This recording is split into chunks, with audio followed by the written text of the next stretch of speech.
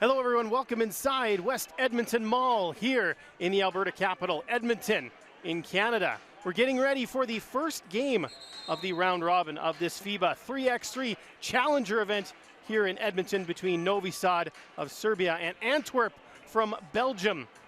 Here's a look at the lineup for the team from Antwerp: Nick Sellis, Toon Saysons, Anthony Jetta, and Tierra Marion. Novi Sad's lineup includes Dusan Boulet, Tomas Ivosev, Dejan Mastrovic, and Marko Savic. And we are underway here from Edmonton. Grayson Knudsen here with you on the call. Thanks for joining us. Antwerp is in blue, Novi Sad is in orange. Early turnover here, and it's going to be ball with the team from Belgium. Looking for the first points of the game there. The shot was missed from Nick Sellis, and then foul is called against Sellis. So it'll be ball with Novi Sad, currently second in the overall standings. They have already qualified for the final, and that 2-ball is missed. And they're going to call a foul here against number 34, Dusan Boulet. Ball with Antwerp. Still looking for our first made basket of the round robin. Of course, the qualifying went earlier in the day. Nice pass there, and it's a good finish from Antwerp. Toon Saysons. Antwerp leads 1-0. Shot missed there from Marko Savic. Remember, 3-on-3, once you gain possession, you've just got to get outside the arc, and then you can go for the basket.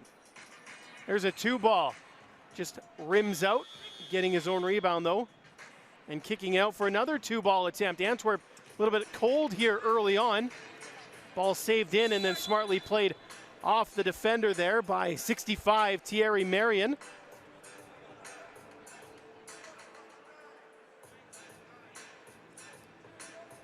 Novi Sad has 5 wins on the season, 3 Challengers, 2 World Tour events. Antwerp has only played in 1 Masters appearance. They finished 13th at the Prague Masters. Nice little give and go there, but a easy layup is missed by Sellis. 2 taken here is missed. Not the best start for both these teams. Coming up a little bit cold early on. Little play driving hard, trying a reverse. 65 for Antwerp as Marion, he missed. Novi Sad trying to get on the board now. Nice back pass all day to shoot this one. And it is good from 2 from Dusan Boulet. And that one is off Boulet and goes out of bounds. It will be ball with Antwerp. 4 players aside. Only 3 can be on the floor at each time. You're free to switch out at any dead ball. Pass down low and trying to just throw that one up was number 89 for Antwerp, Toon Saysons.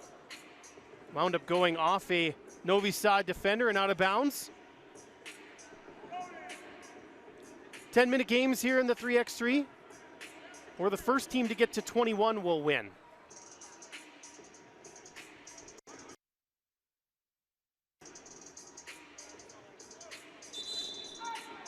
There's an offensive foul called down low against Saysons. So Novi Sad will take over here. 79, Marko Savic with it right now. Savic looking for options, goes over the top and underneath, and that is a good bucket for Tomas Ivosev. But Antwerp is able to answer right back quickly with Saysons. And you can see just how fast this game goes. As soon as you score on offense, you have to turn around and immediately play defense. 7:52 left to go. Novi Sad up 3-2. Short jumper doesn't fall for Sellis.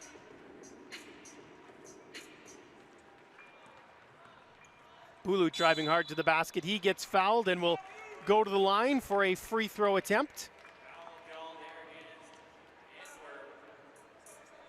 Free throws work the same way they would in the normal five-a-side game. Just one less for a shot inside the arc. It's still 2 for outside the arc, and one's still available as Bulut knocks that one down. 4-2 Novi Sad in front here. Sellis looking for options. He's hounded there by number 81, Ivosev. That one's off the glass and good. Nice bank shot there from Saysons.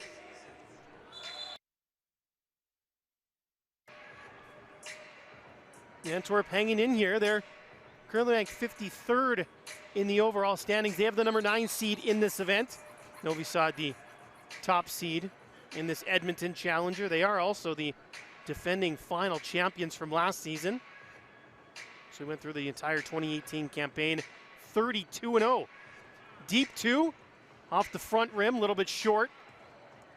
Novi Sad able to rebound though, and putting that one away as Ivosev, extending the lead to 5-3. Nice drive here. I think they're going to bring it back.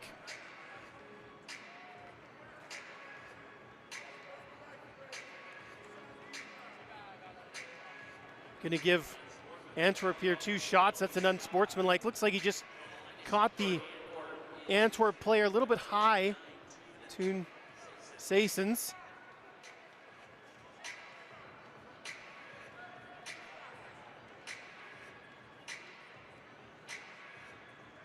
So Saysons getting ready for the first of his 2 shots. Makes the one. Last event this team from Antwerp played was in the Philippines earlier this month in Manila. That Challenger, they finished in 8th place. Saysons hits them both. So we're tied here at 5. Bulut really the driving force of this offense, and he's able to drive the basket and score pretty easily there.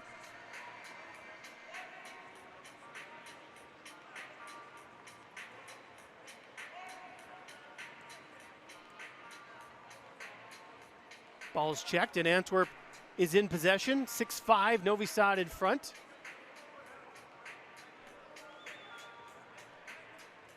Officials here just making sure that everyone's on the same page.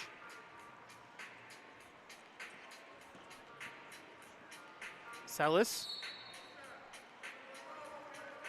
No shot.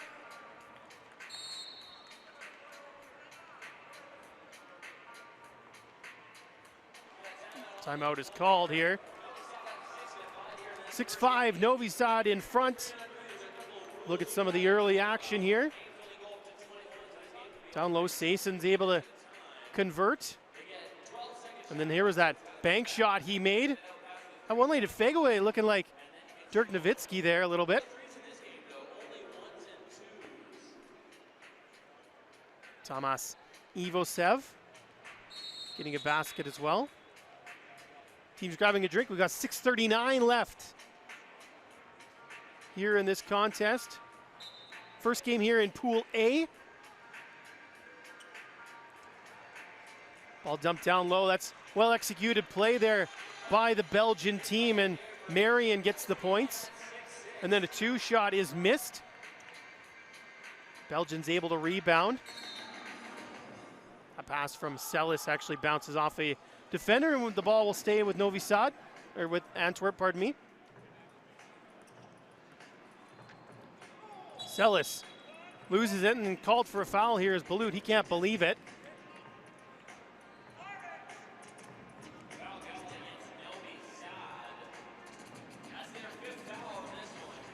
Five fouls already for Novi Sad here. We're not even 4 minutes into the game.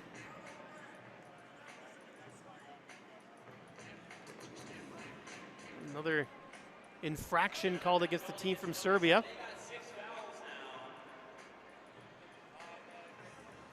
Ball down low, nice turn there, and it will drop for Saysons.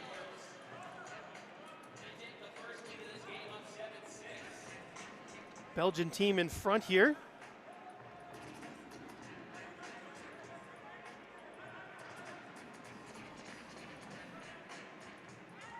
They have it back. This time the Belgians are called for a foul. Thierry Marion called for that one. Ball is with Novi Sad. The drive here is Savage. Nice move. Marco Savage with the spin. Antwerp trying to answer quickly, and then Savage is called inside for a hold on Sellis. 7-7, and Sellis is going to go to the line. Antwerp in the bonus here. Still 5:51 left in this contest.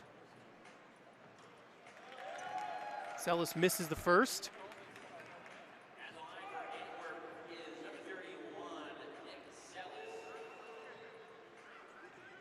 Sellis gets the second one to go. Belgium in front. 8-7. We saw going down low. Sellis called for the foul. He just tied up his man.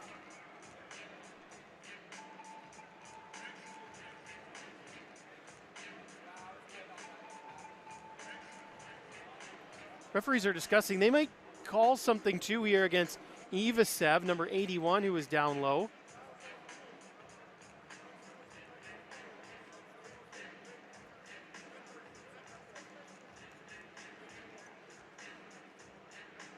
Referee just over at the scorers table trying to sort everything out here. Looks like they might have actually called another unsportsmanlike against Novi Sad here.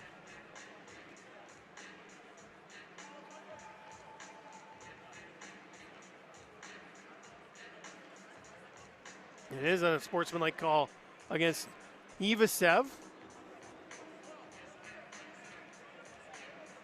There's no limit to how many fouls a player can get in a game, but if you do get 2 unsportsmanlike fouls, then you are out. They're still trying to just sort everything out here.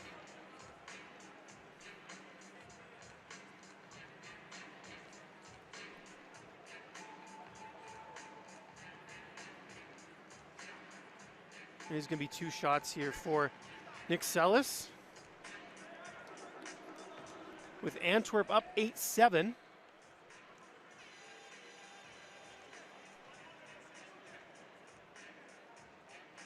Makes the first, 9-7.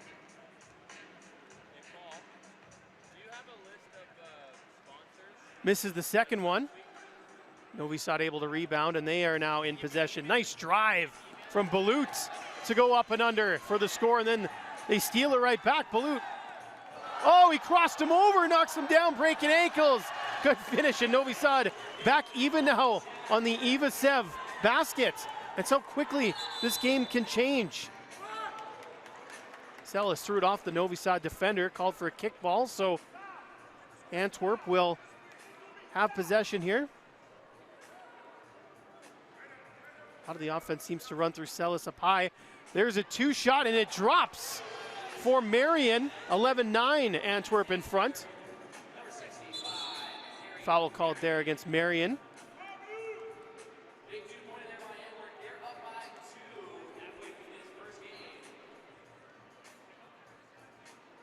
So it will be possession with the Serbian squad here, Novi Sad. Pass down low, and a dunk thrown down there by Ivasev. Really doesn't look like anybody on this Antwerp team can slow him down inside. 11-10. Now at the midway point of this contest. Another 2-shot. This one is going to miss from Marion. Novi Sad trying to go on offense here. It goes off the foot of the defender, so the ball will stay with the Serbian squad. Novi Sad was down in Los Angeles last weekend for the Masters event. They finished 3rd. Now looking to get a step higher here. That 2-shot falls for Dejan Mastrovic. So Novi Sad jumps in front here, 12-11. But a foul is called, and now Antwerp will go to the line with Sellis. And he misses. He's Had a little bit of trouble from the charity stripe here early on in this one. Free throws seem to be even more important in this format where regular shots are only worth 1. Free throws also worth 1. You can't miss your freebies. That's going to be an offensive foul. Novi Sad gets the ball back here.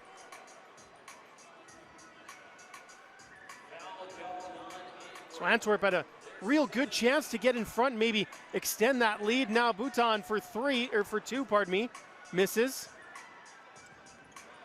Another 2-shot attempted here, and that one will fall for Savage. Novi Sad 14-11 in front here, and they have the ball once again. Savage driving, Balut has it. Looking for the and one, and he's gonna get it.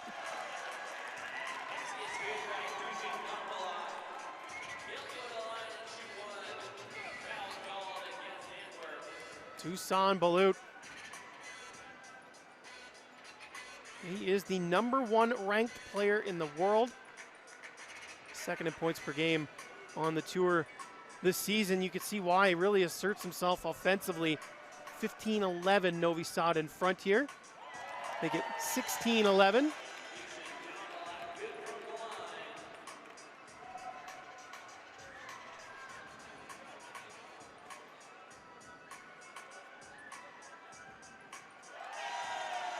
It was a close game and has now turned into a little bit of a runaway here for Novi Sad. Antwerp needs to go to work offensively, and they'll turn the ball over here. Just losing it out of bounds there was Saysons.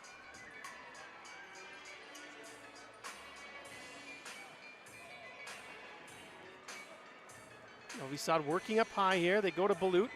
He's ISO, takes the 2, and he's got it. Balut's starting to feel it a little bit now. 19-11. Ball's dumped down low to Saysons, and he gets it to roll in, but Novi Sad just 2 points away from victory here. Balut driving. He'll take the easy one. Look how quickly things can move here. Marion with a 2. But Novi Sad just 1 bucket away from winning this thing. And they're going to call a foul here. So Novi Sad with an opportunity. Timeout called here.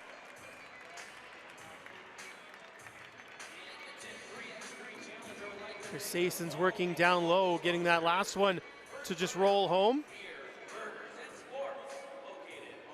Balut's been so good. You got to respect the outside shot. And if you do that, he's able to get around you, beat you inside as well.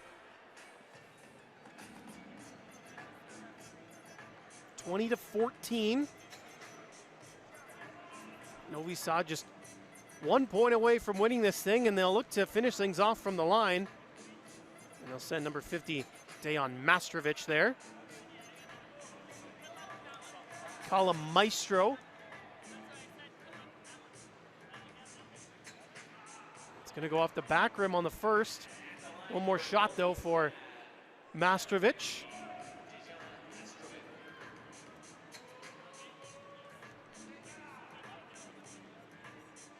We're going to put this one away. And he got it. That'll do it. Novi Sad wins the opening contest 21-14 over Antwerp. So a good start here for the #1 seed. They had to fight for it early on, but they were able to pull out the victory in the end. Take a look at some of those buckets made in that game. Balut really showing off again why he is the #1 ranked player in the world. Can beat you from the outside, beat you from the inside as well.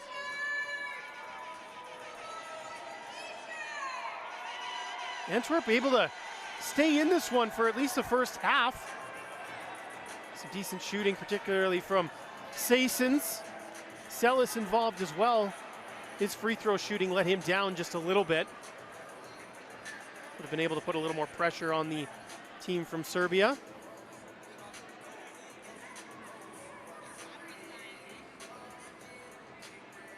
Teams for our next game are warming up. New York Harlem out of the United States against Ventspils from Latvia. It's the number 2 seeded Harlem side against the number 8 seed Latvian club. And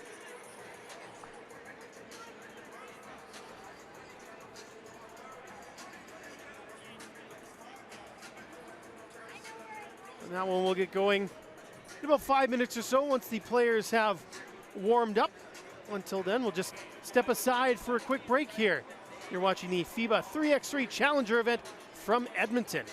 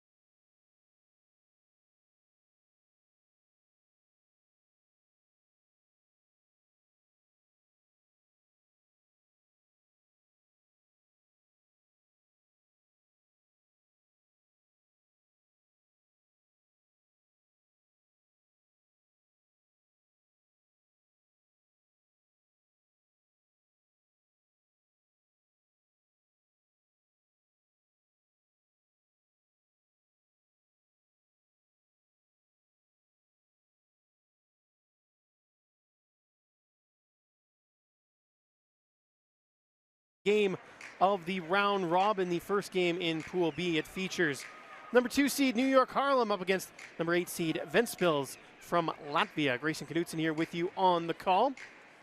New York Harlem is wearing orange in this one. Ventspils will be in the blue jerseys. Two teams just finishing up their warm-ups, going through the pre-game routines. There's a look at the Ventspils lineup: Armands Ginters, Roberts Paze, Armand Senkins, and Martins Steinbergs.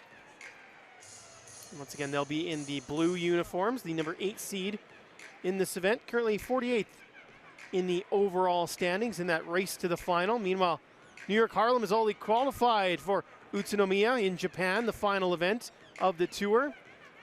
Kidani Brutus, Marcel Esunwune,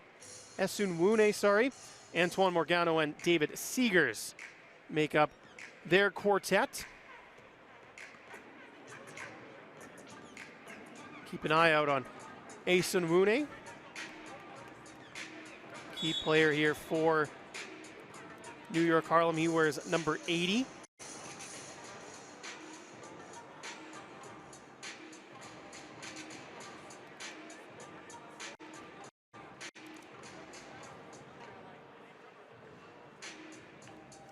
And it will be Harlem getting the ball first here to kick off Pool B action.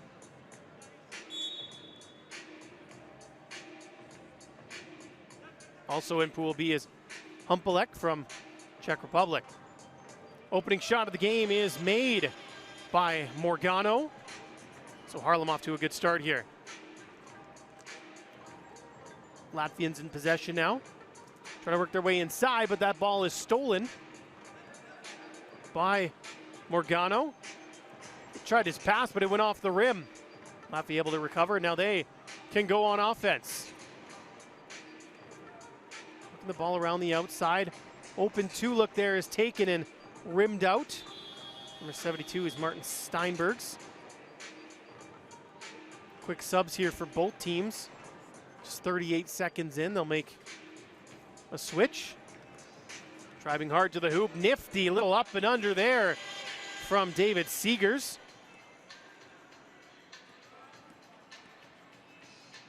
Latvians respond though with Ginters. That one comes right into the broadcast area here. Broadcasters got to keep their heads up too. We're sitting right beside the court. And there's not a lot of barrier between the floor and us. There's a two-shot, taken and good, made by Brutus. So Harlem able to hit a couple shots from outside right now.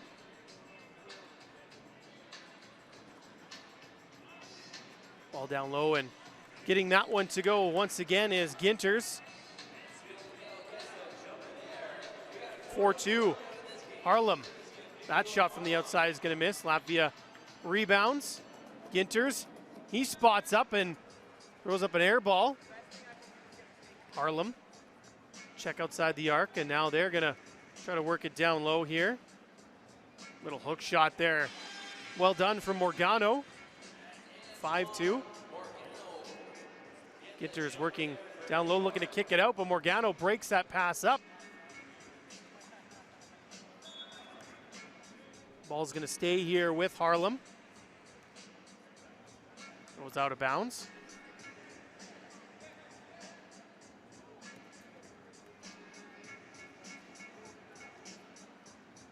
Harlem able to get their own rebound a couple of times, and once more they still can't make the bucket though. Latvia able to rebound. Now they work it down low here, and good post work by Senkins.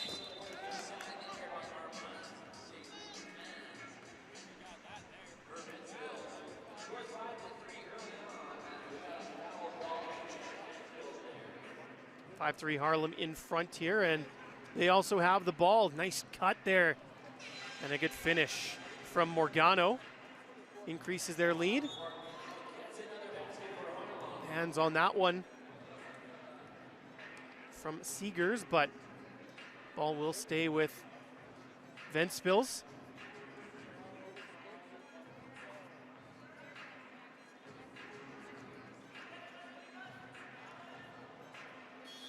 Taking that two right at the shot clock buzzer and missing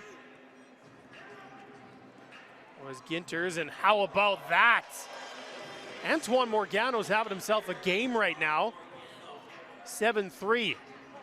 Oh, and a big block there from Esenwune. Esenwune actually leads the tour in block shots, just adding to his total.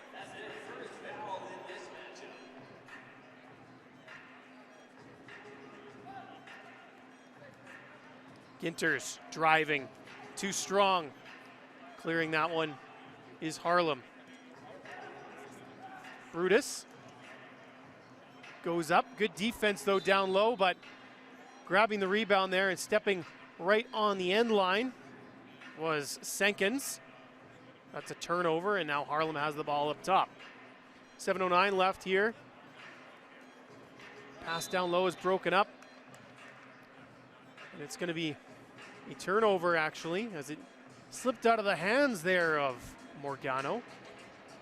Good defense by Steinbergs, number 72, and now he has the ball once again.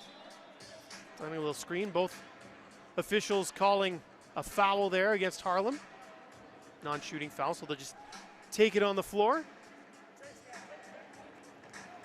Ginters going up a little bit too strong there, and they are going to call a foul there. One shot. Esenwune called for the foul there. A timeout is called. Some of the early work in this game. Senkins, the basket there for the Latvian club, and Morgano with a great cut and a good finish. And he sets the screen there and rolls off. Greatly executed pick and roll there. Nice little crowd here. The Ice Palace. Normally this is a hockey rink, a skating rink. Laid the floor over it and makes a great venue for this 3-on-3 Challenger event. Free throw was missed, but Latvia able to rebound, and then they hit a 2-ball. Roberts Paze cuts the lead to 7-5. Morgano working on his man. Drives hard. Can't get it. The ball still available. Morgano picks it up once again. Morgano just a handful, and they're going to actually call him for a travel here. And Morgano going to take a quick breather. Swapping out with Brutus. It's a 12-second shot clock here in the 3x3 game. You see things move just so quickly. You've got to be turned on for the entire contest. Turnover there, and it's going to be an easy put away. I don't think they're going to say that they cleared the ball. Harlem picked it up, and they still had a foot inside the arc, so they didn't quite clear the ball out. So don't count that basket. We have to check the ball. If you recover it, you've got to come completely outside the arc before you can go on offense. That long two is missed. Rebound, battle for it there, and it's going to go out. It'll be Harlem ball. 7-5, 6:17 left to go. Harlem in possession. Morgano for Brutus. From the outside, misses that one. Hard on the glass, though. Morgano gets it to go. Latvia trying to quickly go the other way. Esenwune called for a foul. 4 fouls on Harlem here. Only 1 called so far against Ventspils.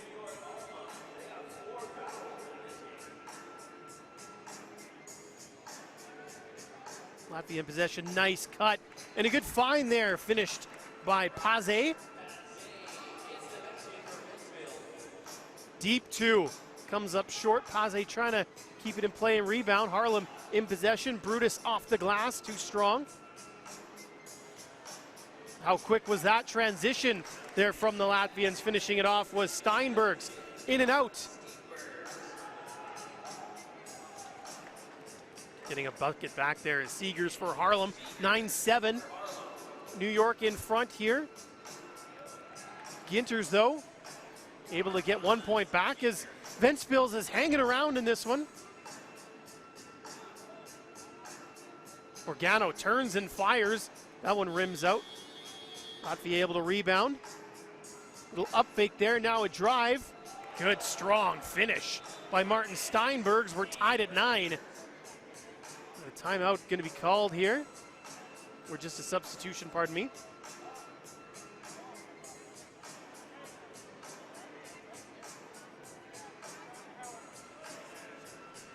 Harlem in possession. They're going to get Paze here. Little hold on Esenwune. So the ball will stay with Harlem.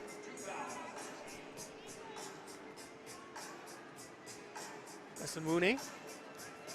Morgano looking for a lane here. Tosses it up. Not going to go. Latvia rebounds, and they've cleared the ball. Ginters gets a screen, now tosses it back. 2-shot put up. Short, rebounded by Brutus, who's grabbed there by Senkins. So he's called for a foul. 3rd foul against Ventspils. 4:41 to go here. 9 aside. Esenmune dancing along the baseline, tried to throw it back in, and they're going to say he stepped on that baseline, so it's a turnover.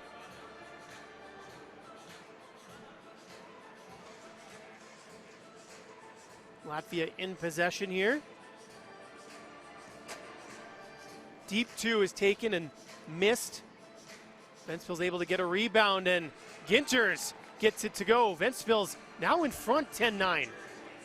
After a strong start from Harlem, Ventspils has found their way in the game, but they give up that bucket way too easily to Seegers.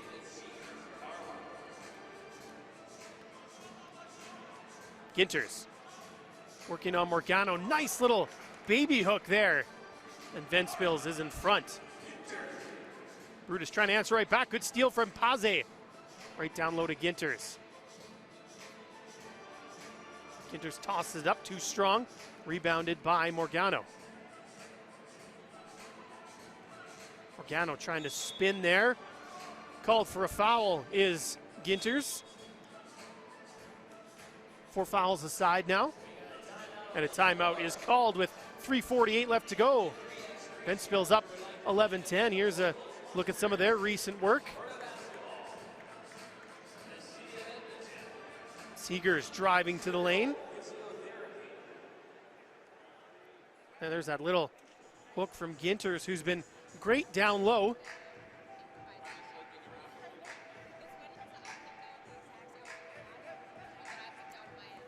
Back underway here. Brutus taking it 2. And that one maybe getting a piece of it there were the Latvians, and they're going to say, no, that was just an air ball. Brutus can't believe it. So Latvia in possession.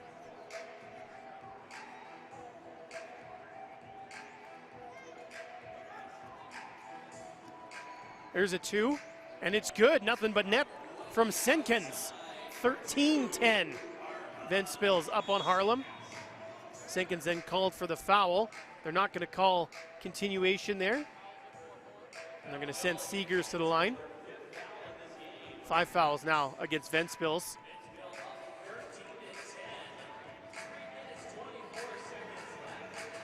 Seegers tosses it into traffic. Ventspils able to intercept that. They've cleared the ball. 2 is taken. Doesn't quite go in. Now Harlem in possession. Morgano looking for a way through, and he gets it to go once again through traffic. Antoine Morgano.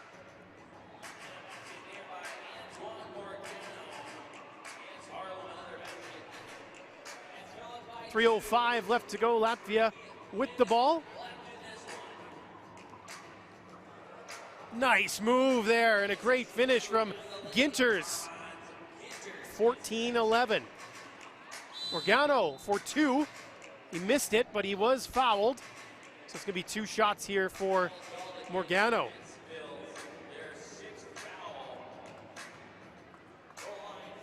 This Harlem team was in Taiwan last weekend at a Challenger in Kaohsiung City.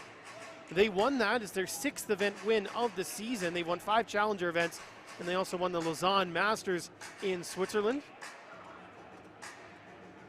Pretty good season here for the team, currently 6th in the standings. First foul shot missed. From this Challenger event here in Edmonton, 2 spots are available for the Nanjing Masters next month in China. Of course, Harlem, because they won last weekend in Taiwan, they already have a spot in Nanjing. So if they were to get one of the top 2 spots, the 3rd place team would get that spot. Nice up fake and a miss there. Latvia able to rebound though. Ginters down low, swings it out. 2 shot is taken. That one drops for Senkins. 16-11 the score, but getting it right back for 2 is Brutus. Trying to throw that one down low for Ginters. And that one gets away from him. 2:20 to go. Ventspils holding on to their lead here. Harlem will be in possession with Seegers. Brutus. Brutus from deep once again. That one a little bit short. Nice rebound by Esenmune. And he tries to muscle his way in 2 times, 3 times. Finally gets it to go. Esenwune. And now he's going to go to line as well for the and one opportunity. 7th foul against Ventspils here. 16-14 the score.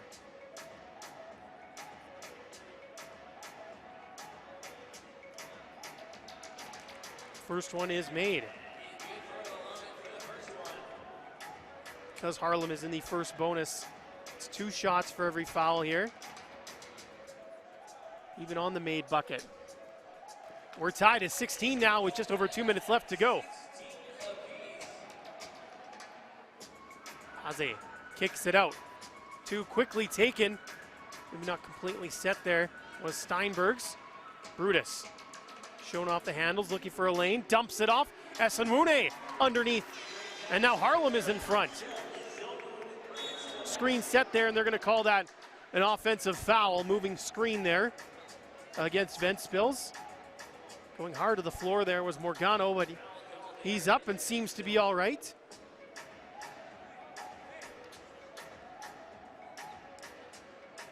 But he will go off for just a moment here, switching back in with Seegers.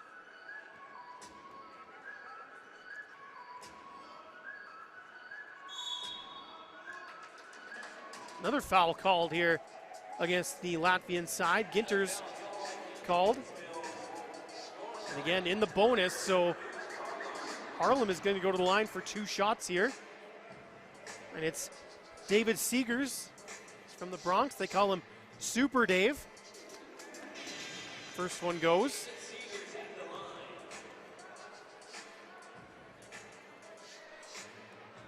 Another free throw here for Seegers. That one drops as well. Harlem now just a couple points away from winning this thing. Ventspils has their work cut out for them now. Tough 2 taken there late in the shot clock. And that's just an air ball from Senkans. So a turnover and opportunity here for Harlem to put this one away with a 2. Seegers, Brutus. Looking for a lane to the bucket here. Hounded by Paze, but gets it to go. Harlem now just 1 point away. That one from a long way out. Way off the target. Ball's checked. Harlem now looking for the win. Seegers driving, tosses it up a little bit short. Rebounded by Esenwune, and there it is. That's game. Harlem 21-16 over Ventspils. So they will kick off their weekend on the right foot. Good effort, though, from the currently 48th team in the standings, Ventspils. They had the lead there for a chunk of that contest, but Harlem able to pull away late in that one.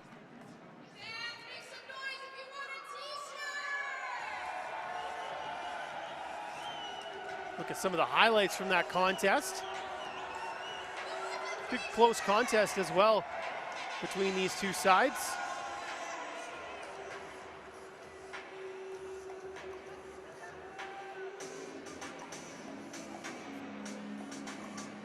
Coming up at 2:50, so in about 5 minutes or so, we're going to have Princeton against Ljubljana from Slovenia.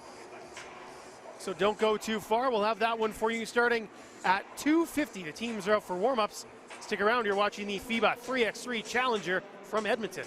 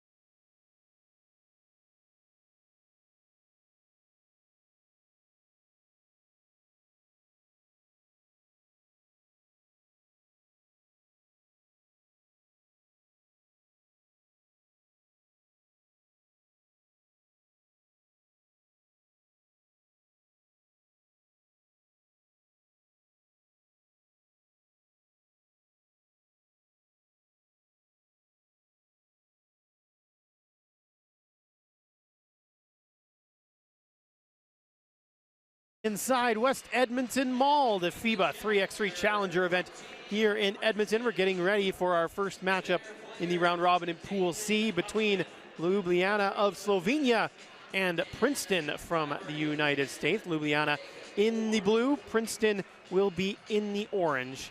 This will be a matchup between the number 3 seeded Princeton and the number 7 sided Ljubljana squad. This should be an interesting matchup. The team's starting to get a little bit closer in the seedings.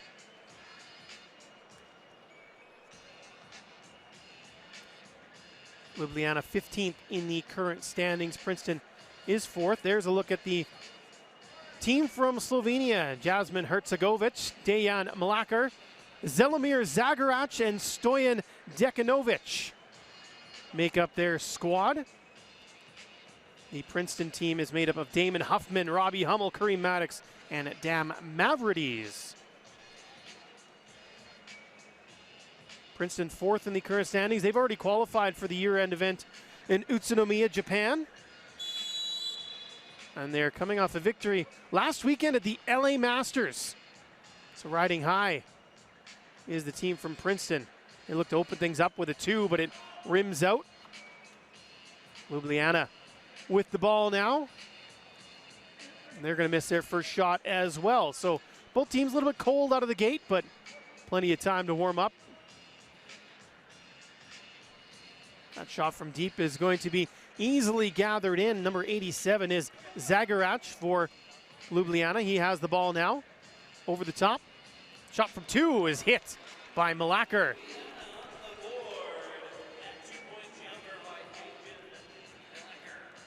Princeton now in possession. Looking to get on the board with a 2 of their own. That one misses, and Mlakar is able to rebound the ball. Quickly taken 2 is no good. Princeton now with it. Driving and putting that one up a little bit too strong is Mavrides. Ljubljana with the ball once again. It's an offensive foul called there against Mlakar. He has a chuckle about that. So it's going to be ball with Princeton here. 8:52 to go.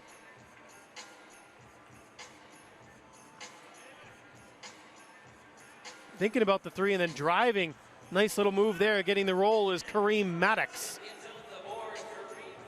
But it quickly answered 2 from Mlakar, who's got all 4 of the Ljubljana points so far.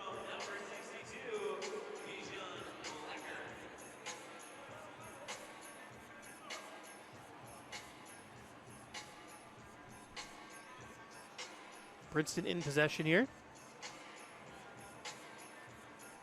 Huffman trying to throw it down low there and unable to get good body position was Maddox. Blocking him out was Dekanovic.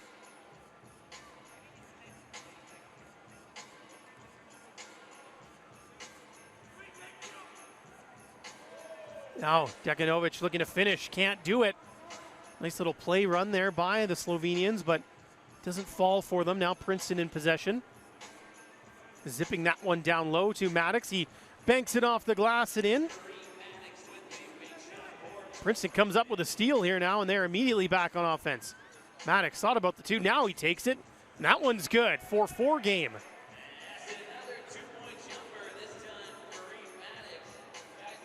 Nice little jumper made there by Zagoric. Then a 2 is missed by Moore.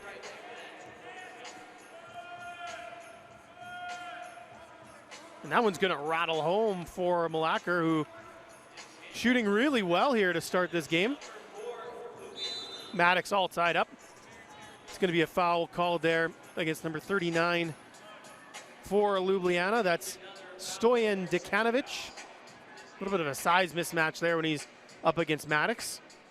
2 fouls against Ljubljana. None so far against Princeton. Played almost 3 minutes here. Going up top for Maddox. Tried to cut it back, but right in the passing lane there. To intercept was Mlakar. Now he's trying to drive, tosses it up off the glass. Looking for a foul, none coming.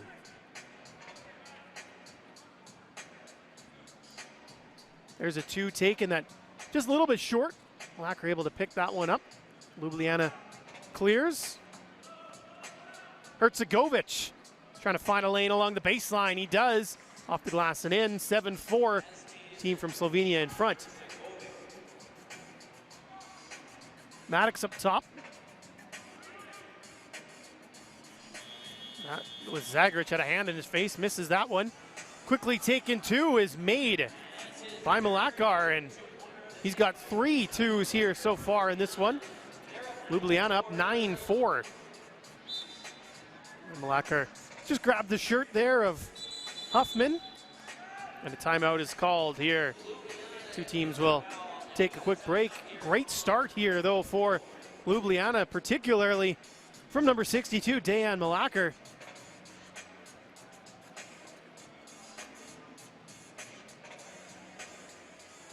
It's the body of some of the work that's been done so far in this contest. You can see Malakar right there. That's how quickly things can change. He grabs the rebound, nobody around him. He just takes it out to the 2-point line, turns around and fires and makes. Gotta have your head on a swivel in 3x3. How's that for a pass and a nice cut? Finished off there by Huffman. Getting all the way to the bucket there. Easily to answer is Dekanovic, sorry. Foul's called here against Ljubljana. Looks like Malakar got his hand up in Mavridi's face. 4 fouls against Ljubljana. Maddox underneath. Didn't have a good look at the basket, so he goes all the way back out top, and another foul called here against the Slovenian side. This one against Dekanovic. So it's 5 fouls now against Ljubljana. Princeton getting close to that bonus. They do need to get a few more points here. Maddox kicks it out. Open 3 taken. And he knew it was short, did Mavrides, because he chased his own rebound down almost as soon as he threw it up. Deep contested 2 is an air ball there. They're calling a touch. I don't think that one hit the fingers of the defender, so should be Princeton ball here, and it is. Ready to take up top is Craig Moore, and he dished it off. Foul called. So now 6 fouls against Ljubljana. Somehow Princeton hasn't been called for an infraction yet. Right now they lead where it matters, and that's on the scoreboard, does Ljubljana. Moore takes that 2, a little bit too strong. Maddox able to rebound. Back to Moore. Drops it off for Maddox. What about the open look? Takes it to the hole instead. Nifty little finger roll finish there from Kareem Maddox. Ljubljana trying to whip the ball around quickly. They wind up turning it over.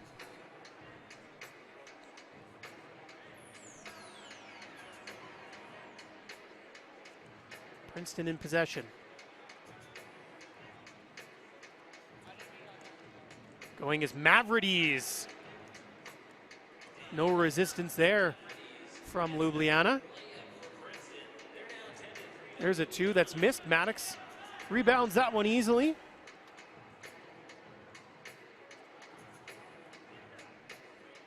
Now possession is Huffman. Huffman, things open up for him, so he takes the 2 and makes it. Princeton within 1 now, 10-9. There's finally a foul called against Princeton. That one is against Huffman. So it'll be possession up top here with Ljubljana. 4:38 to play here. First game of the round robin in Pool C. Getting all the way to the bucket there and finishing was Dekanovic. Trying to quickly respond with a 2. It's Princeton, but they've missed that one. Able to rebound though. Moore. Maddox. Dekanovic just outmatched underneath, but he does well enough to force a miss and earns a foul as well. Maddox getting the elbow forearm up in the face. So possession with the Slovenian side here. Haven't been on the podium yet this year. They were 6th in Chengdu, 7th in Doha. and 6th at the most recent event in Shenyang, China last month. Another foul called there against Ljubljana. That's 7 fouls. And now Princeton will be in the bonus from here on out. Maddox. Moore. Huffman.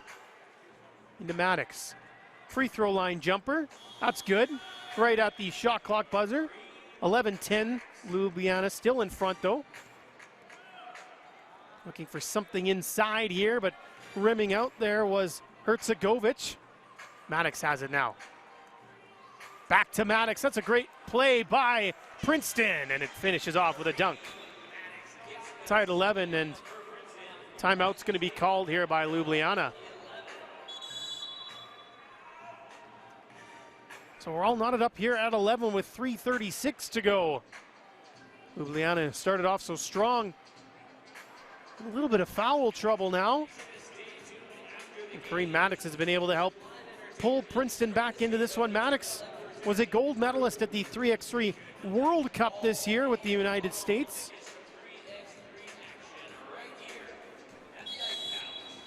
Of course, all eyes are looking towards Tokyo, the 2020 Summer Olympics, where 3x3 will make its debut at the Olympic Games. There's a 2 taken. Leaning into that one was Djukanovic, but he's unable to hit. Princeton rebounds, and they're looking for their first lead of the contest here. Huffman thought about it. We'll dump it down low to Maddox. He's all wrapped up there by Malaker, and Maddox will go to the line for 2 shots.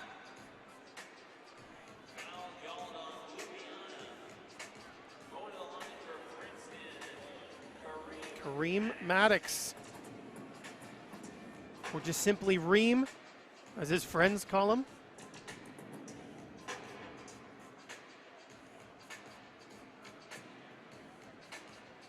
Maddox makes the first, and Princeton now has their first lead of the contest with 3:17 left.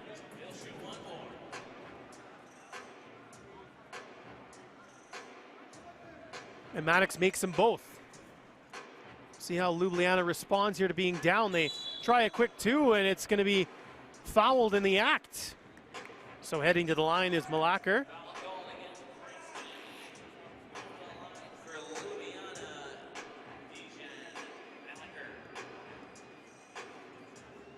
Dejan Malaker. It's his first year with this Ljubljana squad.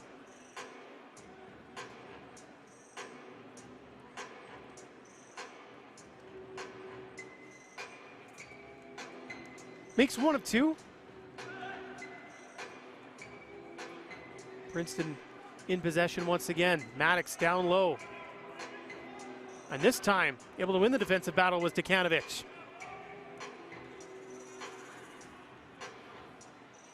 Djukanovic now up top working on Maddox.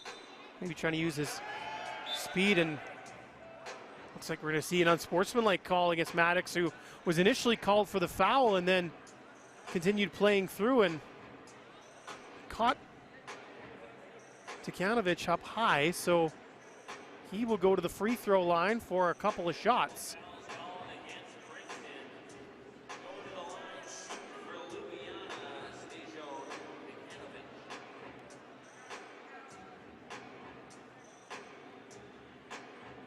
And he makes the first. Stoyan Djukanovic, youngest member of this very experienced Ljubljana squad. And he hits both to give the Slovenian side a 14-13 lead. Maddox gets down low, and that's an easy finish for Kareem Maddox. Really a Yasmin Herzegovic at his mercy. 14 apiece.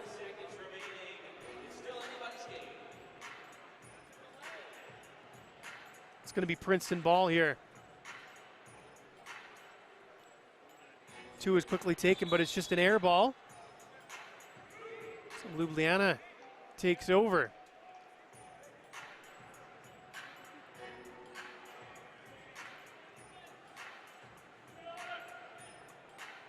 Malacker with the 2 ball that's missed, rebounded by Princeton. They check and will go on the offense. Driving is Mavrides, tosses it up, blocked, swats the rebound out, but it's gathered by Ljubljana.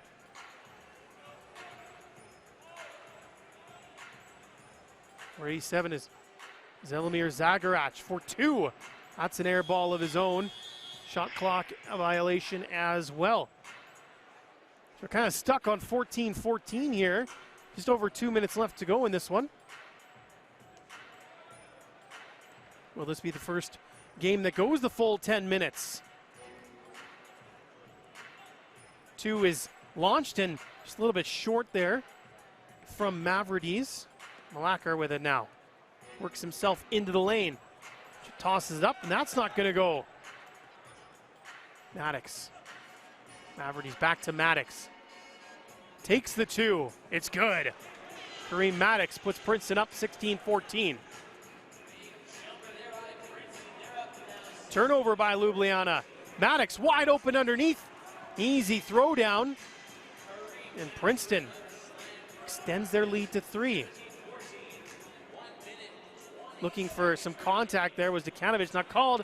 And once again, quick transition from Princeton. You can see just how quickly things can change. A 4-point burst, and Princeton's up 18-14. And a timeout's called here by Ljubljana with $1:15 to go.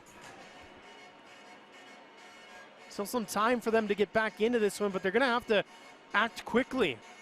Dekanovic not going up on Maddox, and he'll take that all day. And here's the turnover, and Maddox quickly cutting to the basket. And then here's that transition. Inside, outside, back in. Bodies don't have to clear the arc, just the ball. So you've got to constantly be aware in 3x3. There's a 2 taken and rims out. Bounces out of bounds. Herzegovich trying to bring his team back in this contest. The ball is with Princeton. Just coming off that victory last weekend at the LA Masters. They were 2nd place in 6 other events this year. That was their first time finally mounting the podium. There's a 2 from Maddox, and 1 point away is Princeton, and this should be it right here. Easy finish from Craig Moore, and that's it. Princeton wins it 21-14.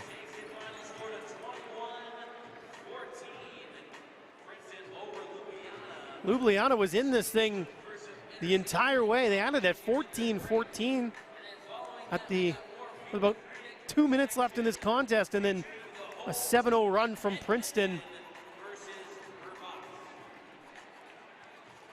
really gave them the victory here. And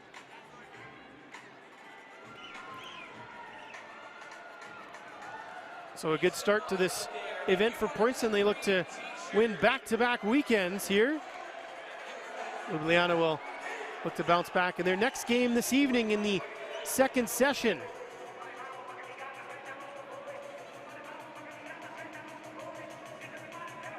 Bit of a break here. Our next game isn't until 3:25. And this one should be a real dandy of a contest, as we have Verbas from Serbia, number 4 seed, going up against the hometown club, number 5 seeded Edmonton. Stick around for that one. 3:25 start time. You're watching the FIBA 3x3 Challenger from Edmonton, Alberta.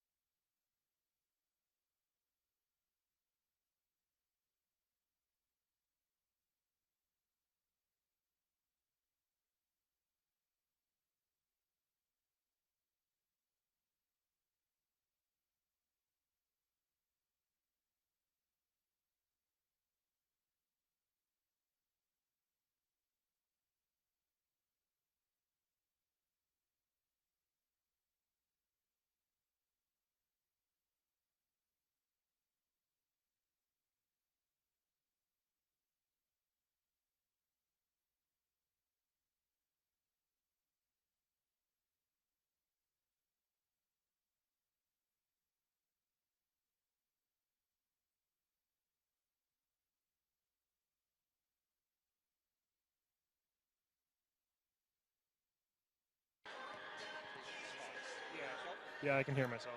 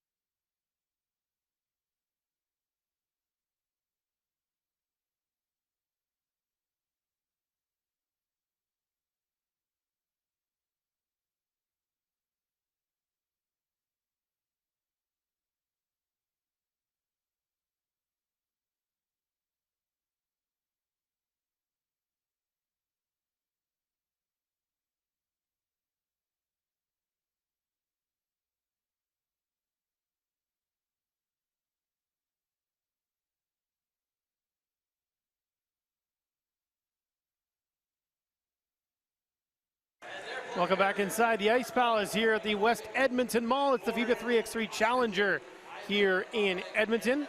We're getting ready for maybe one of the showcase matches here of session number 1. This will be the number 4 seeded Verbas team from Serbia and the number 5 seed, the hometown crowd favorite, Edmonton. Verbas will be in the orange, and here comes the Edmonton team in the blue. Should be a real interesting contest. Verbas currently 12th in the current standings in the race to that final event in Japan at the end of the season. Edmonton 7th. It is the top 12 teams that go through to that event.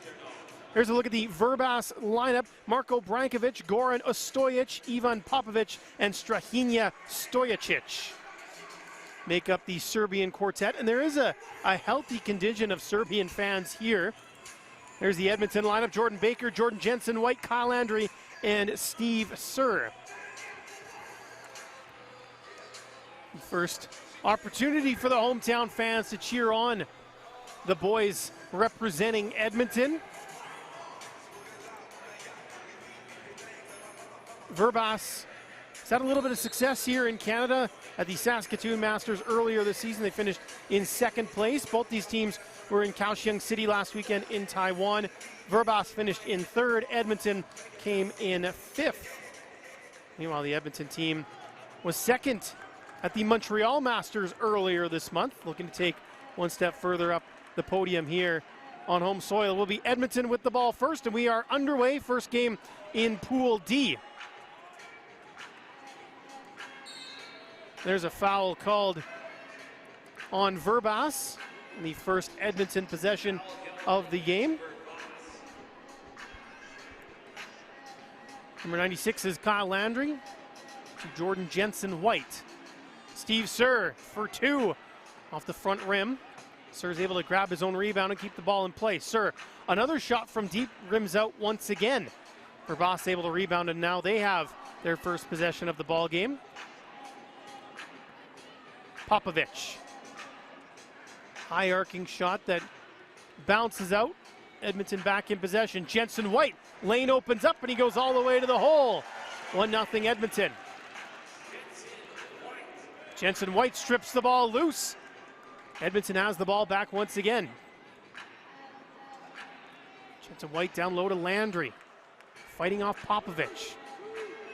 Landry takes a contested shot. They're going to call the foul there. Verbas doesn't like the call, but he got him on the arm, so it'll be one shot here for Kyle Landry. He's wearing number 96 in this tournament.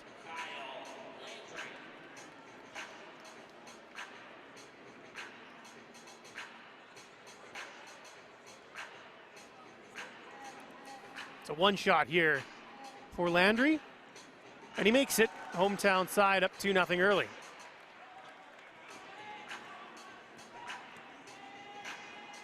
Getting all the way to the hole, but not finishing there was Stojicic, but he steals it back. Thought about a quick 2. Dishes it out. Verbas will hold a little bit longer here. Working his way down into the post there. And a nice spin move, but the ball won't go in from Brankovic. Verbas able to rebound there, and putting that one away is Ostojic. Now a travel is called, and Verbas will get the ball right back.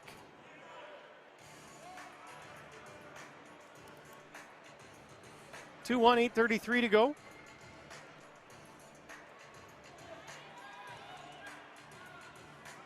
There's a 2, and it's good from number 53, Strahinja Stojicic. Sir gets right around, and little floater will go. It's 3-3. And a timeout's called here. Early call here. Looks like we're going to get the action underway. Not a timeout. One of the officials made a T signal. Verbas with the ball. Just chucking it towards the net there was Ostojic. Couldn't get it. Blue ball, so it will stay with Edmonton here. Here's Jordan Baker on the floor. Number 88. Landry. Down low to Baker, has it poked away by Popovich. Verbas in possession. Popovich trying to get around Landry. Up and under, nifty move. Verbas has the lead. Landry fighting off Popovich, gets it to go and one. Kyle Landry. Strong there, down low in the post. Kyle Landry leads the tour in rebounds per game. He's also second in 2-point percentage, which with his size obviously takes a lot of the shots near the bucket, and those are sometimes easier to make. Not necessarily all the time, though. A lot of contested shots from down low. A little bit too strong there was Stojic. Jensen White back on the floor. He takes it too. Jordan Jensen White can't get it to go. Rebounded by Brankovic. The ball is going to stay here with Verbas as it's poked out of bounds. 7:21 to go. Edmonton up 5-4 here. Verbas already has 3 fouls. Edmonton, no fouls committed as of yet. Driving, and there is the foul. The shot is good. Count it, and one for Stojic.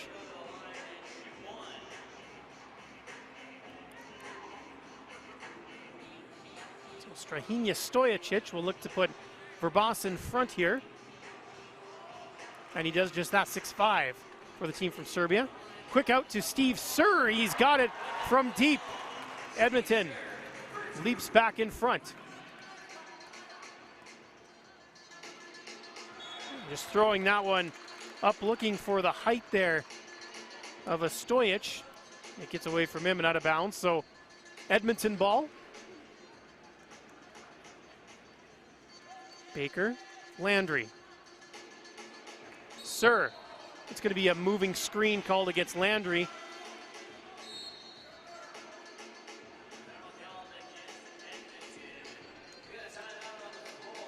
Now we have a timeout called. 6:58 played. There's that strong move inside by Landry for the and one. And a nice move there as well by Strahinja Stojic. Steve Sir, we know he can hit the deep ball. He was at Milwaukee Bucks summer camp in 2016, basically because of his outside shooting abilities. Here's a look at some of the Serbian fans here at West Edmonton Mall. A couple Serbian flags out here. Nice pass. Ball's not going to go the first time. Baker muscles the rebound away. Jensen White finds Sir in the corner for 2. Not going to go. Jensen White fighting for the rebound. Pokes it to Baker off the glass, and it's good. Popovich against Baker. Got him to move. And they're going to call a foul against Edmonton here. Hometown team up 8-6. Possession, though, with Verbas. Fouls now 3 aside. Popovich. Step back 2. Not quite there. Way to keep that in, though, by Stojic. Stojic over to the big body of a Stojic. And he's fouled. Looks like in the act of shooting. So a Stojic will go to the line for 1 here.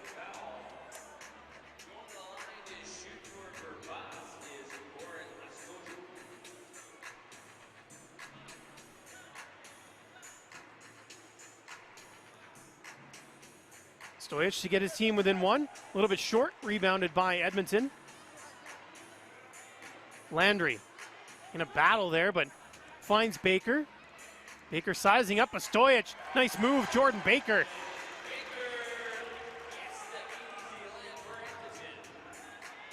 Little push there from Jensen White.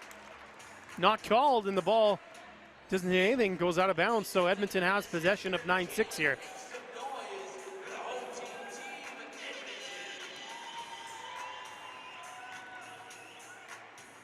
Baker gets it back from Landry. Thought about the two, now driving. Baker gets it to go and one. Jordan Baker asserting himself now in this game. The former University of Alberta Golden Bear.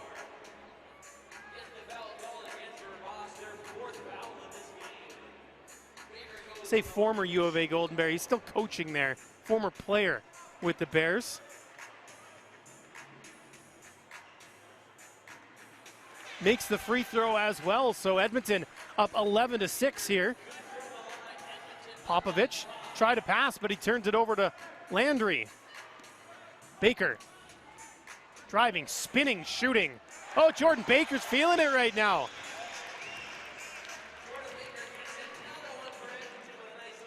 (12-6). Baker has a seat now to catch his breath. Stojicic takes the two. He's fouled. Looks like they got him on the legs there as he tried to come down. So Stojicic will go to the line for a couple.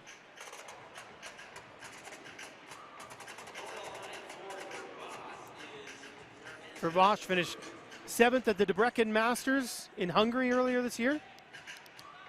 They have a win this year as well in Lipik, Croatia at the Challenger event. One of the first events of the season. Stojicic made the first. Makes the second as well, cutting the lead down to 4. Jensen White has it up top. Tough shot. Misses, rebounded by Verbas. Now they have it, and going all the way to the hole is Strahinja Stojicic. Sir, nice pass down low to Landry. He's tied up, but gets it to go and one. So much length for Kyle Landry. If you're gonna foul him down low, you gotta tie up the arms, make sure he doesn't even get that shot off. 5th foul called against Verbas here. Landry completes the and one play, 14-9 with about 5 minutes left in this contest. Short pull-up is missed there. Rebound bounces out of bounds, and Baker goes crashing into those A-frames. The crowd is basically right at the court here. It's really cool to experience. Of course, you gotta also be aware ball could come flying in, or players as well, as we saw there. Popovich, things open up for him, but too strong off the glass. Quick out to Sir for 2. He got it, Steve Sir. Popovich trying to answer, gets fouled by Baker. Did block the shot though to prevent any and one situation, but that's the 6th foul called against Edmonton, and going to line here is Ivan Popovich.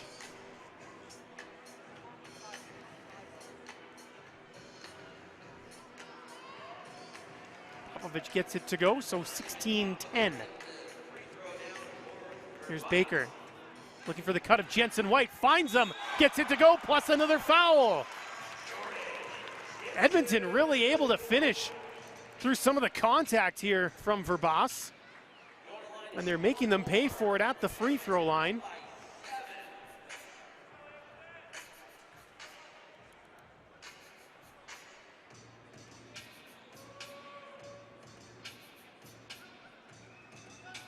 Jensen White misses the free throw, but he gets his own rebound. Jordan Jensen White to Jordan Baker. Baker all the way to the hole, throws it down. Rim rocker from Jordan Baker. And they say maybe just kick the ball there, and they're going to call him for a foul.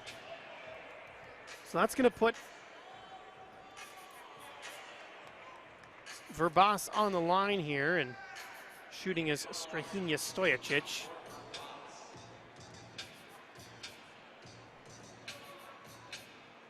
Stojicic short. So they did call it technical there on Jordan Baker, which is 1 free throw and the ball. Popovich has it. Stojicic Gets around Jensen White, but good recovery by Jensen White to force a tough shot. Popovich. It's a late call on Jensen White. He doesn't like it. Thought he went straight up and down there, but Popovich will go to the line here. Popovich was playing for Belgrade. Now he's with Verbas. And that is the 8th foul against Edmonton. So now free throws worth two free throws are awarded, pardon me, for Verbas for every foul. And that's a set play off the free throw. Baker gets it, clears it out to Sir, who quickly takes the 2. Edmonton 1 point away from winning this thing. Stojacic wide open for 2. Can't make it. Landry rebounds. Sir for 2 in the win. Just rims out. Baker tracks down the rebound. Landry. Sir wide open for 2. Just short again. Crowd rising to its feet in anticipation every time those shots go up. Popovich for 2 off the front rim. Sir again from the corner. Not this time either. Stojacic rebounds. Stojacic off the glass, gets it to go. Landry's going to take it out this time. Clears the ball to Baker. Landry can't finish. Stolen. Sir. They say no basket. There was possession briefly for Verbas, and they didn't clear it. Edmonton thought they had just rebounded the ball.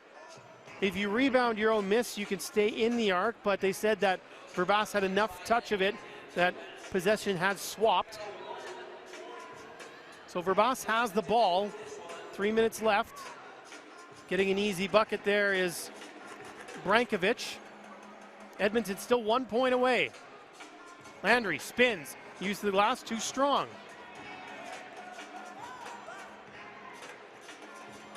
Popovich. Short from 2. Sir takes it out beyond the arc. Has it from 2. Another miss. Edmonton just can't find that 21st point at the moment. There's a 2 heaved up, but it's missed by Verbas. Baker has it outside the arc. Sir steps around a man. This time it goes. Steve Sir finishes it off. It's a win for Edmonton, 22-13. Good start to this tournament for the hometown squad.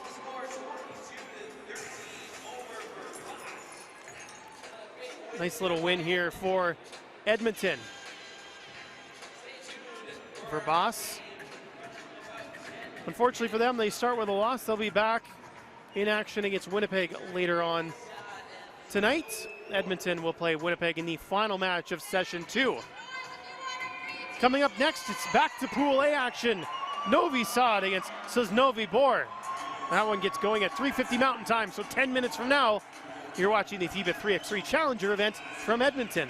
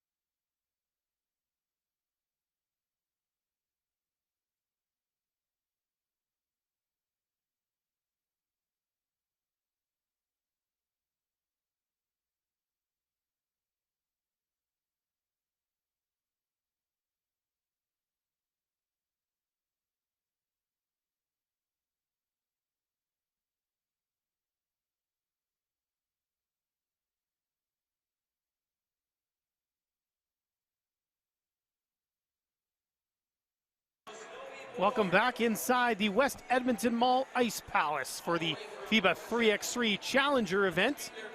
Getting ready for another Pool A matchup as Novi Sad from Serbia will take on Sosnovyj Bor out of Russia.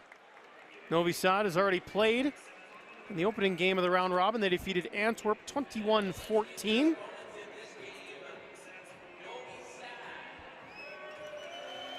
There's a look in blue at Sosnovyj Bor, the Russian outfit.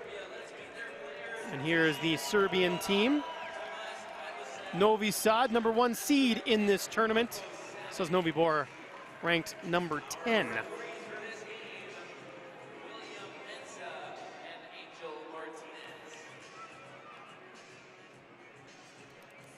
As we look at the Sosnovyj Bor lineup, Vladimir Basilev, Vladislav Maleshkin, Nikolay Sangachev, and Artem Timofeyev make up the foursome for the Russians. And here's the Novi Sad quartet once again: Dusan Bule, Tamas Ivasev, Dejan Mastrovic, and Marko Savic.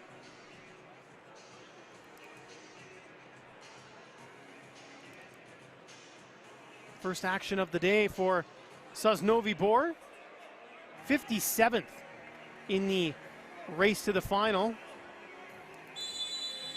course, Novi Sad second in those current standings. They're already qualified for that final in Japan. They had an early steal there, and Sosnovyj Bor starts off with a very quick basket from number 47, Nikolay Sangachev.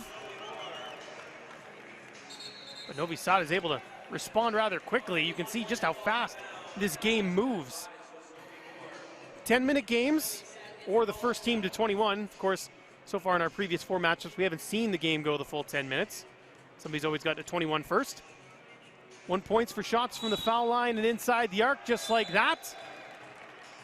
From number 81, Tamas Ivasev.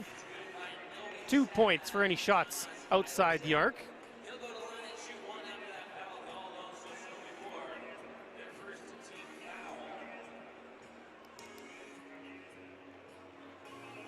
Ivasev looking to complete the and one play. A little bit short, but coming away with the ball is Novi Sad. Down low for Balut. Gets it to go. He had 11 points in Novi Sad's opening game, so that's more than half the points that the team scored. That foul is called against number 81, Ivasev of Novi Sad. So ball goes over to Sosnovyj Bor, the Russian outfit. Another foul called. So once again, Sosnovyj Bor will take over from up top the arc. There's a contested 2-point shot that rims out. Stolen away, though, by Sosnovyj Bor. Basilev throws that ball away, and possession goes to the Serbian team, 3-1. They have the lead.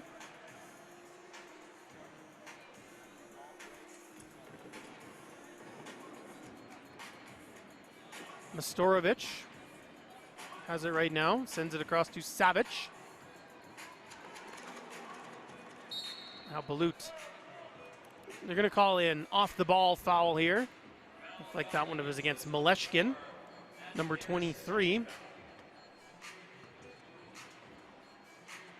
So the ball stays with Novi Sad.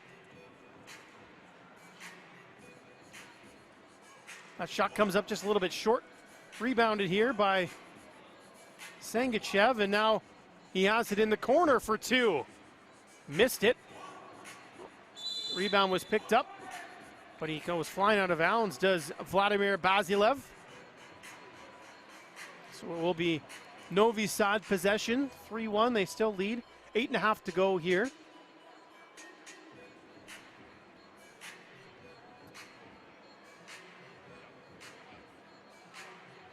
They're sorting out whether it was a foul or not, or if he just simply stepped out of bounds.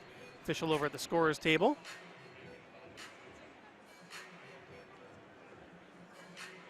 Making sure they have the right numbers of fouls as well. Both teams with 2 fouls right now. Ball thrown down low, and this one is going to be a foul against Sangachev. He was tying up Ivasev, who was using his height to get positioning down low. Speaking of being down low, here's number 79, Savage, but it's going to be a turnover here. This is Novi Boer.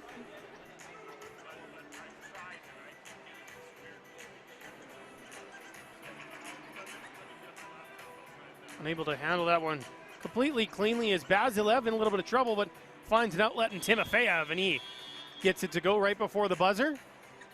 That's a lead to 3-2. Another foul is going to be called here against Novi Boer for a grab of the jersey. Their fourth foul.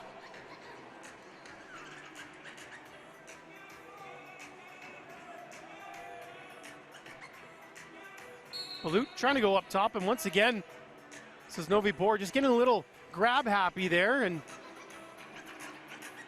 now going over to explain himself is Sangachev. This is their fifth foul, and we haven't even played 2 minutes here.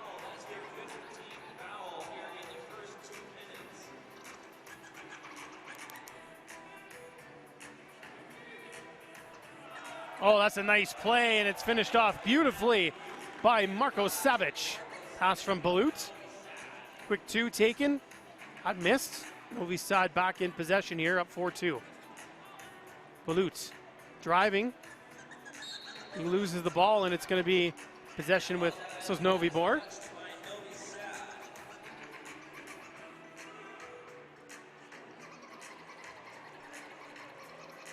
Balut can't believe it. Novi Boer with possession, but they almost had it stolen. Able to recover it here is Maleshkin. Good pass inside, but good defense played there by the Serbian team. Able to block that shot from Timofeyev. It does go out of bounds and will stay with Novi Boer though. Long contested two. Misses. Rebounded by Novi Boer, and it's put home by Basilev. Balut lost the handle, but able to regain possession. Little fadeaway J goes. 5-3 Novi Sad. Basilev drives, gets it to go off the glass.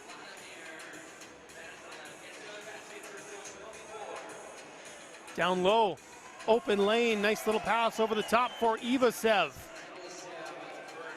Now the scoring starting to come quickly. Basilev trying to go to Ivasev into a foul, but Ivasev steals the ball. Fortunately turns it over. Deep two taken. That one from Maleshkin is off the mark, but Novi Boer has possession still. Basilev all day to spot up from two. A little bit short though. Balut clears it. Now a two for Novi Sad is hit. That one's from Dejan Masterovic.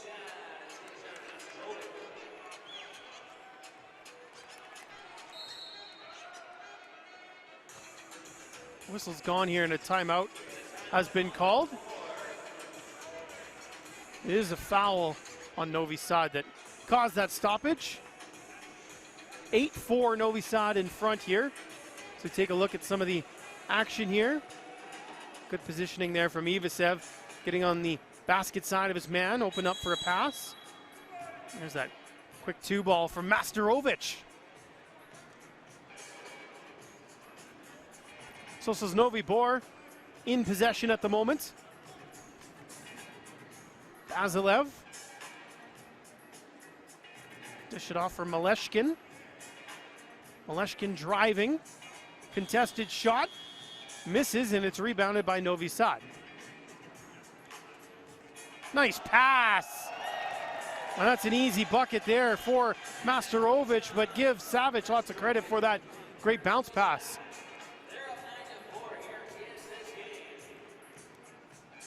Speaking of nice passes, there's some good work there from Maleshkin to find Timofeyev open underneath the basket.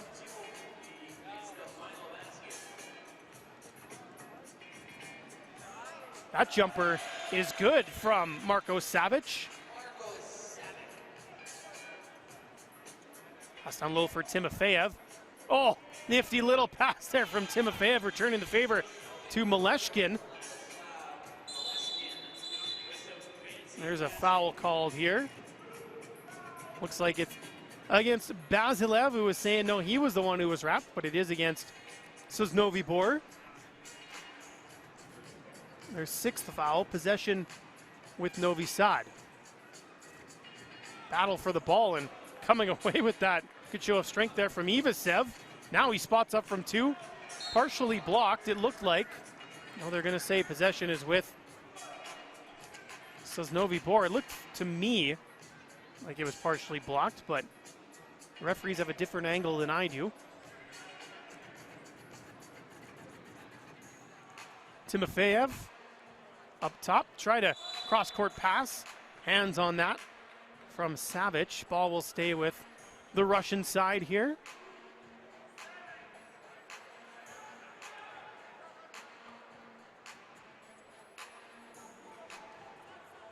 Maleshkin takes the 2, bounces out, trying to get that rebound underneath is Sangachev, and he comes away with it. Maleshkin again. Another foul here called against Novi Sad. We're past the halfway point time-wise of this game. 4:56 to go, 10-6. Novi Sad leads, says Novi Boer. Pool A, pardon me. Basilev.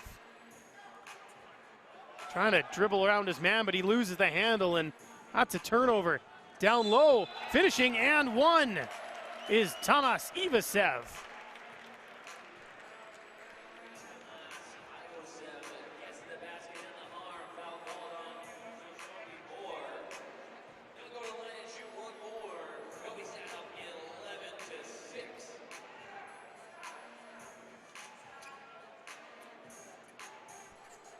So because Novi Sad is now in the bonus, actually going to take 2 free throws here.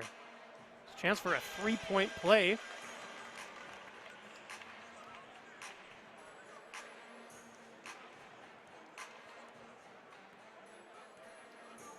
Made the first, and Ivasev makes them both.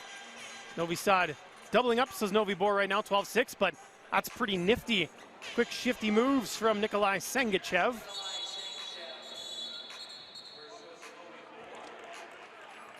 And the foul is going to be called against Novi Sad, an offensive foul. So the ball stays with, says Novi Boer.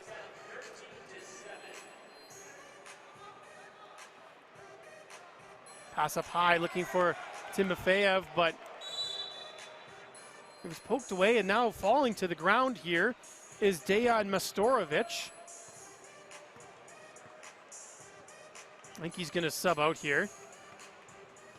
He is going to sit down for a bit. Hopefully nothing serious. He bounced up pretty quick. Looks like he's holding the ankle. Marko Savic comes back in. Says Novi Boer still in possession here. 4:21 to go. They find themselves down by 6. Pass over the top for Timofeyev. Nice run there by Timofeyev. Opened himself up. Now Timofeyev trying to contest that shot, but it's hit by Savic. Maleshkin takes a 2. That's an air ball.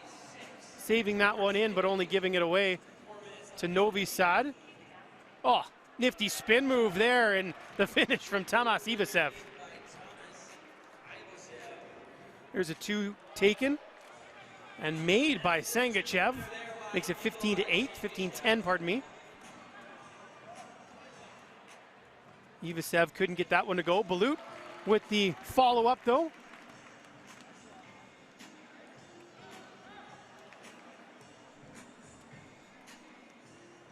(16-11) Novi Sad here. Balut. There was a pass and gets it back over the top. Foul called here, and they're not going to call continuation there. As Ivasev will go to the line here and shoot a couple. Timeout taken here. As we have another look at some of the highlights. There's that Two-pointer from Nikolai Sengachev that cut the lead down to 5. Balut had such a good first game. Dusan Balut, 11 points. 2 for 5 from deep. Made all 3 of his free throws as well.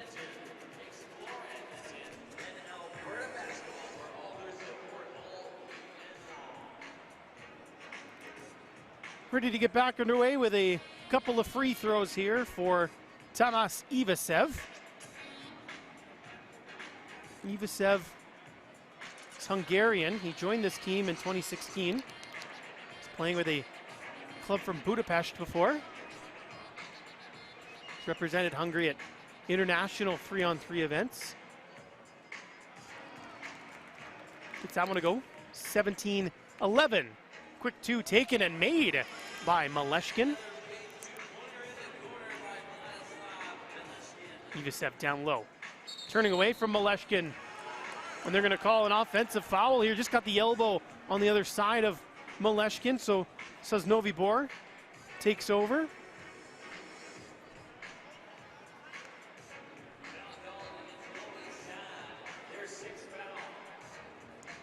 Maleshkin sizing up his mark. His pass gets away from him. Turnover, Novi Sad in possession. Ivasev down low. You give Timofeyev all he can handle down there, and he puts in another bucket. Maleshkin with a 2. That good. In a battle there, and looks like they're going to call that foul on Novi Sad, as Masterovic had a fistful of jersey. Should be 2 shots here for, says Novi Boer. Or pardon me, they're calling it on, says Novi Boer. So Novi Sad goes to the line.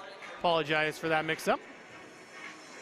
Both players were grabbing each other, so it's Masterovic makes the first.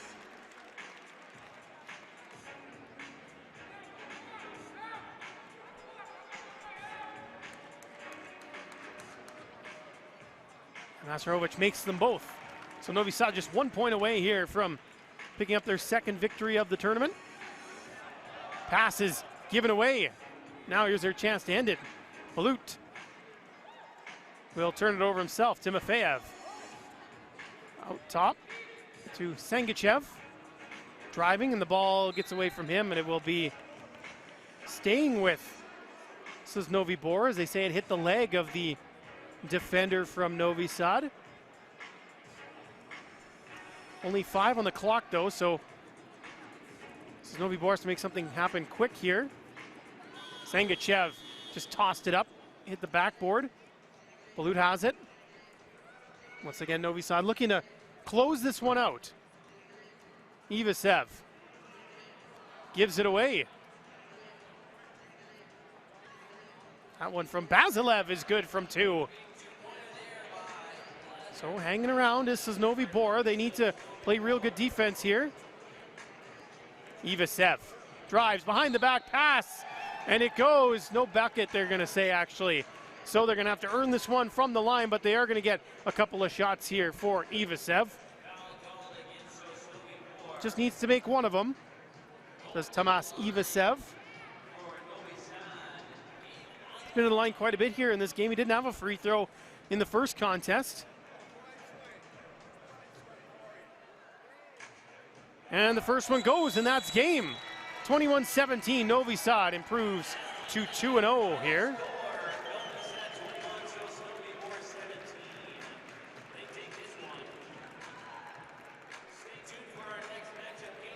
So good effort here from the Russian side, says Novi Boer, to really put up a good fight, but trying to battle from behind the entire way. They hung tough, and it will be Novi Sad, the top seed in this tournament, moving to 2-0. Now we're going to get ready for our next contest here, which is going to start in about 7 minutes or so, 4:15 Mountain Time. New York Harlem is going to take on Humpalek from the Czech Republic. You're watching the FIBA 3x3 Challenger event from Edmonton. Stay tuned.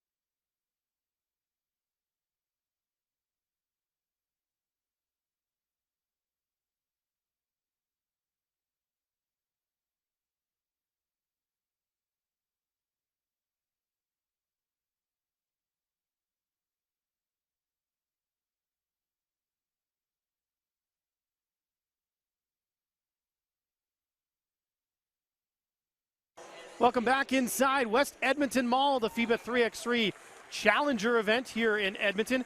Grayson Knutson on the call. We're getting ready for Pool B action between New York Harlem and Humpalek from the Czech Republic. New York Harlem, the number 2 seed in this tournament, already picked up a 21-16 win in their first game over Ventspils from Latvia earlier on. This will be Humpalek's first game. 3-team groups here, so Harlem with a win could lock up the top seed in Pool B and move on to the quarterfinals. Harlem will be in orange, Humpalek will be in blue, and here is their lineup. Andre Digrin, Jan Kratachil, Vladimir Sismilic, and Roman Zakurla. Harlem's foursome is Kidani Brutus, Marcel Isenwune, Antoine Morgano, and David Seegers.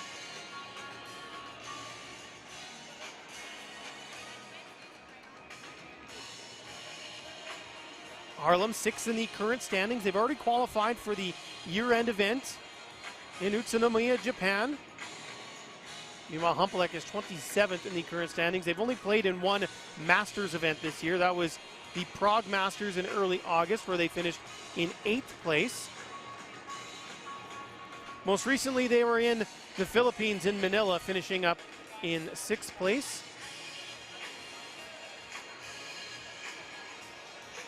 Just wiping up some water that's got spilled onto the floor here before we get going in this one. Harlem in that first game, very balanced scoring-wise. They have 6 points from Morgano, 5 from Seegers, 5 from Brutus, and 5 from Esenwune to pick up the full 21 points against Ventspils from Latvia. As we saw in the other first game, Novi Sad, the Serbian club, who we just saw pick up another win and claim first place in Pool A. They rely a lot on Balut and Ivasev. Some final maintenance here. The officials just checking things over, making sure everything's up to their standards.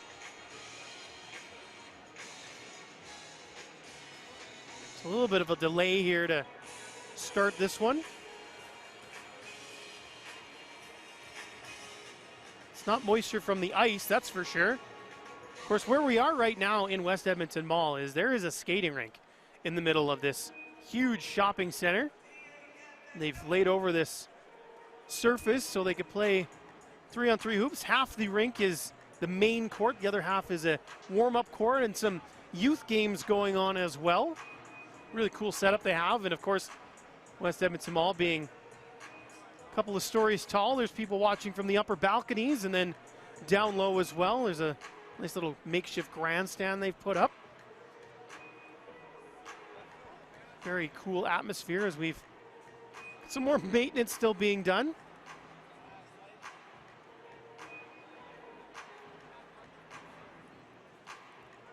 A lot of hard work put in by a lot of volunteers here to help get this event off the ground. So shout out to those guys. Appears as if we're almost ready to go now.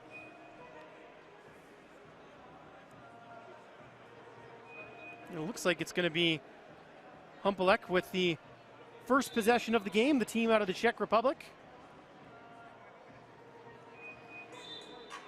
They almost turned it over right away. Trying to jump that route there was Morgano.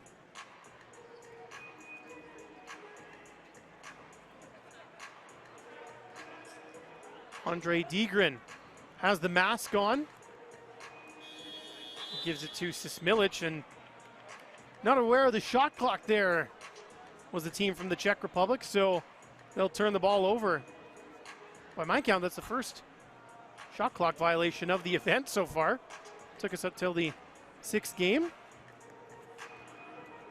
Morgano trying to work inside, little one-handed runner. It's not going to go. Fouls called here against the Czech team. Looks like Jan Kratoshvili is the guilty party.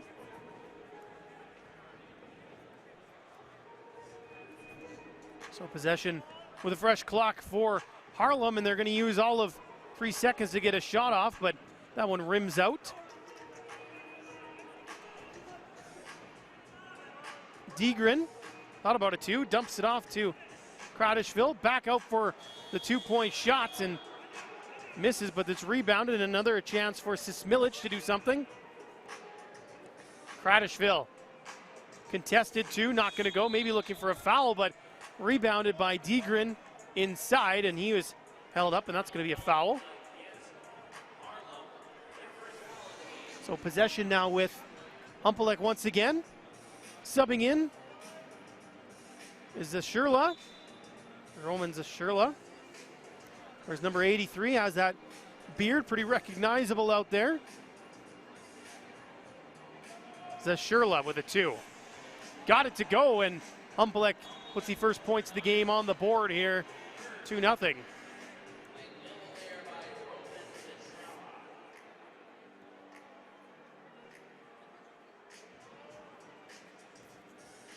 Harlem in possession. Brutus for 2 to answer. Air ball. A little bit off there from number 49, Kidani Brutus.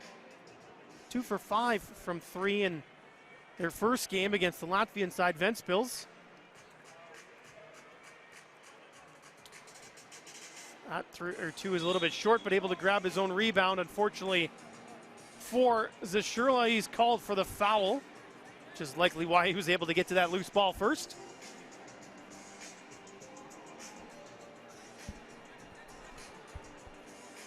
Brutus for 2. Too strong there, but rebounded by Esenwune. Tip in, follow up there nicely by Morgano. And Harlem's on the board. Zasherla holding the ball up, giving it to Sismilic. Back to Zasherla for 2, and he gets it again.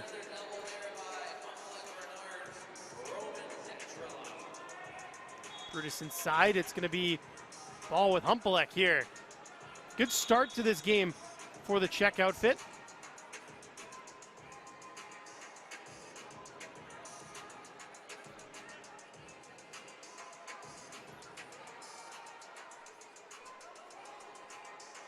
Andre Degren, the Batman-esque mask goes all the way to the hole uncontested. No problem there, an easy bucket. 5-1 for Humpalek. That shot from 2 is going to stay with Harlem. It was partially blocked there. 3-point attempted by David Seegers.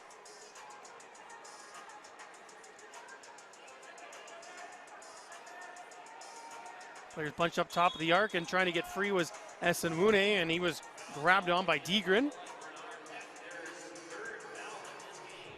3 fouls against Humpalek so far. Seegers, lots of pressure tightly from Humpalek here. I haven't seen a ton of that from many of the teams here. Off those restarts. Little miscommunication there from the Czech side as they turn the ball over. Morgano goes to the hole. That one will roll around and drop in.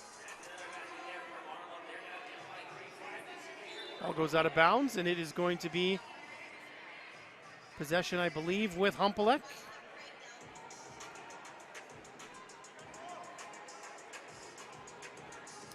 Pardon me, it's with Harlem. David Seegers staying up top, gives off to Morgano. There's another foul called here.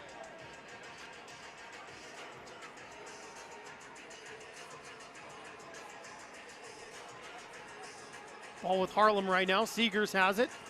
Trying to spin away from his man, does nicely and finishes strong. Does David Seegers. So Shala trying to answer right back with a 2, but that's an air ball. And Harlem has it right back.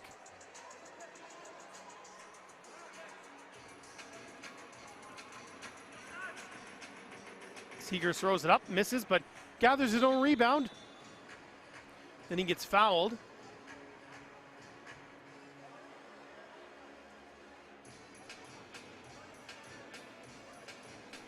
So once again, possession stays with Harlem here. 4 fouls against Humpalek so far. Not quite through 3 minutes. 5-3 team from the Czech Republic in front. Morgano driving on Zrchala. A little bit too strong there, and there's a tie up underneath. Call it double foul here, and so the ball will go to Humpalek.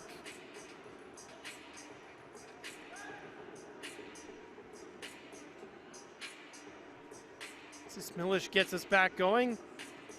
Nice cut there and a good find. Finish though lacking the first time, but Zrchala was able to get it back and put it away. 6-3. Brutus trying to work his way inside, tosses it up, gets it to go right at the buzzer. Good finish there from Kidani Brutus. Trying a handoff play here is Humpalek. Close quarters, double team, nice pass. Just tossing it up, trying to beat the buzzer in time. Harlem with it once again, Brutus, hard to the hole. Kidani Brutus, last couple of baskets here for Harlem. His side still down by 1.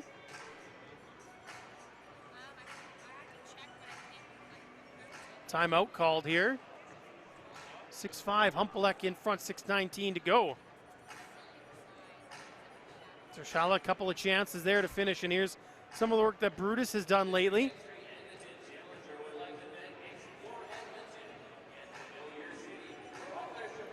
How's that outside shot? We've seen him hit it. He's also able to drive into the lane. Get buckets from in tight as well.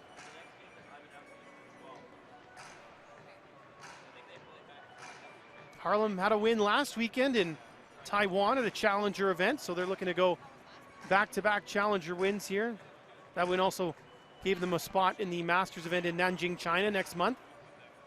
Top 2 teams from here will book tickets to that, as well as finishing is Jan Kradishvili. If Harlem is one of those top 2 teams, of course, the 3rd place team will get that berth into the Nanjing Masters. The 3x3 season starts to wind down. Morgano, nice finish. All eyes are on Utsunomiya, Japan, in the final event of the year. 6 teams have already booked their spots for that event, including New York Harlem.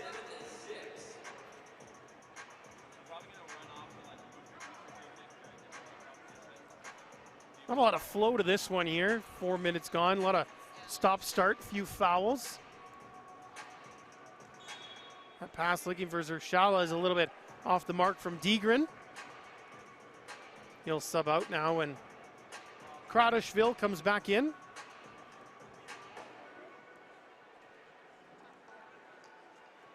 Brutus for a passing lane. Esenmune comes over to set up a screen. Brutus still going. Esenmune gets a rebound. No basket, they're gonna call a double dribble. He threw it up, was unable to hit the rim there, and can't catch your own shot and shoot it again.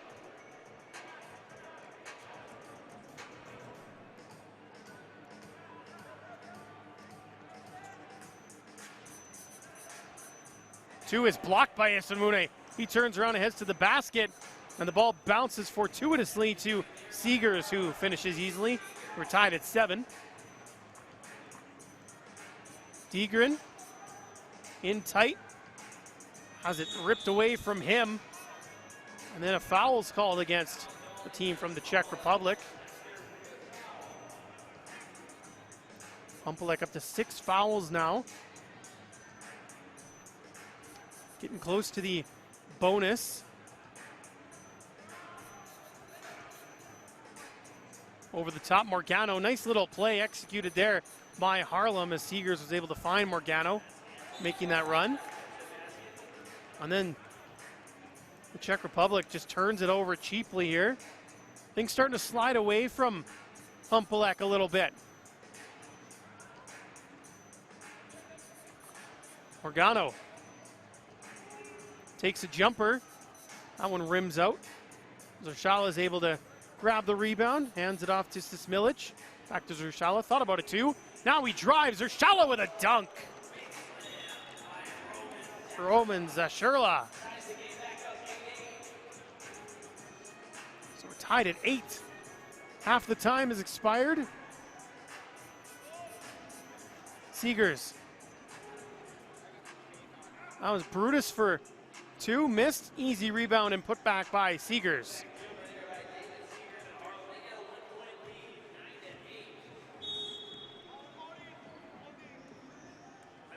Harlem is called for a foul here. Off the ball hold. So possession still with Humpalek. Kradishvili down low. Trying to work around Esenwune, and that's really nice. Low post work by Humpalek. Brutus sees some space and he drills the 2-ball. 11-9. Falling to the ground there is a player from Humpalek, number 51, Sismilic. And it's a foul against Harlem, so they have 5 fouls now, and the ball stays with the team from the Czech Republic. Nice cut there by Degren. Big block. Esenwune comes over to swat that one away.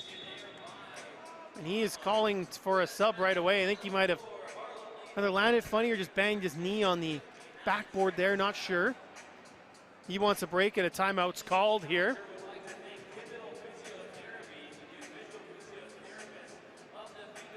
Mentioned it has been a really stop-start game, a lot of banging, a lot of fouls.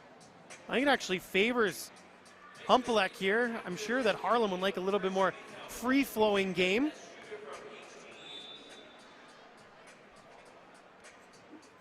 But Humpalek being able to play things a little bit more at their pace right now with 3:59 to go. They are down by a couple though. Humpalek in possession, going all the way to the basket is Degren, but he's just too strong. Brutus for 2. Has it rim out. Down low, Morgano wide open, easy finish. Harlem starting to open things up a little bit. Zashirla, a little bit too strong there with the shoulder. And Zashirla called for the offensive foul here.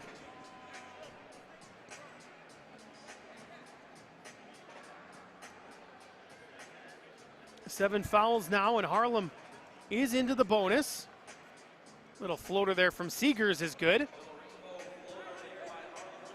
13-9.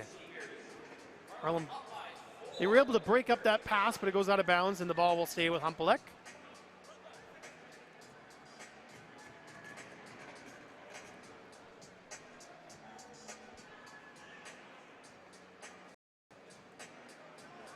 Smilich for Zashirla. Zashirla for 2 at the buzzer. Didn't get it to go, rebounded by Harlem. Brutus trying to drive baseline. He's bothered there and is called for a travel. So that'll be a turnover.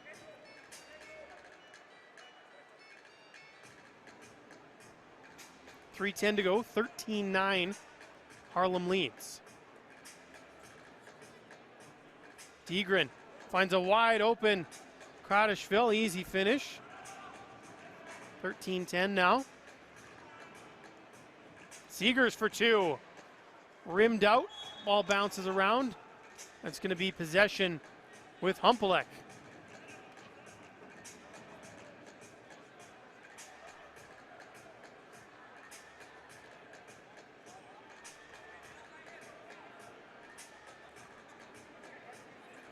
Degren, Zashirla for 2. High arcing shot, just hits the front rim and stays out. The ball is going to stay with the team from the Czech Republic. Spotted out of bounds by New York Harlem. Humpalek holding their own here. Degren kicks it out. There's a 2 ball that's missed and it goes out of bounds, so Harlem takes over.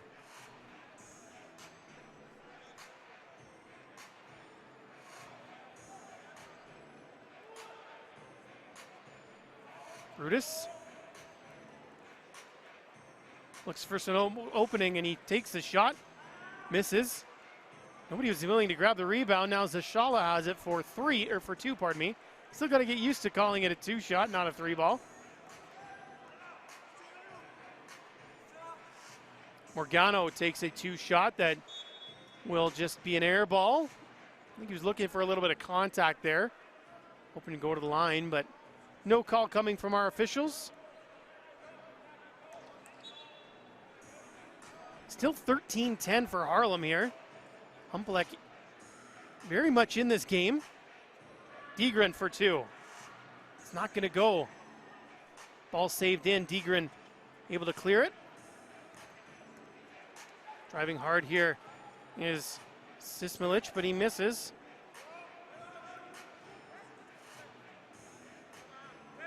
Directing traffic is Seegers. Backing in. Takes a little fadeaway jumper. Nicely done from David Seegers. Degren trying to respond quickly, and they do. Taking the pass from Sismilic. So it's 14-11. Esenwune, one-handed slam. One's batted down. Harlem's able to win it back right away. 15-11 the score. Morgano up top. Esenwune finishes the alley-oop. This is the kind of ball that Harlem wants to play. A little more free-flowing, a little more showy, a little more open. Degren down low. Easy finish off the glass there for Sismilic. 16-12. Humpalek needs some stops and some scores here. Banking it in off the glass for 2. There is Morgano.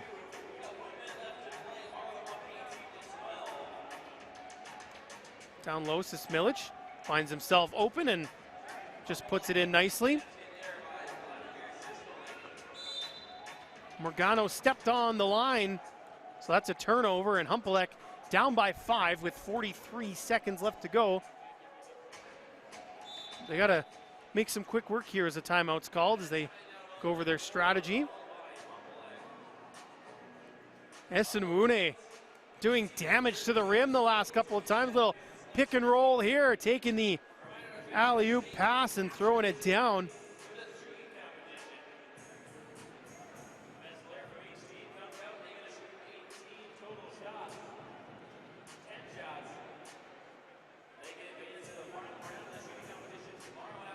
It's a good look at the secondary courts over behind the grandstand here at the Ice Palace, West Edmonton Mall. See some players warming up. Had some youth 3-on-3 games there as well. Quick 2 taken by Zasherla. He misses. Brutus for 2. That one does everything but go in. Ball rebounded here by Harlem. Morgano on it. Tries to sell a little bit of a push here. And the referee is not buying that. So the ball will be with Humpalek. Only 27.6 to go, and they're down by 5. Need a couple of real quick 2s here. Zasherla steps back to take a 2, and it's an air ball.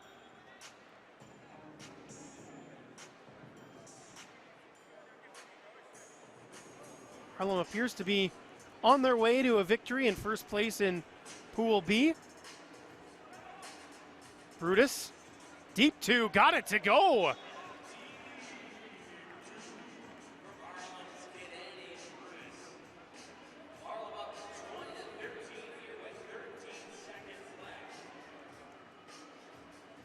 Humpalek has the ball.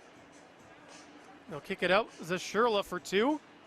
That's not going to go. Ball's rebounded by Morgano. He can just kind of run things out if he wants. He decides to take the 2. It goes out, and there's time. For the first time here in the Edmonton Challenger round robin, a game goes the full 10 minutes. New York Harlem defeats Humpalek 20-13.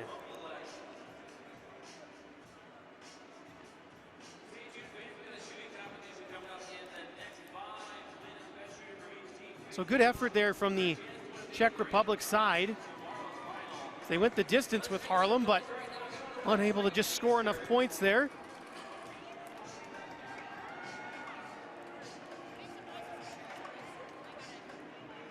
It's So we're going to take a quick break, and we have the qualification for the shootout.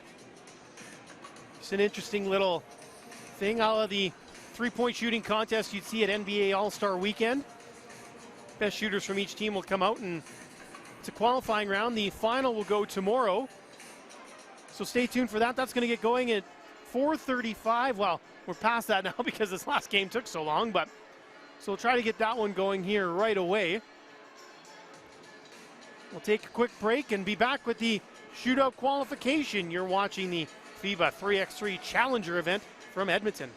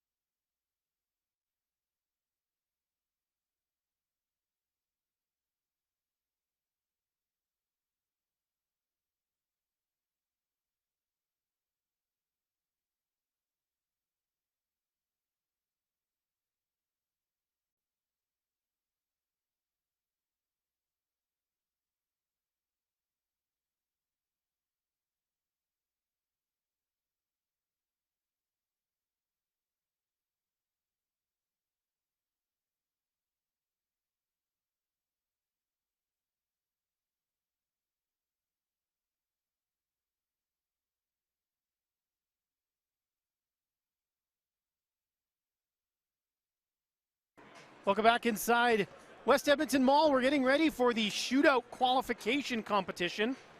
10 shots, 5 from the left, 5 from the right. This is Antwerp's Anthony Jetta getting us underway. Top 4 will make the final tomorrow.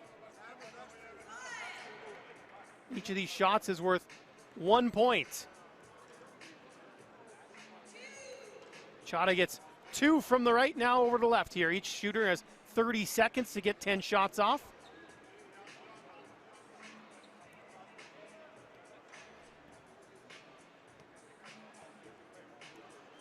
One more for Jetta here. See if he can finish on a strong note. Unable to. 2 for Jetta.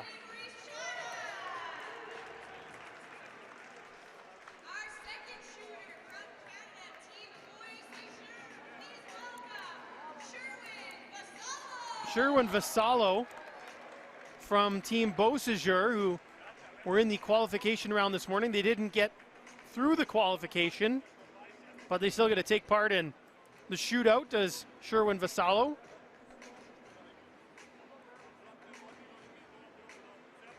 "30 seconds, 5 from the left, 5 from the right. He's going to start from the left.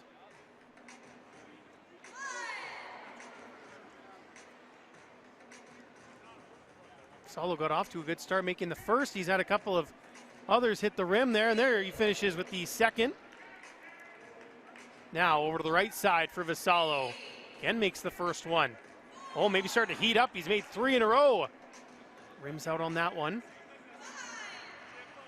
5 now. 6 made for Vassallo. 6 out of 10. 60% is pretty darn good. Sherwin Vassallo from Boer.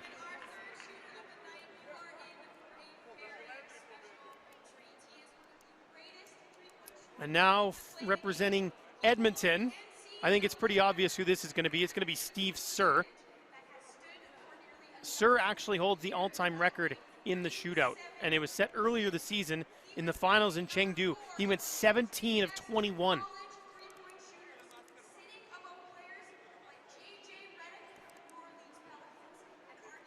He's getting quite the introduction here, and imagine there'll be a healthy roar when they finally say his name.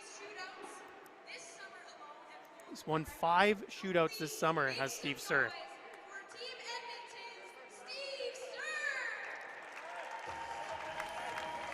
Here he comes, wearing number 64.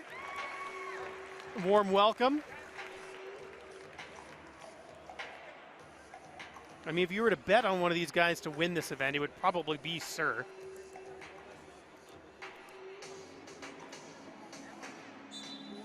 And off he goes, starting with the right side. He's got a couple already. Sir, 4 or 5 from the right side. A little bit more difficulty here from the left. Gets 1. And he's going to go 5 out of 10 is Steve Sir. That's good for second place.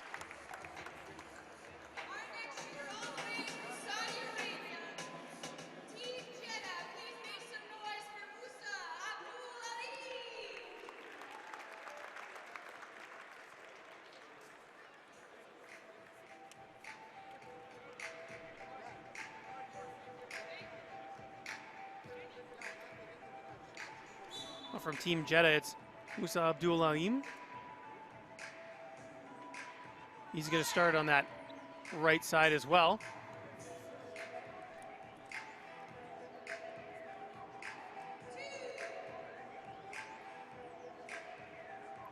Those 3 of 5 from the right side, now over to the left.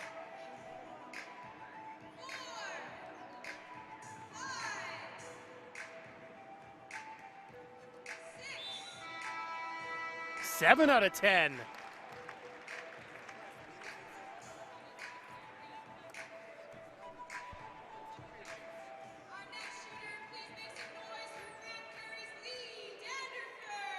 Now lead Danderfer out of Grand Prairie, another one of the teams that was in the qualification. They didn't get through either.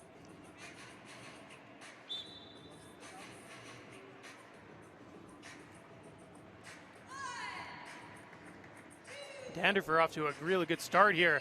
3 for 3 on this right side. Was 4 of 5 on the right.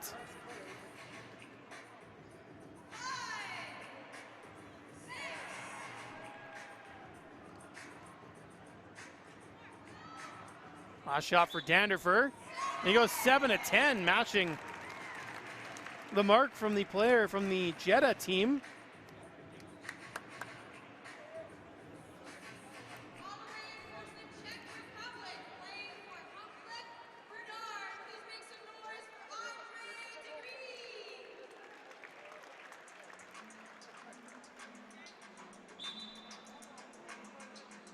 Andre Degren will be the shooter from Humpalek, who just played. So he should be warmed up, hit his first 2. And he goes 4 of 5 from the right side.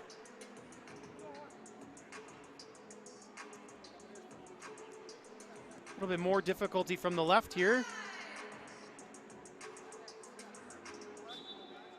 And he was 6 of 10, Andre Degren.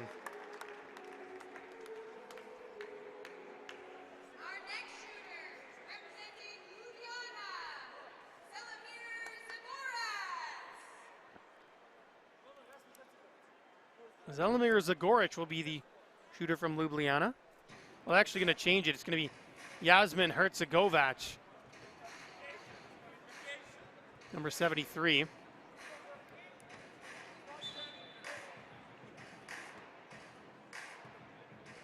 He starts on the right side there. Our players favoring the right side for the first couple of shots.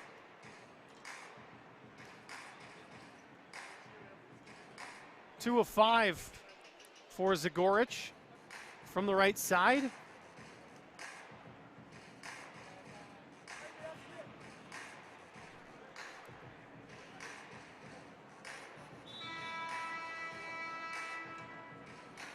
Only 2 of 10 there for Yasmin Herzegovac.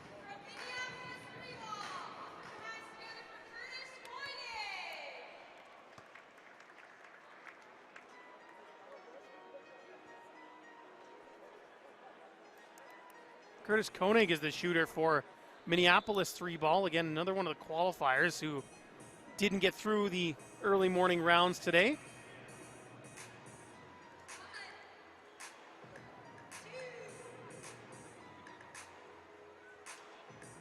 Koenig 2 of 5 from the right wing. Now switches up to the left.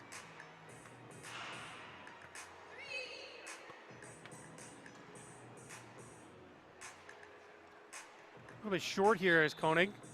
There he gets the last one to finish. 4 for 10.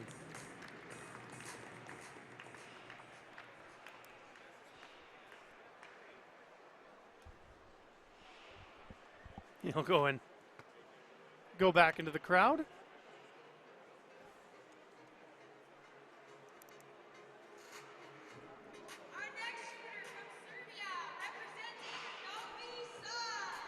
From Novi Sad, it'll be Dejan Masterovic.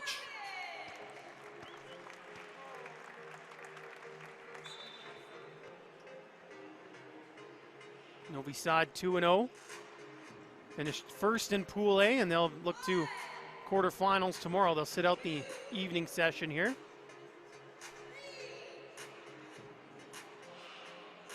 Now the last one rims out. 3 for 5 on the right wing for Masterovic.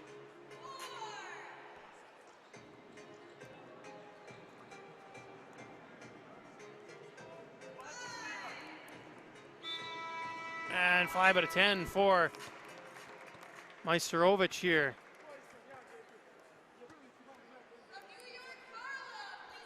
New York Harlem will send David Seegers out. New York Harlem winners of Pool B. Of course, they were just on the floor. Seegers is going to start from the left side.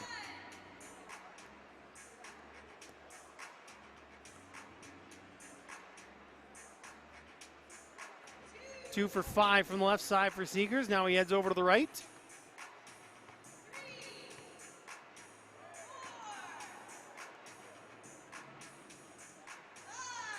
Looking to go 6 for 10, and he does. 6 out of 10 for David Seegers.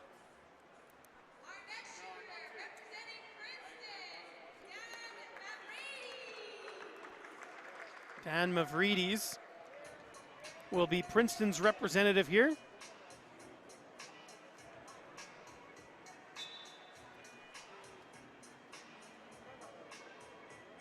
He starts on the right and gets off to a good start by making his first one.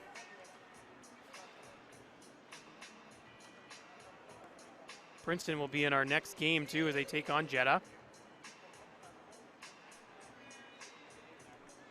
2 of 5 from the right side. See how he does on the left. Finally gets one to go there. It's a high arcing 3 ball. Oh, it's a 2-pointer, but 3-point arc. 4 out of 10 for Mavridis.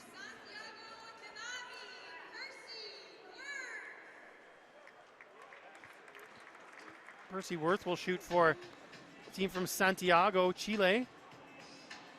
Again, a qualifying team that didn't get out of the opening round this morning.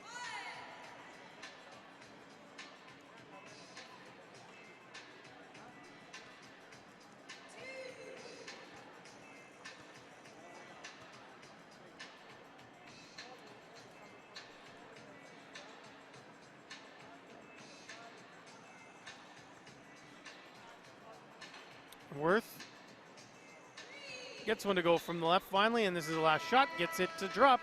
4 out of 10 for Worth from Santiago.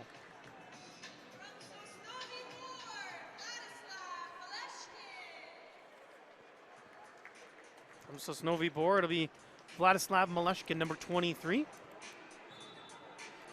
going to start on the left-hand side.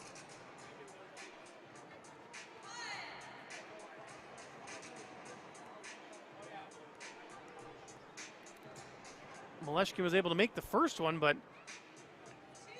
missed the middle 3. Just bookended that one, 2 of 5 from the left-hand side.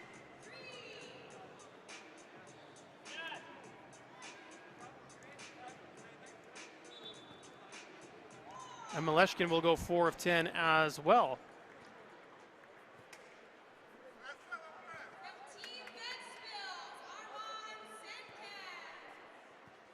Armand Senkens will be the shooter from Ventspils. They have a big game coming up later on in session 2 here this evening.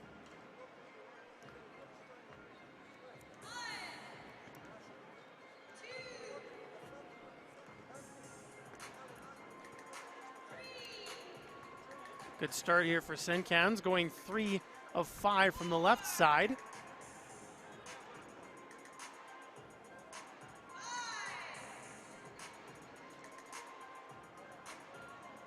Going to go 6 for 10, and he does. Armand Senkens.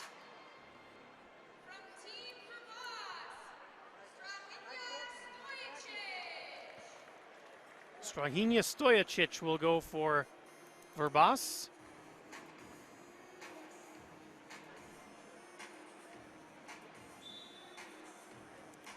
And we'll start on the right-hand side. Verbas lost their opening game to Edmonton. They'll be in a must-win later on here this evening.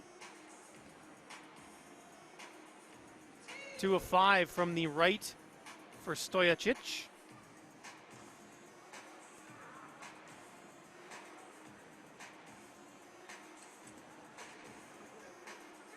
There's one from the left, looking to finish it off. 4 of 10. For Strahinja Stojicic.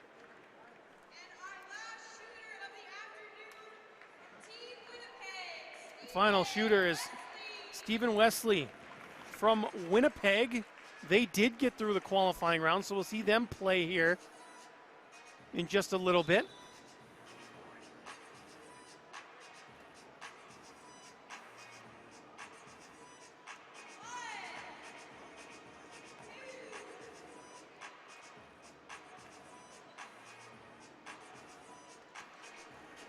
Two of 5 from the right for Wesley.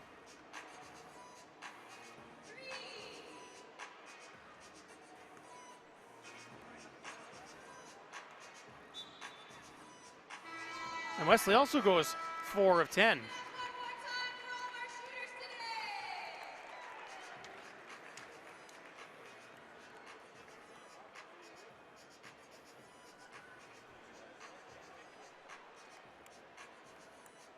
So coming up next, starting at 5:05, Princeton will take on Jetta. So in about 5 minutes, we'll have Pool C action here from the FIBA 3x3 Challenger event in Edmonton. Stay tuned.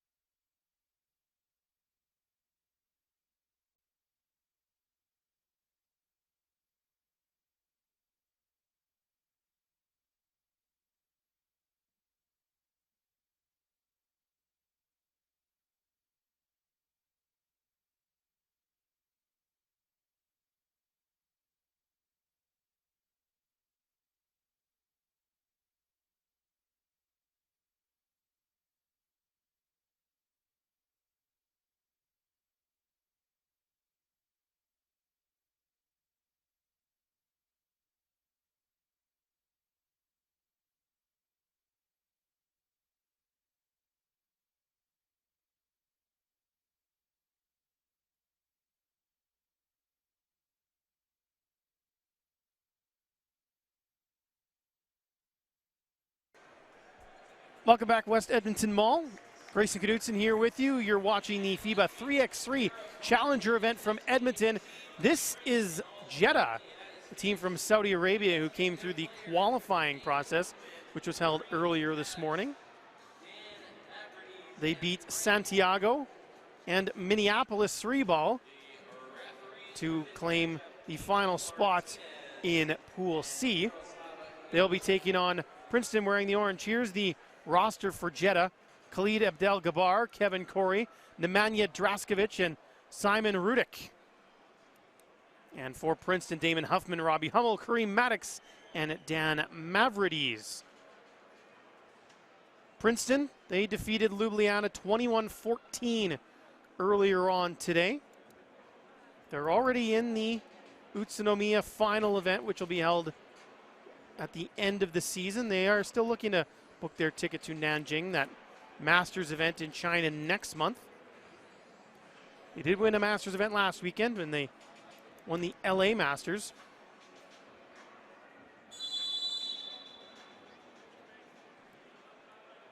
Jetta has been in 2 Masters events. They're currently 13th in the standings because they've, despite only playing 2 of them, they placed really well. They finished 4th and 7th in the events. Rebounded here by number 42, Huffman, for Princeton. The American team has the ball right now. Nice pass and a good finish there. Maddox with the dish and Mavrides with the bucket.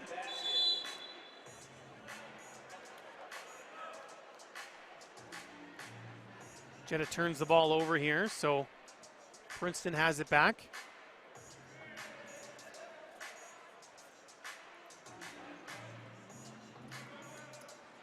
Maddox takes the 2. Comes up just a little bit short, bounces away, and Jetta has possession now. There's a 2-ball of their own that is not going to be on the mark. Musa Abdul-Alim. He was in the shootout contest just before this and really impressive with 7 to 10. Driving here is Mavrides, too strong on the layup.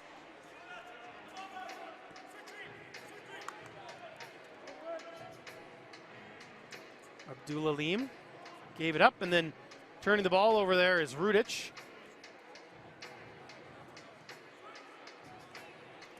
Bounce pass inside for Mavrides, trying to turn away from the defender. Not able to hit. Jetta in possession.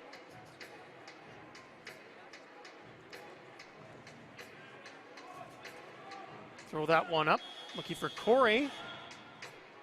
They say that ball did get off in time, but the shot still missed. There's a 2-ball that's missed from Princeton, so team's slow start here, just 1-0 for Princeton. Rudick.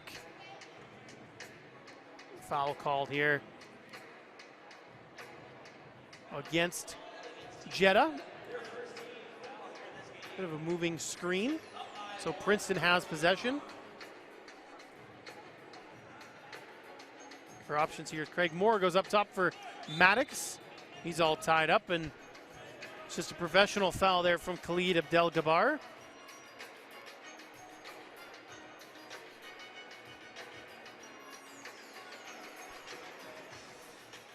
So another possession here for Princeton. Maddox out for Huffman. Loses the handle, and it's going to be a turnover here.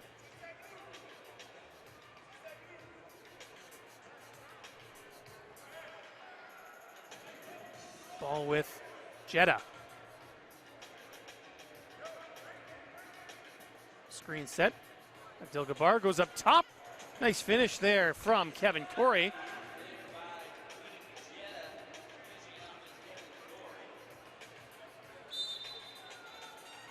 It's a foul here against Jetta. Number 2, handsy on defense. We already have 3 fouls here. Just 1-1 through a little over 2 minutes, and this should change right now as Huffman lays it in, make it 2-1. Looking to answer right away there was Abdul-Alim, but he couldn't hit. Huffman again, back-to-back buckets for Damon Huffman. Rudick driving, uses the glass. 3-2 now. There's the 2, and it's an air ball launched by Mavrides.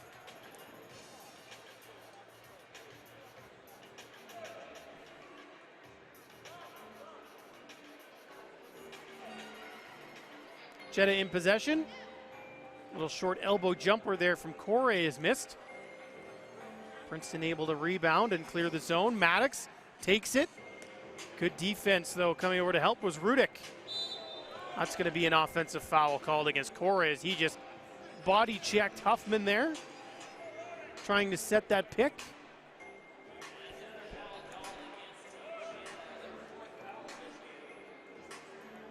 Princeton in possession here with Huffman. Drops off for Maddox, wide open for 2. Takes but misses. Jetta back in possession. Kicking that one out. Corey thought about it. Drops it off for Rudick, who has to take late in the clock. Trying to get his own rebound now.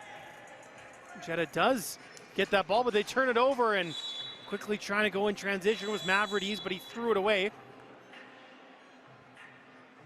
And we have a timeout called here. 3-2, Princeton in front. Slow start to this contest for both teams. Here's a look at a couple of the buckets made. That's a great pass from Maddox to Mavrides to open the scoring for Princeton there. And Huffman was able to hit that shot. Rudick strong, using the glass.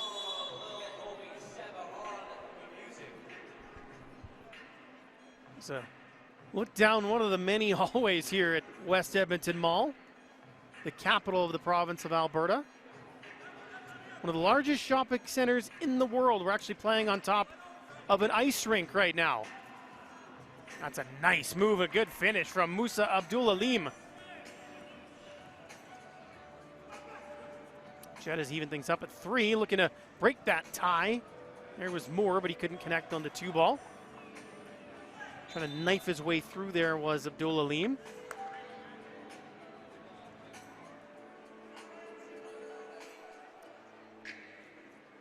Turned it over though, Princeton has the ball. Mavrides sees the lane open up, but he misses a gimme. Corey working on Maddox, spinning away. Couldn't make the jumper connect, and Princeton's able to clear. That's a 2 ball that's missed. Looking for a foul there was Craig Moore. It's just going to be a turnover here. Moore can't believe it. He shot it awfully close to me, and I could hear the slap, but the referees have a different vantage point than I do. Abdel Gabar trying to drive in. Now he takes it too. That one's missed, and Maddox cleans up the glass. Maddox up top, looking for options. Got Huffman, now back to Maddox in the middle. Bodied up, Mavrides from deep to beat the clock. Can't get it, but grabs his own rebound. His pass, though, intercepted Rudick. Abdel Gabar. It's a foul on the floor. First foul against Princeton here in this game, so nowhere near the penalty yet. Played almost half the allotted time, and we're still deadlocked at 3 apiece. Team's having a tough time finding the basket at the moment.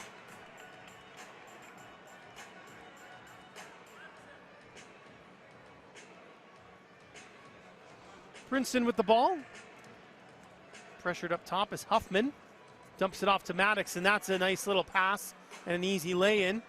Princeton up 4-3 now. Rudick dropping it off for Abdul-Alim. Takes the contested 2. Maddox tried to get the rebound over the top. I'm going to say it's deflected, and looks like the ball is going to stay with Jetta. Maddox was convinced there was some kind of over-the-back violation, but it wasn't called. Cross-court pass here. Offensive foul called against Jetta.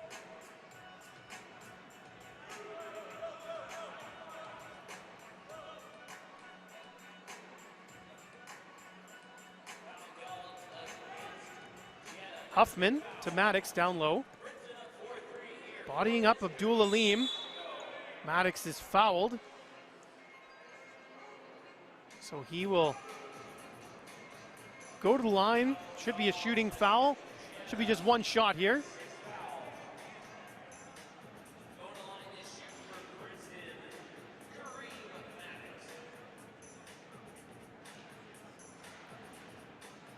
There's Kareem Maddox. Makes the free throw.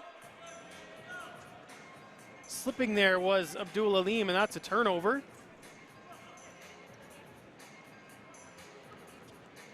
Abdul Alim gets in the way of that pass, and he gets taken down.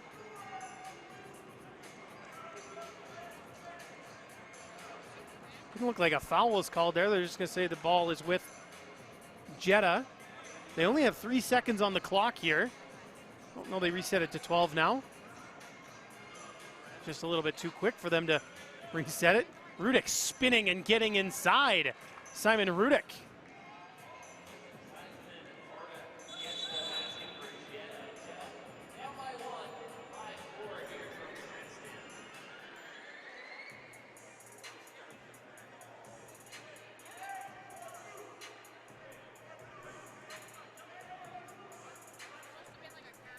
So 5-4, Princeton in front, and they have the ball as well with 4 minutes left here in this contest. This one looks like it's going to be a timed event. Another block there by Jetta, and then they'll take a quick two. Rudick unable to get it, goes over top onto the backboard, and ball is whistled dead.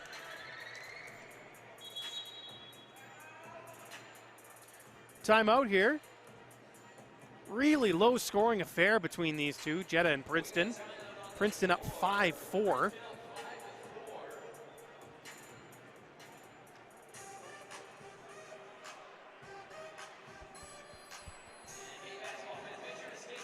Expected a tight contest between these two. Jetta looking for one of those 12 spots to get into that final event of the year at Utsunomiya in Japan.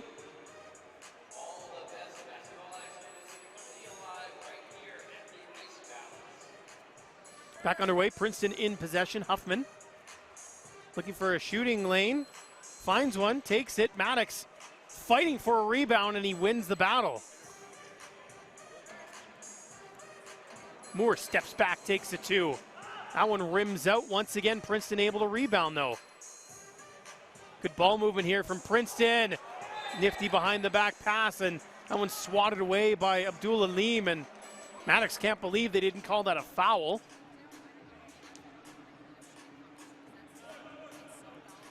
Princeton does maintain possession of the ball here, though.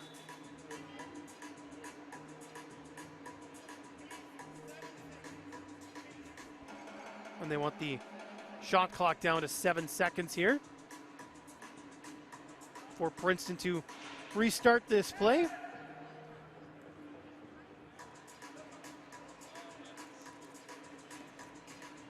Maddox has it up top. Takes the two. One rims out right as the clock expires. Jetta rebounds. Down low with Corey. Spinning, falling. Can't get it to go. Didn't get a foul call either. Maddox up top. Up against Rudick.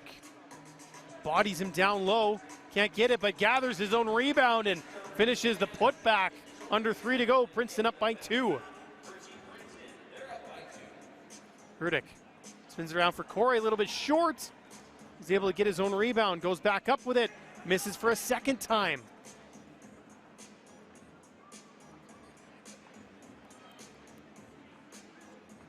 Jetta's had chances to tie the game or go in front, and they haven't been able to take advantage. Princeton grabs a rebound. Casual pass there from Moore. Not paying attention was Mavrides, and Jetta has it back. Abdul Alim from way downtown gets it to go. We're tied at 6.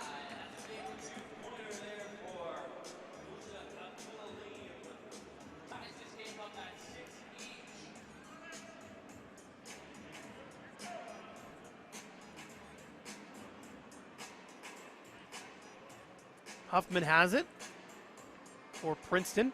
Gets around his man. Burdick trying to body him up, play defense, does well to recover. Abdul-Alim from deep, can't hit.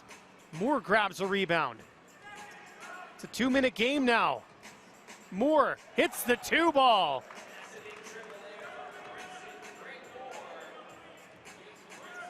Princeton up 8-6. Here's Jetta. Abdul-Alim from deep. That one is off the front of the rim. Princeton rebounds. Maddox runs into his own man on the screen. Moore dumps it down low to Maddox. Finishes easily. Now it's a 3-point gap for Princeton. Oh, Abdel Gabar lost the handle. I think they're going to call a foul here on Princeton.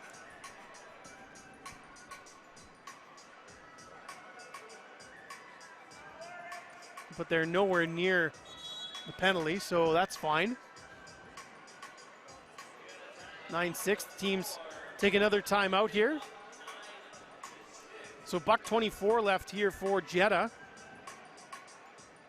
To figure out how to get within striking distance and to take the lead. 9-6, a really low scoring game. Our last game was the first one that went the full 10 minutes.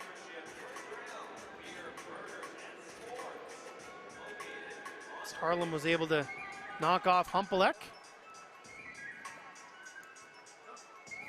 It's an easy finish for Corey. 9-7 with just over a minute left to go. Jetta needs a stop or two here. Mavrides driving, clock running out. Jetta's able to rebound. Corey gets over the line, but Princeton wins it back. And that's going to be a goaltending call.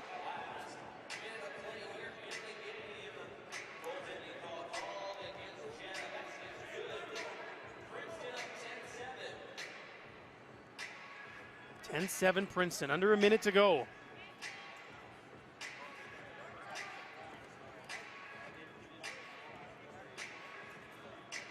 Oh, and missing an easy dunk there is Corey. And he was mad at himself, and he got called for a technical here, and that, at this time of the game, in this juncture, is not a smart play. He's going to put Maddox on the line. And he makes it. Princeton will also get the ball now with a 4-point lead.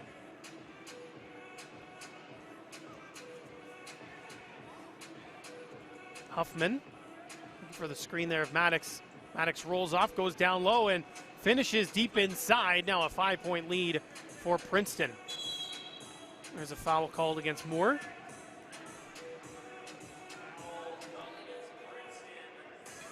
So it'll be the ball with Jetta. Do have a couple of fouls to give here. So if they do feel like they are getting in trouble, can just foul. Abdel Gabar got to the hole, but couldn't finish on the reverse. Maddox, Mavrides, another goaltending call here against Jetta. Makes it 13-7, Princeton. Fairly comfortable now.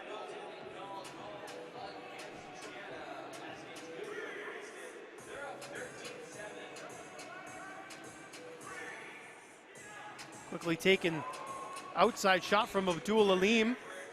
Maddox will just take it out, try to eat some of that clock. Maddox too strong. Del Gabar turns and fires. It's going to be short, and that was a battle, but Princeton able to come away with a 13-9 victory, and that is going to give them first place in Pool C.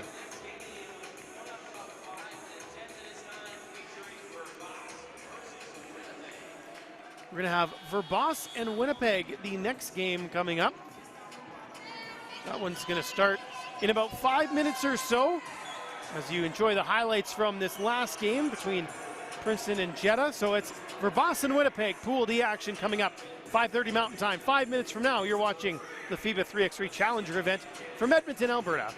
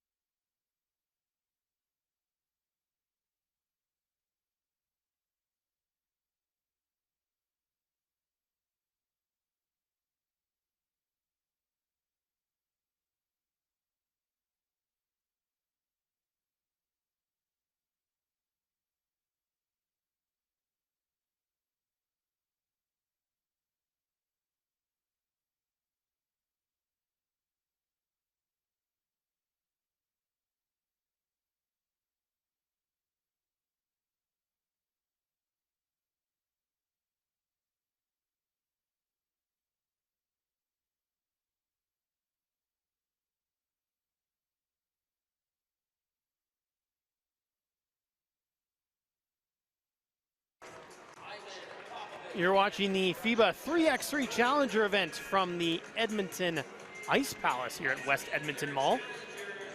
Grayson Knudsen here with you on the call. We have a matchup here between number 4 seeded Verbas out of Serbia in the orange. You see them on the floor right now.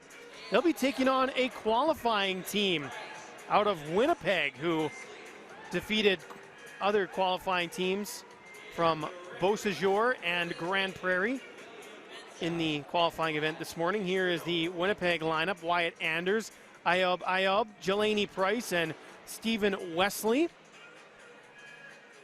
And the Verbas quartet includes Marko Brankovic, Goran Ostojic, Ivan Popovic, and Strahinja Stojicic. Verbas was able to sit currently 12th in the overall standings. They lost their first game 22-13 to Edmonton, so this is a must-win for Verbas. If they lose, they're out. If Winnipeg wins, they'll be into the quarterfinals, and they'll play for first place later on this evening against Edmonton. So that's the scenario here. So we're into the evening session. Winnipeg has only played one Masters event so far this year. They played in the Saskatoon event going 0-2. They're 44th in the current standings in that race to Utsunomiya. An early foul called here against Winnipeg. Winnipeg beat Beausejour 21-8 and then 22-16 victory over Grand Prairie. Verbas gets the first basket of the game, courtesy Strahinja Stojicic. And then they come up with a steal as well. Popovic out to Stojicic. From way downtown, Strahinja Stojicic drills that one.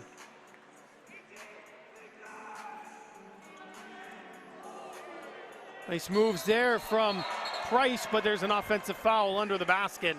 Wyatt Anders tied up with Stojicic and took him down.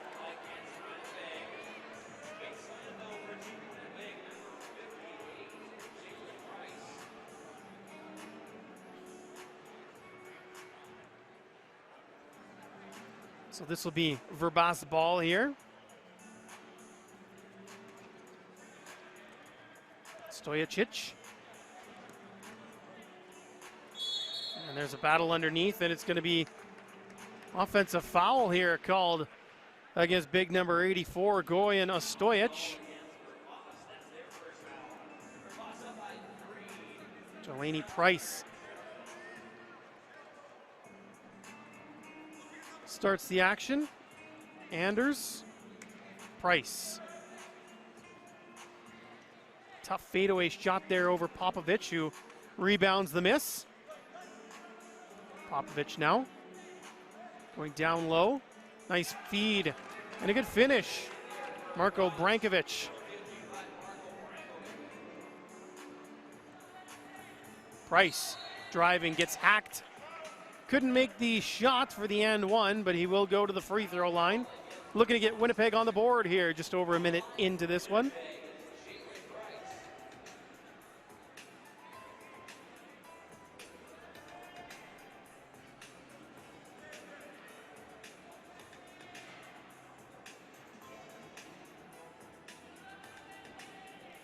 Johnny Price, they call him Iceman. Misses that one.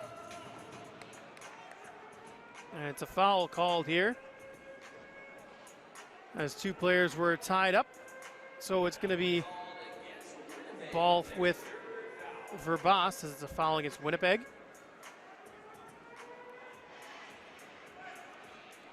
Nice cut, nice pass. And Stojicic throws it down, or Stojicic, pardon me.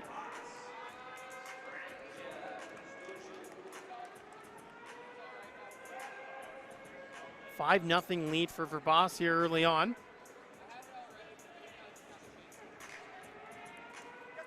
Anders. Little miscommunication there with Wesley. That's going to be a turnover. Ball with Verbas once again. Winnipeg kind of spinning their tires right now, trying to figure out how to get things going offensively.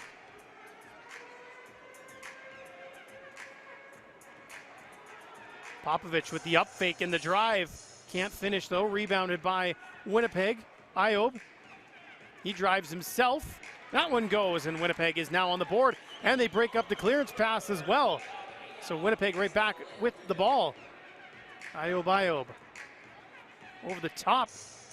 Good ball movement there, and one for Wyatt Anders.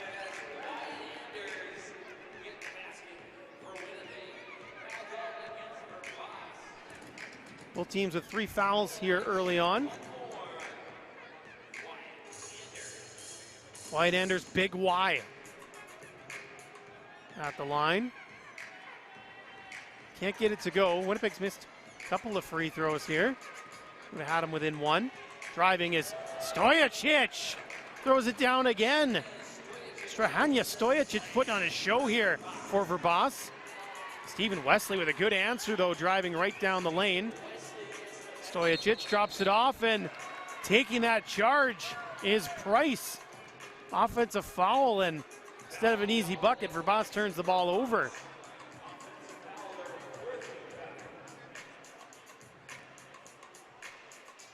Winnipeg tries to cut into this lead that was 5-0 at one point. Ayob for 2. Missed it. Rebounded by Popovich. Stojicic back to Popovich. He has a look from the outside, and he drills it. 8-3. Ayob gets to the lane. Defended by Popovich. Rebound missed a couple of times, but Ayob is able to put it home. Stojicic calls for the screen. Gets it. Foul called there on Price as he was being backed into by a Stojic. Big body is a Goran Stojic. Tough to defend in the low post. That's good play right there from Marko Brankovic to fight through all that contact, get that basket to drop. 9-4 for Verbas. Nifty finish. Jelani Price. Ayob almost able to steal that one back, but possession stays with Verbas, and we have a timeout on the floor, 9-5. The team from Serbia is in the lead at the moment. Fouls even at 4 apiece. 6:46 left to play. Strahanja Stojicic has been really, really good here in this contest. Couple of dunks so far. Was also in the shootout contest was Stojicic, only went 4 for 10 though.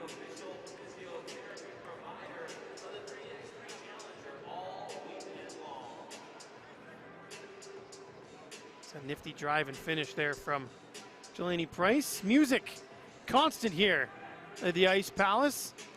Stojicic, another dunk. Blue ball here. Winnipeg will maintain possession, but find themselves down by 5 here. So work to do for Winnipeg, the qualifying team.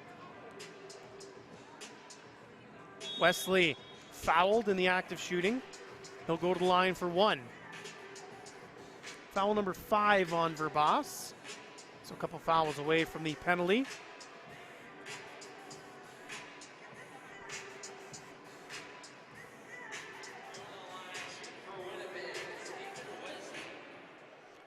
Stephen Wesley, they call him Money. And that's what he was from the line that time. Makes it 10-6. Popovich from deep.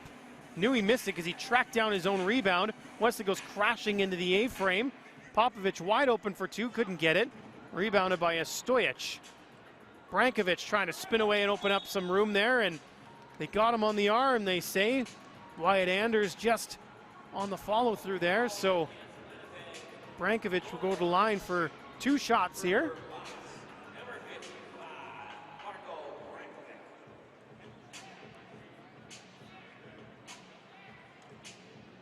Brankovic misses the first one. His team from Verbas, only its second year on the World Tour. So fairly new side.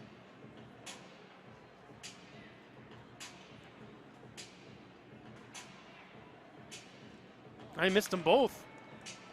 But the outlet pass is easily intercepted by Stojicic.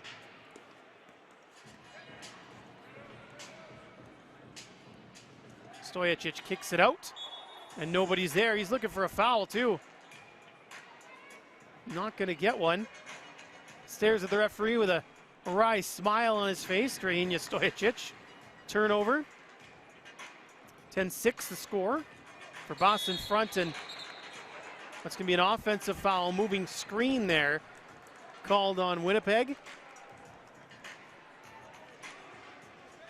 Saying Anders just stuck the rear end out a little bit there.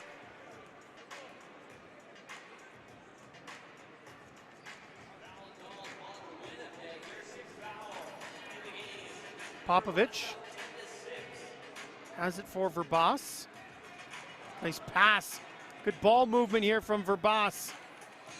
And they finally do finish with Marko Brankovic.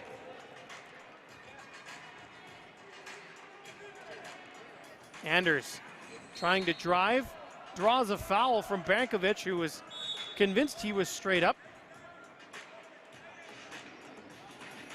And the officials have had enough, I think, of the players starting to jaw a little bit after these foul calls. Anders shoots but misses. Again, Winnipeg having some difficulty from the free throw line. Stojicic driving, dishes it off.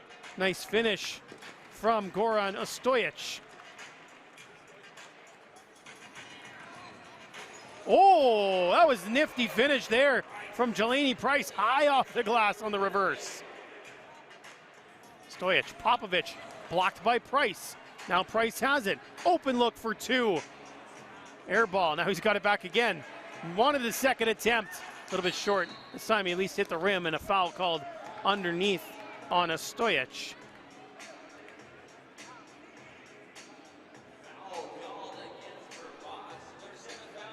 Winnipeg now in the bonus. So Stephen Wesley will head to the free throw line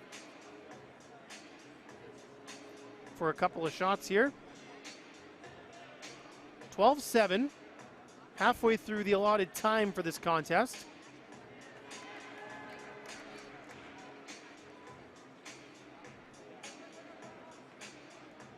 Wesley makes the first. And rattles home the second as well, as Winnipeg cuts the lead down to 3. Brankovic, nice behind the back pass to Popovich. Drives the lane, gets it to go. Scoop in the hoop for Ivan Popovich. Deep two for Ayob, misses. Rebounded by Verbas. Popovich, little pull-up J. That's not going to go. Ayob with a rebound. Looking for Wesley, just too far in front of him. That's a turnover.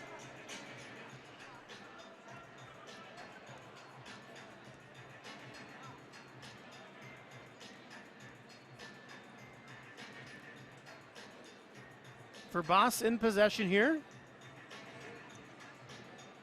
Stojicic. Nice readjustment to get the shot off. It's not going to drop, though. Winnipeg rebounds. Anders now will try his luck in the lane. Can't get it to go. Battle for the ball underneath, and coming away with it is Brankovic. Drops it off for Stojicic. Tried a low pass for Brankovic. They say hit the foot of a Winnipeg defender, so the ball will stick with Verbas.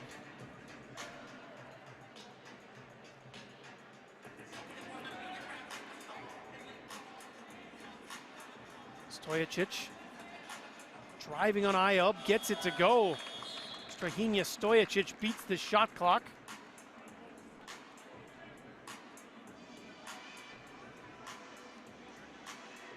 Winnipeg has it, down by 5 once again. They were able to chip away a little bit of the lead last time they were down by 5, but haven't been able to make up much ground. And front rimming that jam there was Price.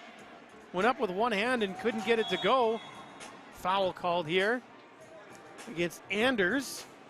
Will be the 7th foul on Winnipeg. Put Verbas in the bonus and timeout on the floor. Was the nifty up and under from Price. Looked a little better than the last shot he attempted.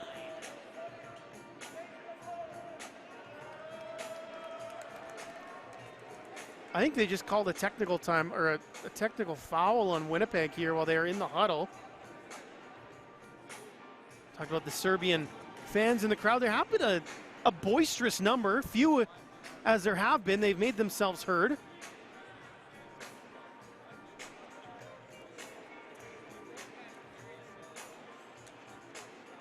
So Ivan Popovic will shoot the technical.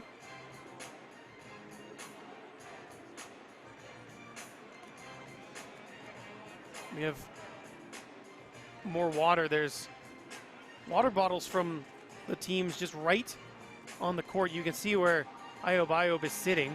That's where the spare player is. Lots of switches. Anytime there's a dead ball, they can switch the player without notifying the official or going through any formalities. Popovic makes the free throw. Or the technical.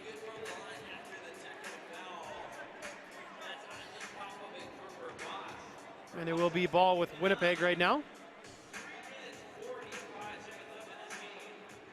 Winnipeg down by 6 here. Anders for Price.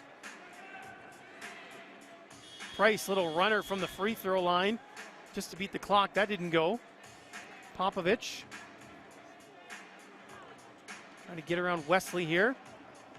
Wesley playing pretty good defense. Stojic, though, able to manhandle that rebound and put it back in. So 16-9. Quick two taken by Wesley, misses. Stojic, low post, throws it up.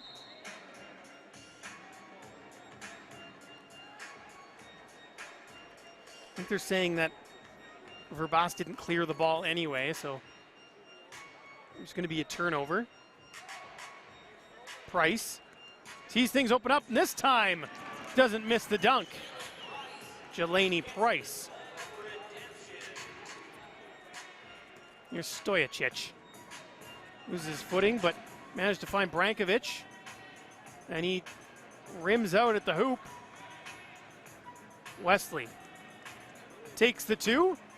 Not going to get it to go. Stojic rebounds, kicks it out. Stojic. That one won't go.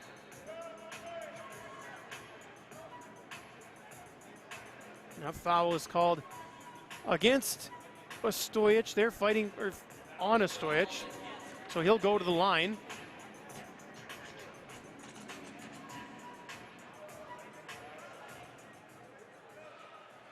Well, they switched it now. The foul was on Stojic. I thought that was the initial call, but then he lined up at the line. Jelani Price had left the court. He wanted to sub, but he was the player who was fouled, so he's got to come back and shoot the free throws. 2.5 to go. Price is able to make the first.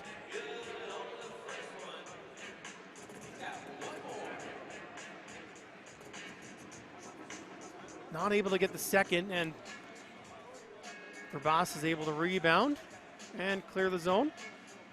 Brankovic takes the shot, misses. Stojic fights for the rebound, goes back up and puts it in. Here's Anders backing down Popovic. Foul by Popovic, so Anders is going to go to the line for a couple shots here. And you get into the penalty and those fouls become even more deadly against you, as instead of just one, you shoot for two. Wyatt Anders makes the first. So this is a chance for Winnipeg to get back in the game. Of course, Verbas also in the bonus now as well. So we could see a lot of free throws coming up.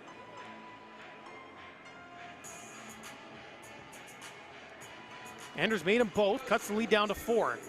Stojacic trying to spin on Ayob. He is held up and fouled. So Strahinja Stojacic will go to the line and he'll shoot a couple.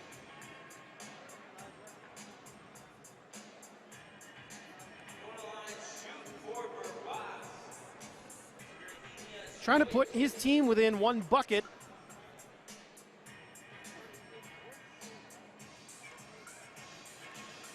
Stojacic misses the first.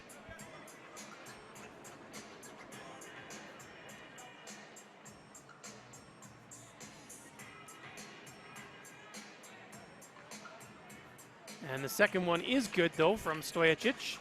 Verbas up by 5, 18-13. Anders working on Popovic here. Spins baseline, nifty little reverse. Wyatt Anders.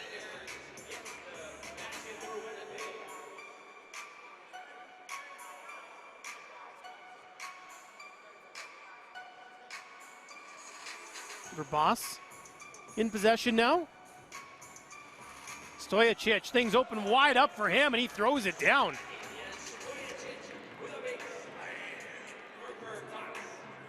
Anders trying to answer back, gets away from his man. No, they're going to call offensive foul. Saying he wrapped his arm around on that spin move on Brankovic. So Verbas has the ball. A 2 would win the game. Stojacic driving, gets it to go off the glass. How good has Strahinja Stojacic been in this contest? Price answers back off the glass. Popovic. Verbas can win it here. Popovic falls but finds Stojacic. Stojacic gets away, little runner, bit short. Price as Winnipeg stays alive. Price trying to get it to go down low, can't. Wesley, good rebound and a putback. Stojacic milking a little bit of the clock here before driving. Try to kick it out. Brankovic has a shot, gets it to go for the win. Verbas bounces back from an opening game loss to win this one 21-16. So they're 1-1 so far.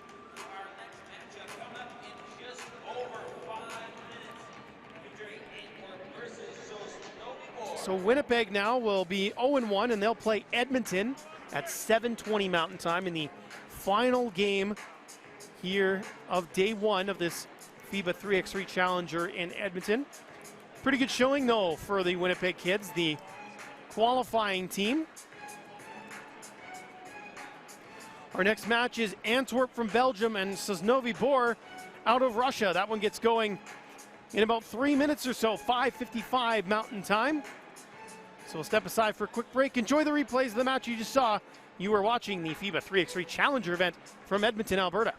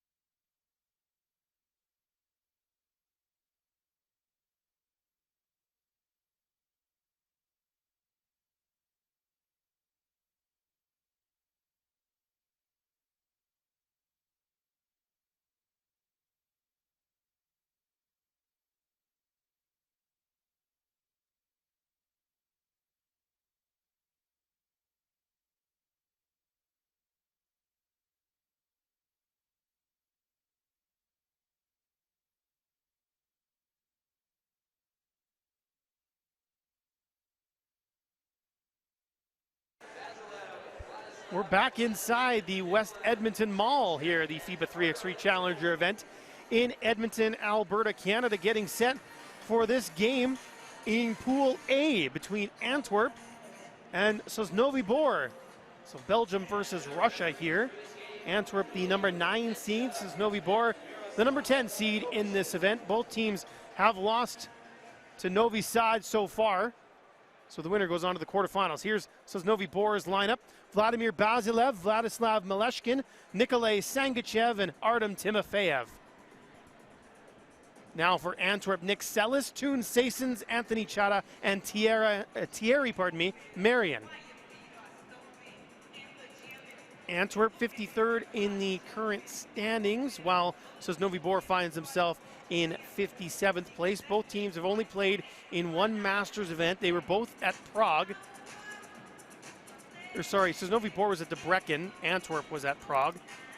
Novi Boer finished 14th, Antwerp 13th. Antwerp in the orange, Novi Boer in the blue, and we are underway. And opening shot was missed, but a rebound put home by number 89, Toon Saysons. Antwerp on the board. There's a 3 taken by Maleshkin, but he misses. Sellis loses his footing and the ball. Timofeyev with a deep 2, and he hits it. Artem Timofeyev. Good response, though, from Thierry Marion. 2-2. Early scoring here in this one. And even more scoring as Vladislav Maleshkin gets to the hole. And then Maleshkin playing defense, wins that ball back for Novi Boer, the Russian outfit here. There's a 2-pointer, and it rattles home for Nikolay Sangachev. Foul is going to be called here.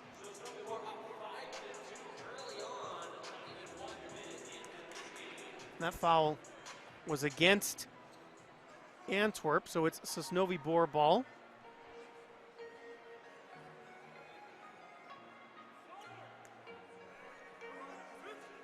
Down inside is Basilev, dropping it off for a little floater there from Sangachev, and Novi Boer has 6 points, and they stole the ball back here. Flying into the crowd was Maleshkin, sorry.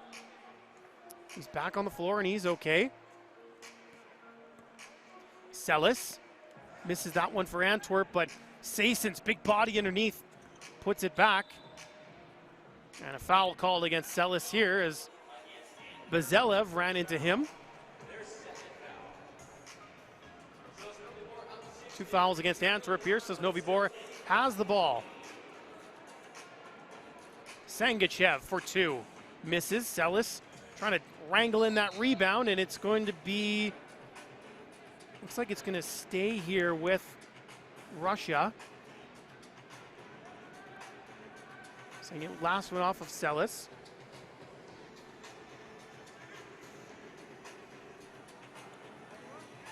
Basilev, Timofeyev turns and fires.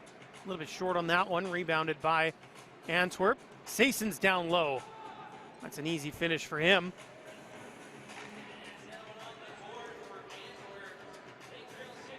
This is Novi Boer's Maleshkin. Nice pass to Timofeyev. Great assist there for Maleshkin.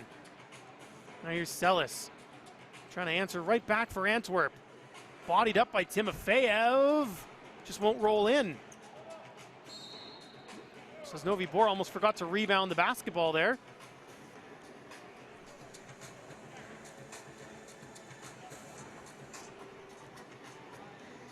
But they do have possession. Timofeyev, though, turns it over. And heading back the other way is Antwerp. Sellis, blocked by Timofeyev. Tries to pass again into Saysons. I don't know how he threaded the needle there, but he did. And Antwerp is within a couple. This one's coming out towards me. Another touch of the ball for me. Put that one on the official score sheet. And it is Antwerp basketball here. Sellis, oh, what a rejection there. Flying in was Maleshkin to deny that shot. Now he has a thought about taking it 2. Little Euro step fake. And there's a two that's missed by Basilev. Just Novi Boer able to rebound. They've cooled off a little bit here after a hot start. Basilev looking for a fouler on that drive, not coming.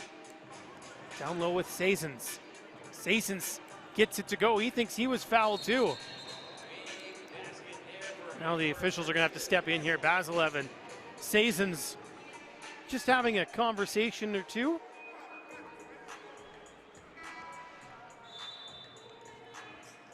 Timeout called, 7-6 as Novi Boer has the lead here with 6:52 left to play. Tight contest between these two as we expected. The number 9 and number 10 seeds in this tournament. Sazins has been so good down low, and it's a sampling of his work. And that little exchange he had there with Vladimir Basilev. Best part about being in the mall is there's the food court right nearby. Cookies by George too, I think, is right here because I can smell chocolate chip cookies being baked, making me hungry. There's a foul called here against Antwerp, and it's just Novi Boer will have possession still.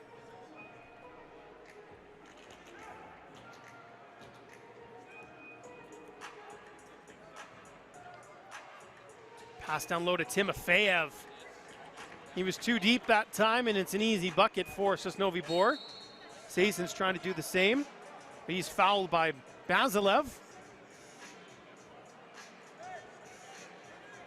So it'll be Antwerp ball here. They're trailing by a couple, but hanging in there after a real hot start by Novi Boer. Sellis tried to find outlet, left his feet out to throw the ball away.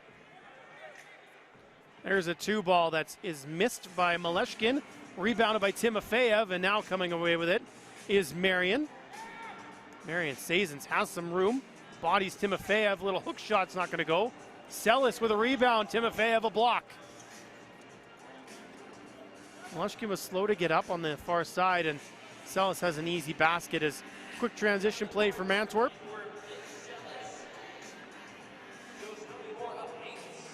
Maleshkin, awkward little shot, didn't go. Timofeyev defers to Maleshkin.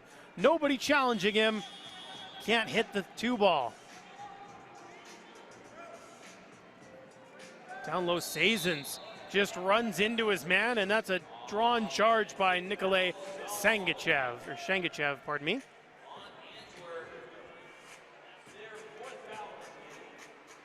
Four fouls on Antwerp, only one on Novi Boer, the Russian side, in possession with the ball. And off for Basilev. Basilev kicks it out. Two ball is rattling in and out and just wouldn't go for Shangachev. Almost losing the handle there. And firing off a shot was Marion, but it's rebounded by Novi Boer. Basilev. Foul called as they say Sazins got him on the arm. That should be a shooting foul here for Vladimir Basilev.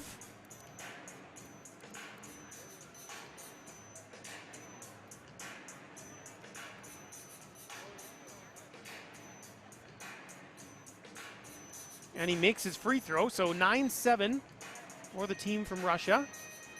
About the midway point of this contest. Maleshkin makes sure to clear the arc, takes the two, in and out. Antwerp back with the ball. Marion. Once again, Sazins and Basilev battling underneath the basket. And a foul is called against Novi Boer. So Antwerp has the ball.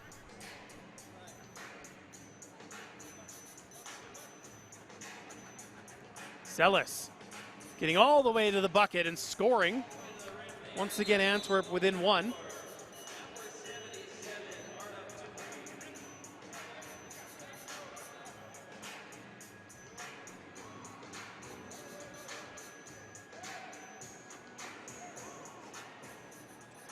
Maleshkin hits from deep. Novi Boer has a 3-point advantage.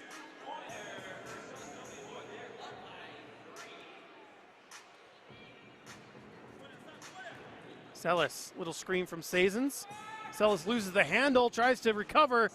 He does. Marion decides to shoot from deep. Off the front rim, rebounded by Novi Boer. Maleshkin spinning around. Sellis out to Timofeyev. Thought about a long shot. Maleshkin will take from deep. That one's off the rim and rebounded. Sellis down low to Sazens. Couldn't get the hook to go. Sazens slapped that ball out of bounds. A little upset with himself that he missed that short hook shot. Novi Boer in possession, 4:09 to play. They also have a 3-point lead. Timofeyev from deep, can't get it to go. Eventually rebounded by Marion. All the way across the floor to Sellis. Has the baseline open, gets it to go, and one.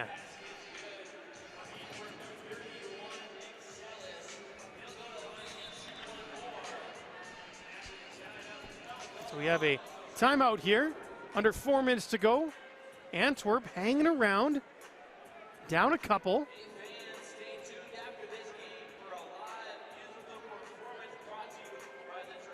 There's Sellis getting that bucket.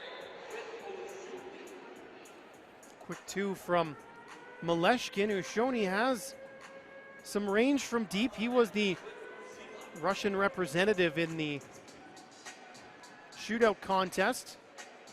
It was held earlier today, the qualifying. Went 4 for 10 from deep. Sellis at the line to complete the and one, and he does. Antwerp within a bucket. Timofeyev got inside positioning and was able to score a pretty easy basket. Sellis driving against Timofeyev, who plays real good defense, but the offense just a little bit better that time from Nick Sellis. Timofeyev responds though. Quick transition play from Novi Boer. Talked about it a couple times already today, but you have to be so switched on. You can't just go to sleep after you score a bucket. You've immediately got to think about defense, and vice versa. You get scored on, you got to turn around and think about offense right away, because he can strike back quickly. Sellis was fouled. He's going to go back to the free throw line here. 4 fouls on Novi Boer, 5 on Antwerp.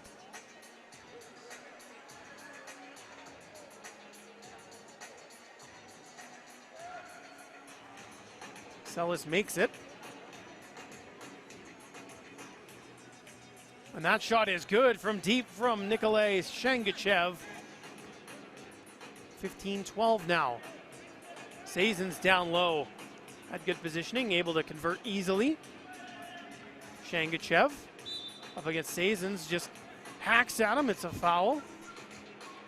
Not in the bonus yet though, so only possession here for Novi Boer.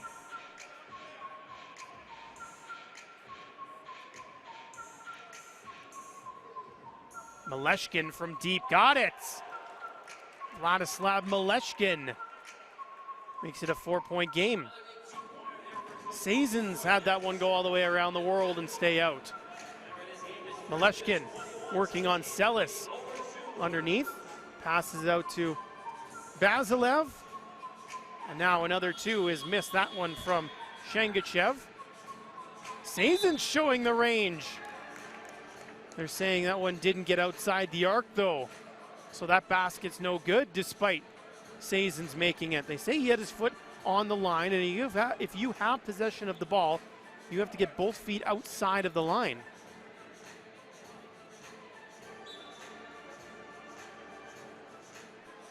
So 17-13, the score remains. Novi Boer in front. Maleshkin, Basilev for 2. That one's way off the mark. Rebounded though by the team from Russia, and then Timofeyev also missed badly. Sellis down low, and they're going to call that one off. He had his arm all wrapped up with Basilev.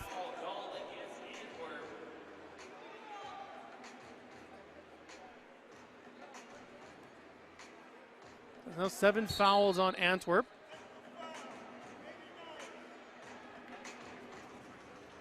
Looks like they just called Sazens for a technical foul here. So that's now Antwerp's 8th foul. Going to the line is Basilev. Makes the first. Because it's a technical, possession will remain with Novi Boer.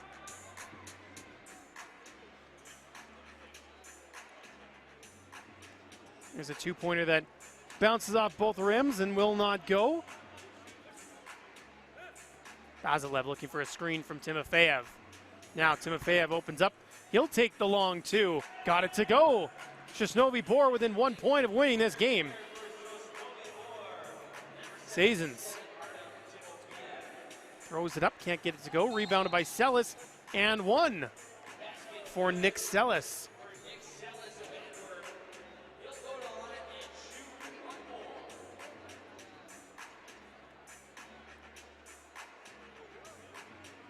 Final game of Pool A. The winner will finish in second and move on to the quarterfinals. The loser, unfortunately, has their Edmonton Challenger come to an end. Sellis makes the free throw to convert the and 1. Going for the win here and missing, but getting a rebound is Shangachev. Basilev for 2. Couldn't get it to go. And that ball's just thrown away there by Marion.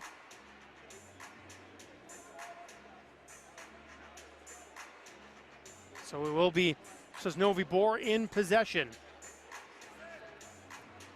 Hand off for Maleshkin. Maleshkin has a lane, gets it to go, and there is the winner. Novi Boer 21-15 over Antwerp. So they're off to the quarterfinals, which will go tomorrow. Unfortunately for Antwerp, their event will come to an end here.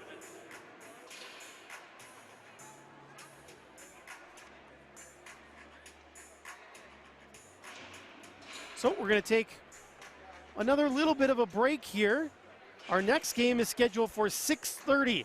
Ventspils from Latvia will take on Humpalek from the Czech Republic. 3 more games left to go here at the Edmonton FIBA 3x3 Challenger event. Stay tuned. You are watching live from the Alberta capital.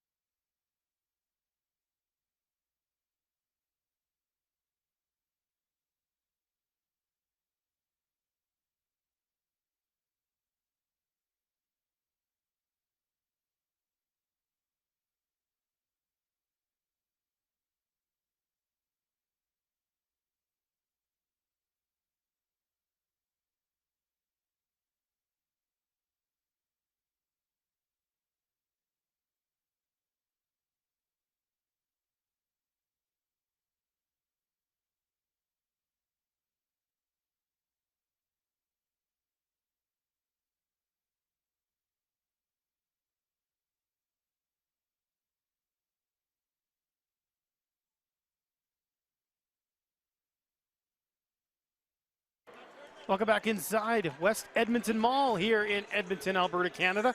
It's the FIBA 3x3 Challenger event here in Edmonton. We're getting ready for Pool B action, the final game in Pool B between Ventspils of Latvia, the number 8 seed, and the number 11 seed Humpalek from the Czech Republic. There is Humpalek, the Czech team, in blue.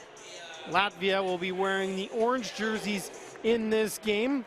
Ventspils number 48 in the current standings. Humpalek 27 in the current standings. Both these teams were defeated by New York Harlem early. Humpalek lost 20-13. Ventspils lost 21-16. Should be a really close matchup. Here's the Humpalek lineup.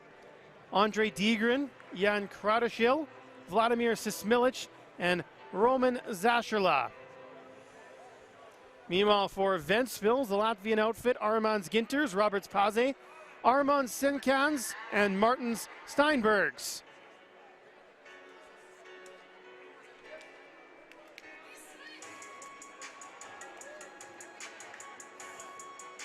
Nice pregame high fives between all the players and the officials. Wishing each other good luck. Winner of this game will go on to the quarterfinals as the second seed in Pool B. So a lot on the line here for these two squads, and getting an early shot there was the Latvian team, but Paze couldn't score. For two, that's missed from Zasherla. Paze has it again.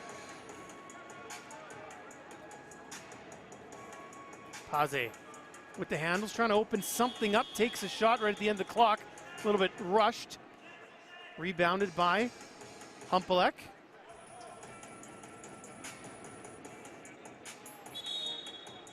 Zasherla called for a travel there.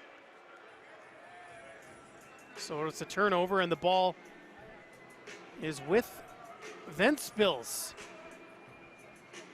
Team out of Latvia. They made their World Tour debut in Prague earlier this season, where they finished 12th. They're a fairly new team.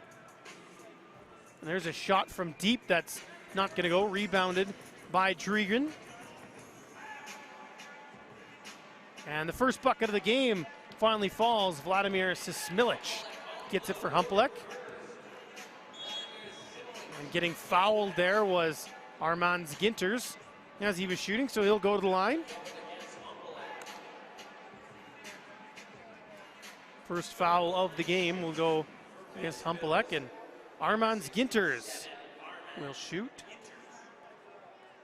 Ginters and Paze were part of a Latvian team that helped that country win a silver medal at the 2018 3x3 World Cup.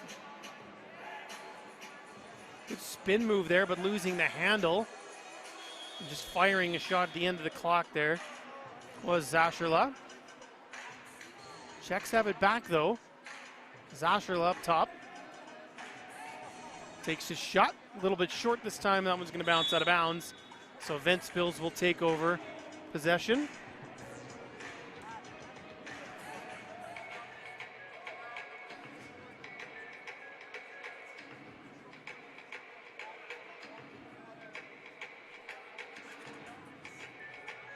Paze looking for a lane to sneak that one through to Ginters, but foul is called.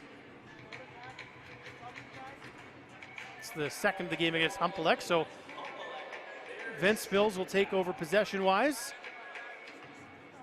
Ginters hands that one off. There's a two-shot that goes right at the buzzer from Martins Steinbergs. And Latvia is in front, 2-1. Zasherla Paze pokes that one away. Now he has it up top. Foul is called here against Roman Zasherla.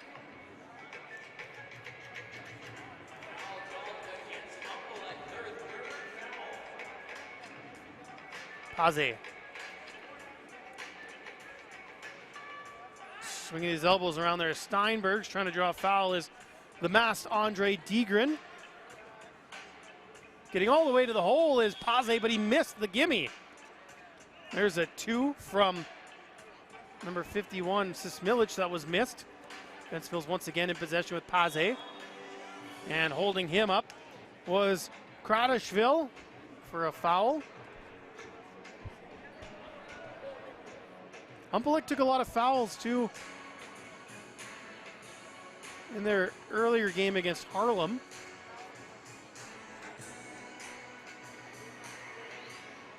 There's a long two that's made by Martin Steinbergs.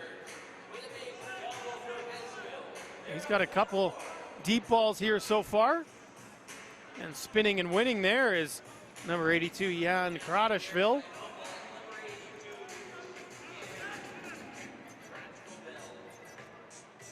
Paze almost had a friendly bounce there. Degren. Down low for Zasherla. Little fadeaway shot there will drop, and Humpalek is within one, but Paze trying to get that lead back up to a couple as the lane just opened up wide, and he took full advantage. Foul called here on Ventspils, and we have a timeout. 5-3, the Latvian side in front.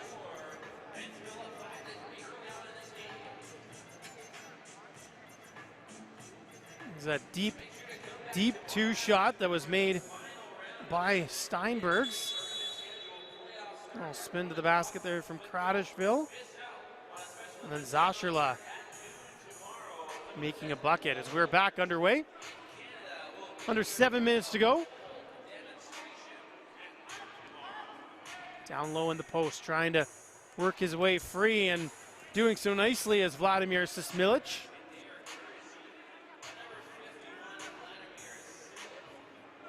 And that one goes down low, and answering right back is Armand Ginters for the Latvian side. And training baskets now as Andre Degren gets it to go. And that answered by Armand Senkans. Somebody kicked that ball.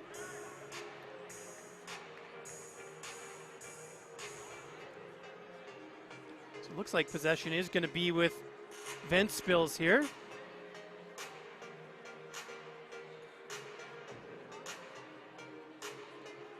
Oh, they're just trying to find where the ball is. They're kind of rolled into the crowd there. We have a ball back. We can now resume basketball. If you look at the ball, it's actually a combination of a women's and a men's professional ball.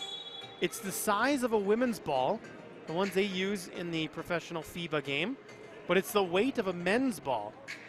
So it's a combination between the two, and this is the same ball used for both men and women in the 3x3. Rebound was gathered there by Czech Republic, but Latvia is able to win that back. Paze driving. Can't get it to go. Well defended by Zasherla. There's a push called here, and it's a foul going to be called against Latvia. So Ventspils commits their second of the game, and possession is with Humpalek.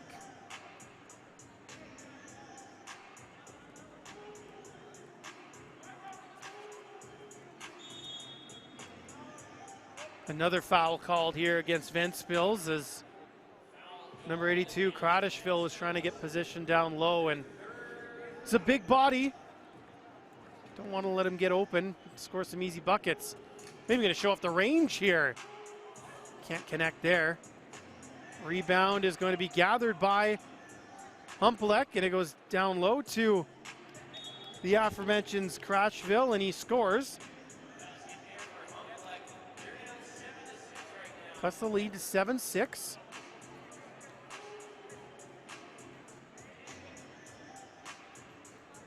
Ventspils ball here.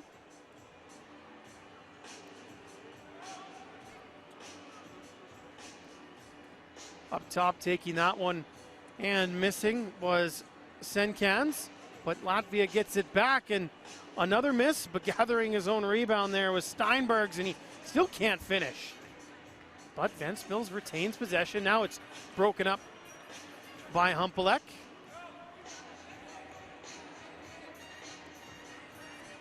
Zasherla drives, and Finishes with a big dunk. Roman Zasherla.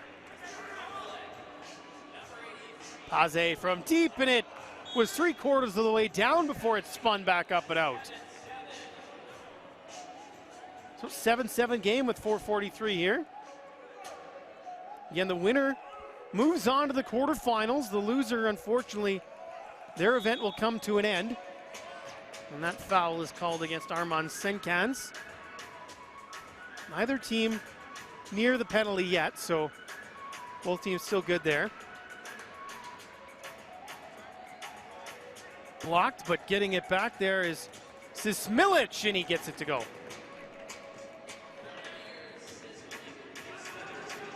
So Ventspils find themselves down now. That long two is missed.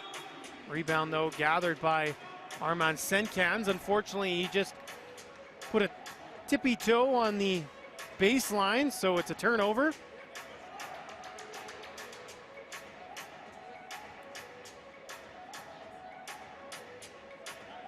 Kradishvili just waiting for Zasherla. Now back to Kradishvili. And he just kind of juggled the ball, but he's going to keep possession with Humpalek. It was poked out of his hands, but 3 seconds on the clock, and they've got to start way up at the top of the arc here. Zasherla will look for something quick here. And he didn't get it off in time, so shot clock violation.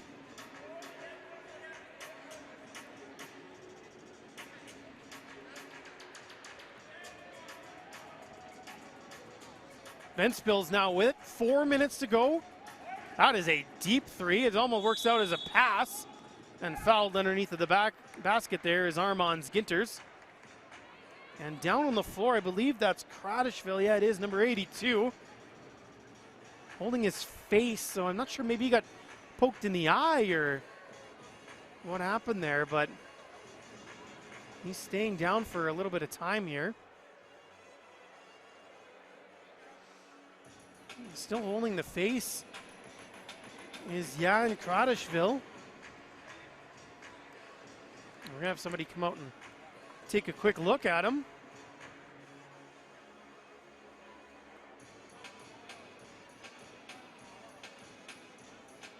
(8-7). Humpalek is in the lead.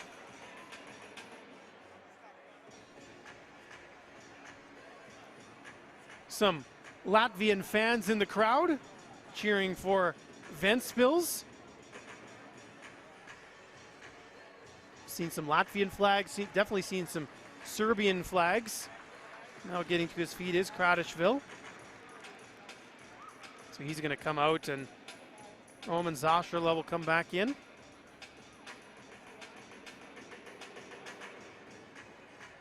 Maybe looking at his mouth a little bit. Maybe he took a stray elbow or forearm in the jaw. Free throw missed by Ventspils, so Humpalek has it back up 8-7. Back to Zasherla. Well, Euro step in the lane, missing. Shot clock resets, and Humpalek still has possession. Sismilic kicked it out to Zasherla for two. Big bucket for Humpalek. Timeout called, as Humpalek has a 3-point lead with 3:50 to go. Both teams on 4 fouls, so again, still not near the penalty. Roman Zasherla, an important player for this Humpalek team. I guess it's really hard to really point out one player as being more important than the others when there's only 3 on the floor.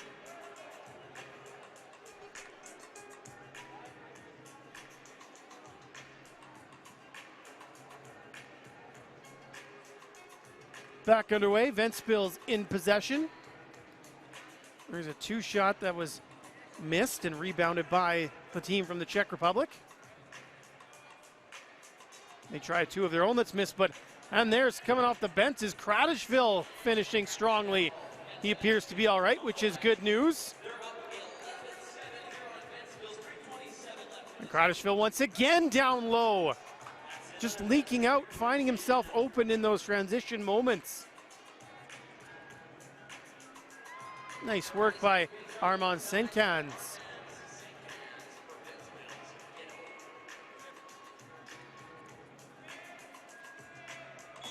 This one's going to stay here with Humpalek as it was tipped out of bounds by Roberts Paze.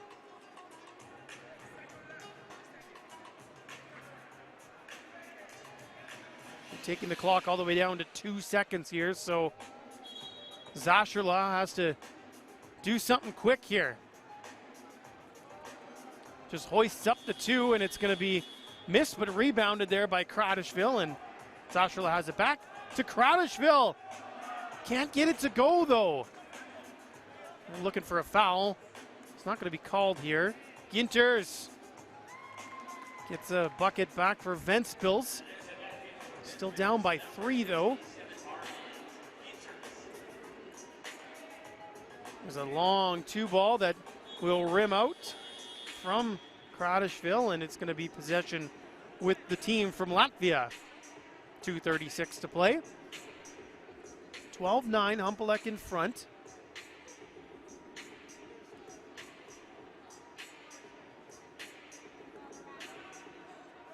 Driving there was Ginter as he took a shot up high, and that's a foul against Humpalek.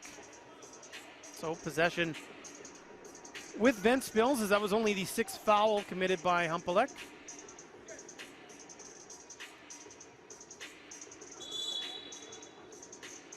And they commit another one. Quick succession there as Andre Degren called for a foul, and that puts the Latvian team in the bonus. So Martin Steinberg's to the line for a couple shots. He makes the first.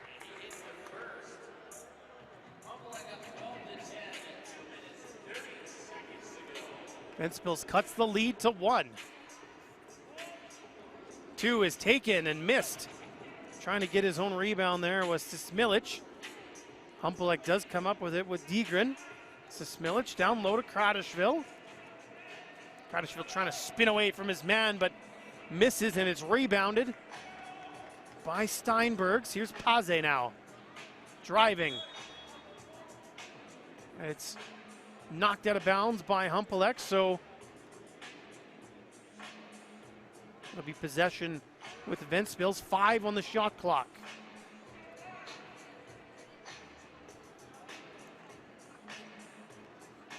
Ginter steps back. Nothing but air that time for Armand's Ginters. Under 2 to go, and it's a 1-point game between Humpalek and Ventspils. The tournament for both teams on the line right here. Degren. Offensive foul called against Degren. He can't believe it.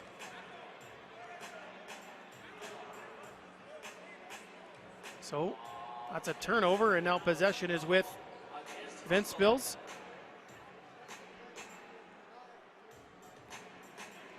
There's a pass to Paze, quick cut for the basket, and it's a tie game. Humpalek trying to respond quickly, and they draw a foul. It's a not shooting foul yet. Only 5 fouls against Ventspils in this contest. Couple away from the bonus still. Slipping there, getting up quickly was Sismilic. Zasherla takes the 2 at the end of the clock. It bounces out, but he gets his own rebound on a long bounce. Zasherla had it poked away from him, so possession still with the Czech squad. 5 on the clock, 1:24 in the game, tied at a dozen.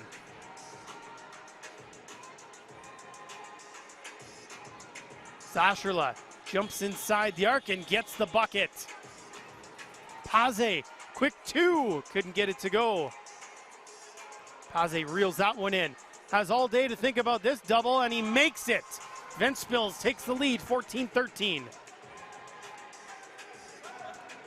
Zasherla, pass broken up. Paze comes away with it. Ventspils on the front foot now. Deep 2, that goes. Big bucket, Martin Steinbergs.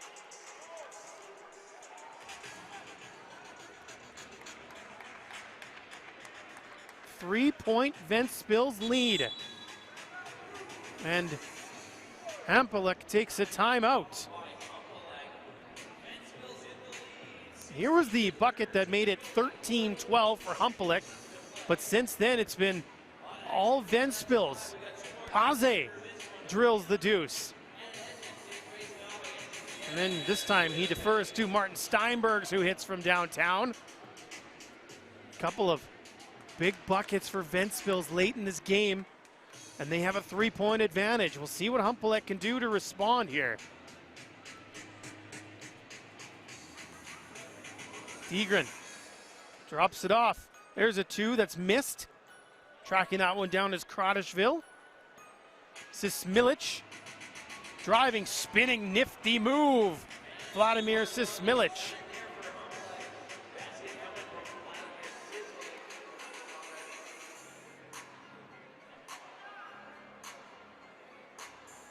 .3 seconds left.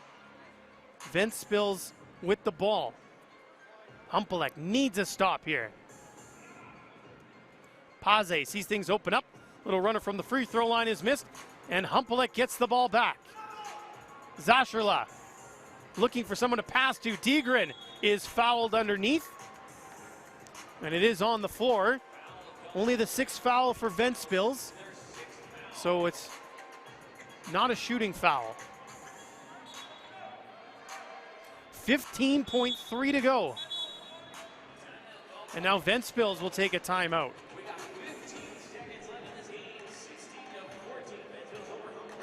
This is the closest finish we've had so far here at the Edmonton Challenger in the round robin. 2-point game, 15.3 to go.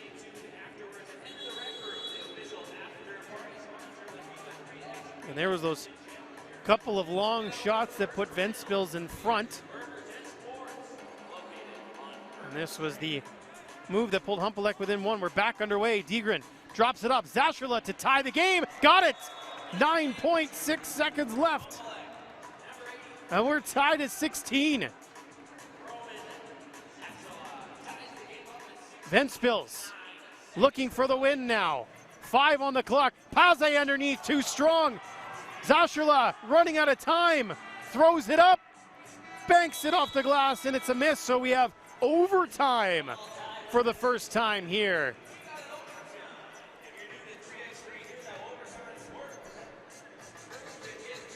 So overtime in 3x3 is pretty simple. First team to score 2 points wins the game. That can be a couple of free throws, it could be a couple of shots from inside the arc, or one from outside. First team to score 2 wins, and you don't have to win by 2. It's just simply the first team to score 2 points. So overtime for Ventspils and Humpalek with their tournaments on the line. Winner moves on to the quarterfinals. We're underway in overtime. Degren, Zasherla gets to the bucket and gets it to go. Humpalek, 1 point away, 2 points for Ventspils. They take a long 2, and it's going to be missed. Rebounded by Humpalek. They go down low. Zasherla throws it up. It's blocked. Latvia gets it outside the arc. They can now take a shot at the basket. There's a 2 for the win, and it's missed. Air ball, and the ball goes back to Humpalek.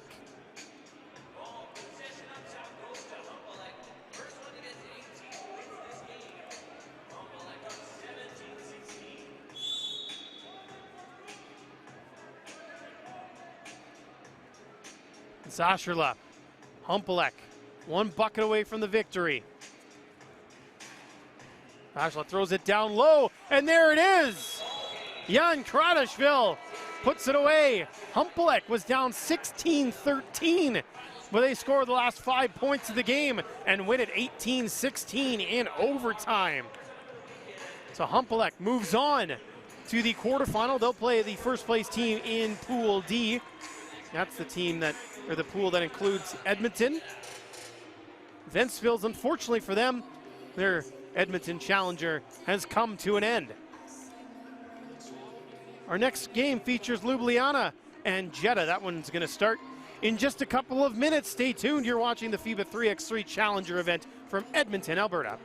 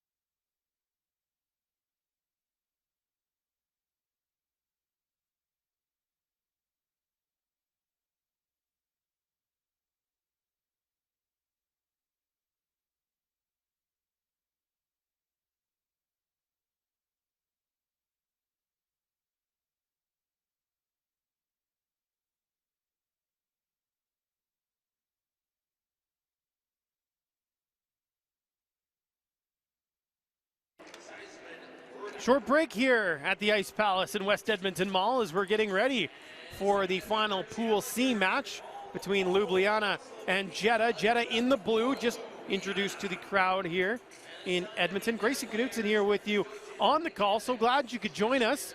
It's been an exciting day of 3x3 basketball.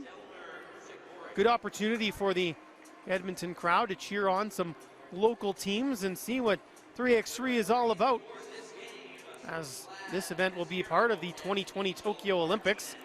There's Ljubljana in orange. Jetta's lineup includes Khalid Abdelgabar, Kevin Corey, Nemanja Draskovic, and Simon Rudik. And for Ljubljana out of Slovenia, Jasmin Hercegovic, Dejan Malakar, Zelimir Zagoric, and Stojan Dekanovic. Ljubljana lost 21-14 to Princeton earlier on.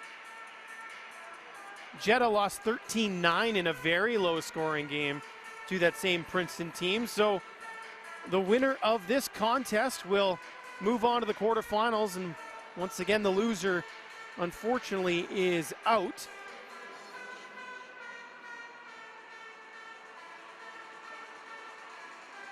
The winner of this will play Novi Sad in the first quarterfinal game tomorrow.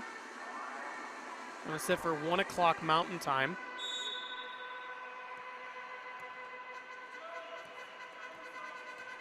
So once again, it's Ljubljana in orange, and they get off to a really good start. Bucket made by Jasmin Hercegovic. Jetta gets that one right back, though. Kevin Corey, 86, scoring. Hercegovic backing in, kicks it out. Malakar will drive, clock runs out. A little pull-up jumper missed by Abdelgabar. And he just smartly throws it off of Malakar. He ran out of room there in the corner and just threw it off his opponent to keep possession with his squad. Jetta out of Saudi Arabia. Lead Abdelgabar goes down low to Corey. Corey in quite the battle down there, and time runs out. It's a turnover on a shot clock violation here. And Ljubljana has the ball.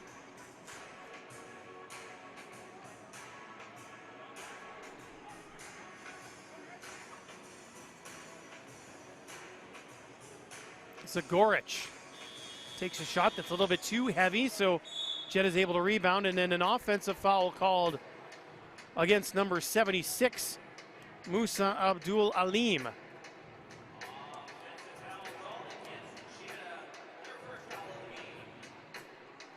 .8:57 to go, 1-1. Still very early days in this contest. And that one's thrown away. Good reflexes by our announcer here to block that one. He should have spotted up for two there. Jetta in possession here. Abdelgabar driving, spinning. That shot is blocked though by Malaker.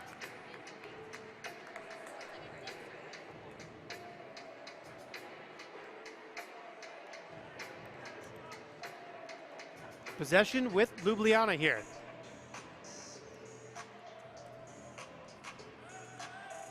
That's a long two that rims out from Herzegovich.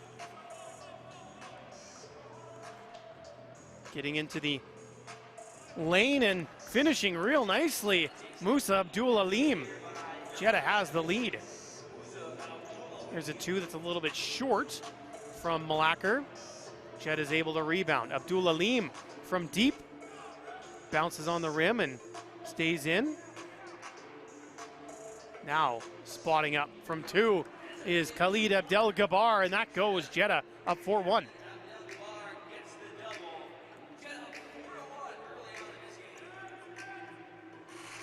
Zagaric misses on the two. Ball's quickly kicked out. Abdelgabar tries his luck again. This time he misses. There's a foul underneath of the basket on Ljubljana. So Jetta will maintain possession here.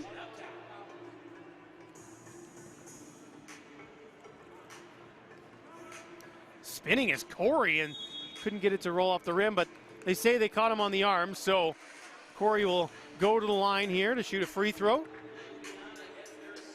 Second foul of the game called against Ljubljana.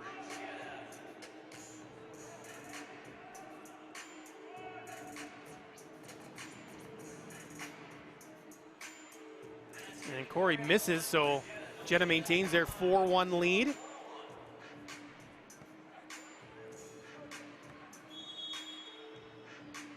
They're going to call Corey here for a push.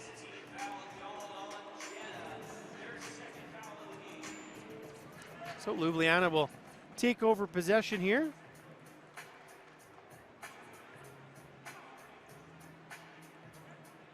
Ljubljana 15th in the current standings. Jetta is 13th. That's a nifty pass right there from Malaker to Stoyan Dekanovic, who scores. And then answering right back is Musa Abdul Alim. So still a 3-point lead here. Dekanovic, another basket for Ljubljana. And a foul is called against Malaker. So Jetta will take over possession here.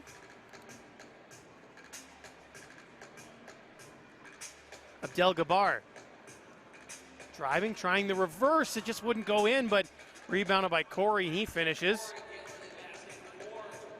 Dekanovic inside, couldn't get it to go.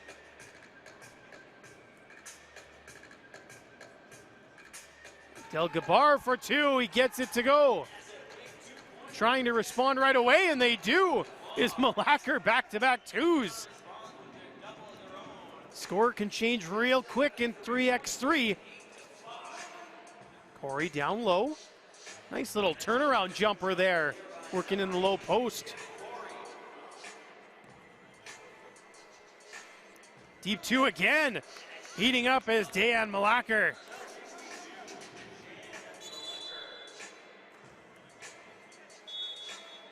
No basket. Is foul call was called against Ljubljana, and we're going to have a timeout on the floor. 9-7, Jetta in front. Slow start to this one, but things really picked up in the last minute or so. Team started hitting, especially from outside.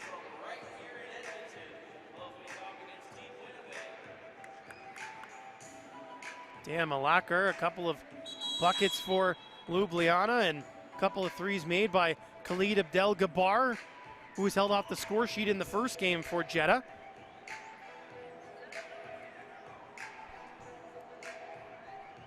So Jetta has the ball, 6:10 to go, and a 2-point lead. Readjustment there didn't work out for Jetta, and they turned the ball over. There's a two ball, and Ljubljana starting to feel it from outside. Zelimir Zagarac. 9-9. Corey spinning, trying that fadeaway J once again, gets it to go. That's smooth from Kevin Corey. Contested 2 taken, and Ljubljana can't miss right now from outside. Yasmin Herzegovich. Abdel Gabar for 2. Friendly bounce, the shooter's roll there. Lane opens up, and taking that one hard to the hole is Dejan Malakar, and it's 12-12 now. Abdel Gabar again from 2. Hot shooting in this game, both teams. That ball's just turned over, and Abdul Haim inside to Abdel Gabar.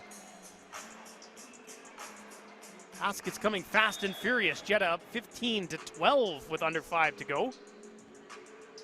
Foul called there on Ljubljana, so they're at 5 now. Possession with Jetta.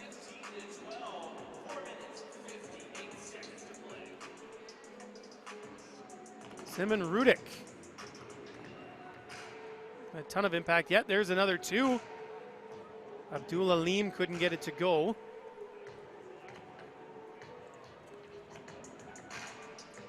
A tough 2-point shot taken there by Ljubljana, but ball bounces nicely to them, and another miss. Abdel Gabar flings it out to Abdul Alim. Takes the 2, little offline. Now here's a 2 from Dekanovic. Another shooter's roll here. 15-14 the score.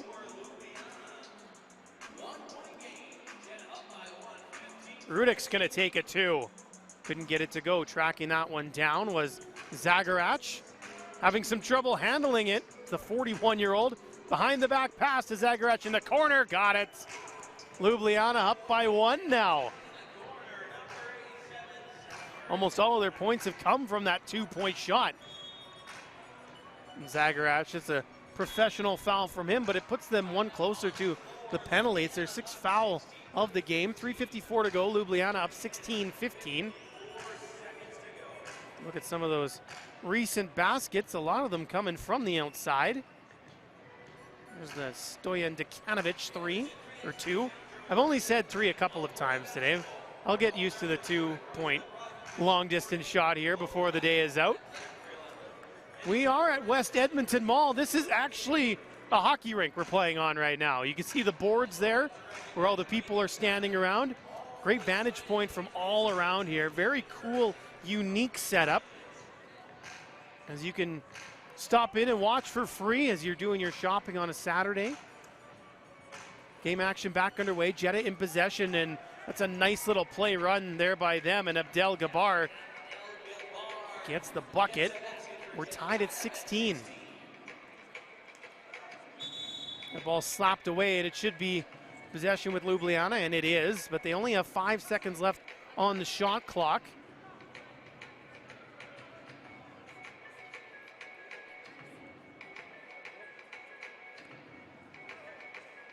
Zagoric battling for it, ran out of time.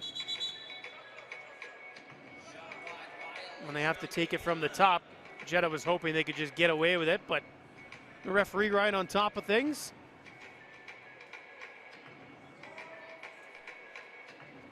(16-16), 3.5 to go. Oh, what a drive. All the way to the hole. Musa Abdul Alim puts Jetta in front. Dekanovic takes a 2, that's short. Abdul Alim grabs the rebound. Over the top for Corey. Little push there, they're not going to count the basket. Although that is the 7th foul on Ljubljana.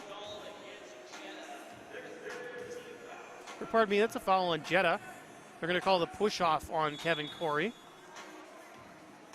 It's only their 3rd foul, and a timeout is called.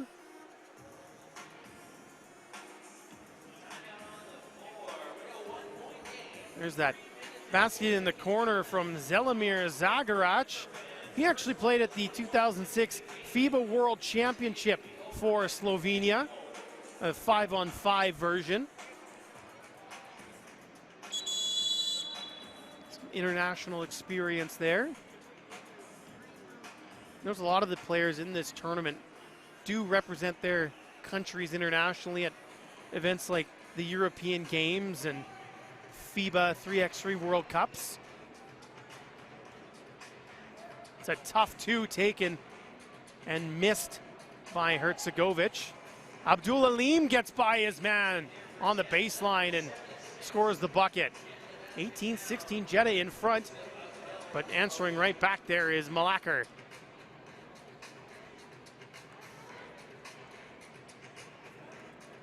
Corey working down low, blocked by Zagarach. He took a shot right at the buzzer. It's rebounded by Ljubljana. Down by 1, 2.5 to play. Good pass. There's a grab though, so they're not going to count the basket. This time it is a foul on Ljubljana. Or on Jetta, pardon me. So, once again, Ljubljana still has possession. A fresh shot clock. And going over the back is Rudik on Zagarach. So 5 fouls now in Jetta. They're starting to add up quickly. Still a couple away though from the penalty. 18-17. Once again, the winner moves on. They'll play Novi Sad in the quarterfinals. The loser out. What a behind the back pass and the finish. Dekanovic, but give the assist to Malaker, and it was a beauty. Abdul Alim can't hit from deep. The ball bounces out of bounds, and we've got ourselves a 2-minute game or a first to 3. 18-18.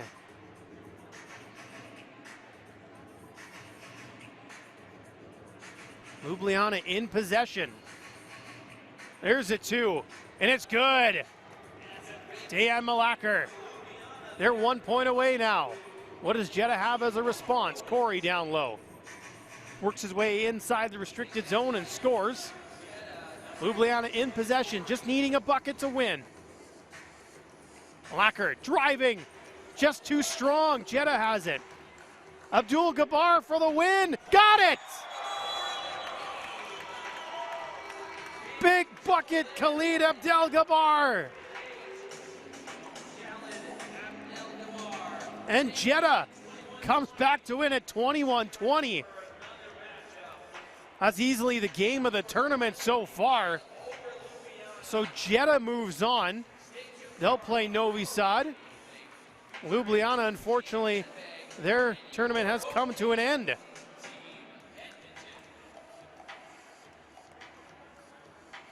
So, enjoy the highlights of this one. It was a beauty. One more game left to play here tonight. Starts in about 9 minutes, 7:20 Mountain Time. And it's between the home team, Edmonton, and the qualifiers from Winnipeg. You're watching the FIBA 3x3 Challenger from Edmonton.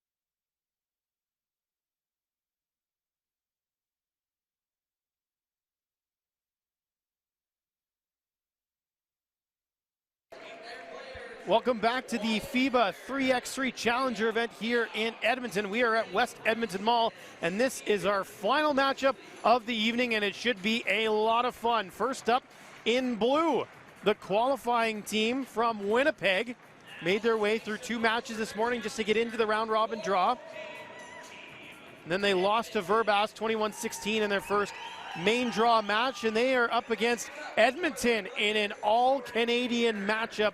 Edmonton was able to get the best of Verbas 22-13. Edmonton will be in the orange. It's pretty simple for Edmonton. If they win, they finish atop Pool D. And Winnipeg, unfortunately, would be out. Winnipeg's lineup is Wyatt Anders, Ayub, Jelani Price, and Stephen Wesley. Meanwhile, Edmonton fields Jordan Baker, Jordan Jensen-White, Kyle Landry, and Steve Sir. Should Winnipeg win this game, all teams in Pool D would be at 1-1, and then we would have to get into some tiebreakers to see who would be the 2 teams advancing to tomorrow's quarterfinals.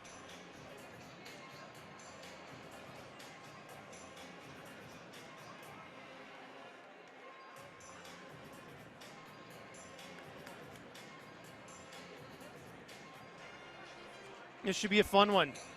Decent crowd here at West Edmonton Mall, maybe a little bit smaller than this afternoon, when I think there was just simply more mall traffic, more people interested, but still quite a few, and we are underway. Winnipeg has the ball first in blue. Driving here is Price, and called for an early foul here is Jordan Jensen-White.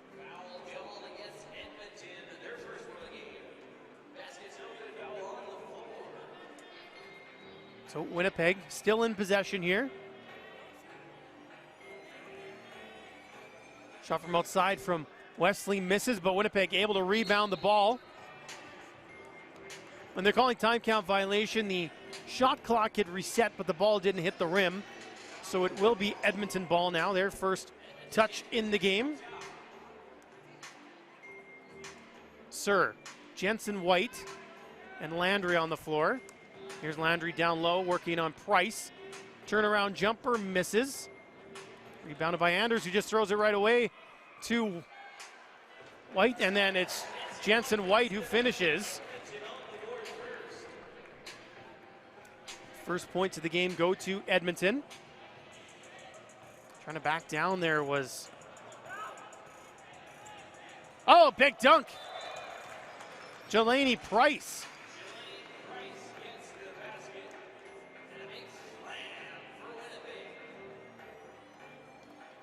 1-1. That's a good set play there by Edmonton. Jordan Baker with the bucket. Ayub. Step back too, couldn't get it. Rebounded by Landry. Sir dishes it inside to Landry, couldn't get it to go.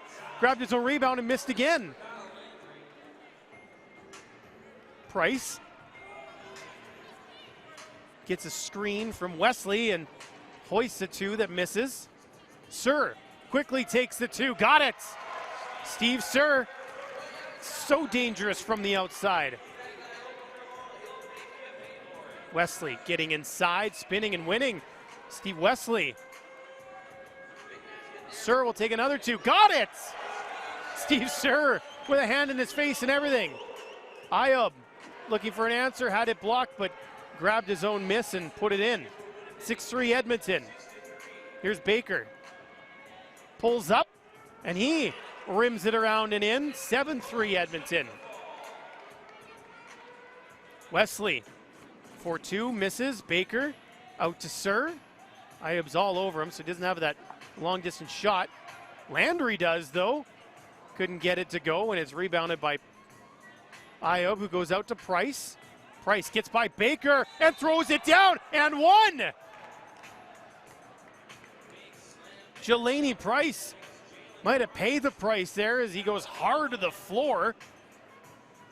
And he's taking a minute just to get up here. Baker goes over to check on him. Nothing malicious about that. And Price is just fine. So count the bucket and he'll go to the free throw line.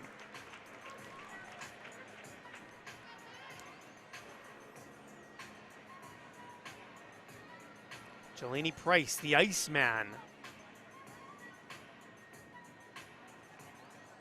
Misses, but Winnipeg able to grab the rebound. And Edmonton called for another foul, their third here. We played just over 2 minutes.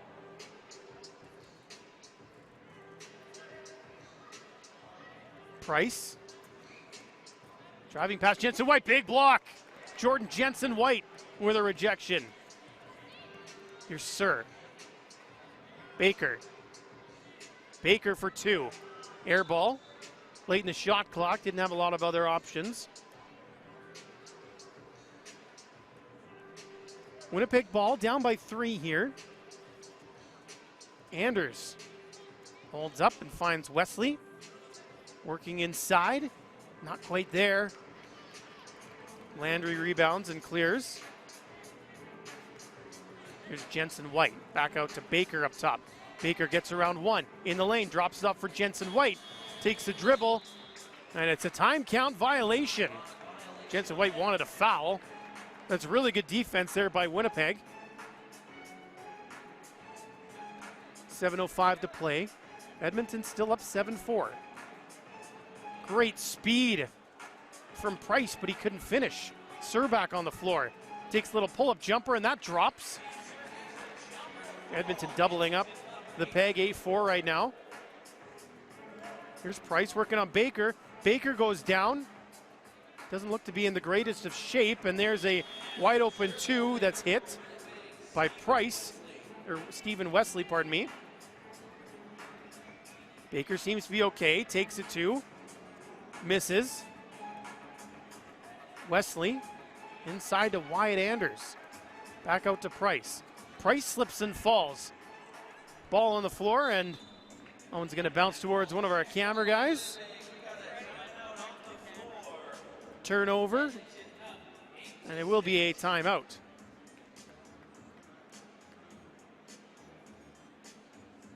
A couple slips here on the floor. Maybe just gathering a little bit of dust throughout the day, and there was that Jelani Price dunk where he fell hard. Big block from Jordan Jensen White as well. Steve Scher showing he's more than just an outside shooter. They're getting to the inside, and there's some of the fans. Back underway, Edmonton in possession. Jensen White driving, looking for an option now. Landry, long single point shot, couldn't get it to go, but he gets his own rebound. Sir with Wesley on him, loses the handle, and it's going to be Edmonton ball, 5 seconds on the clock.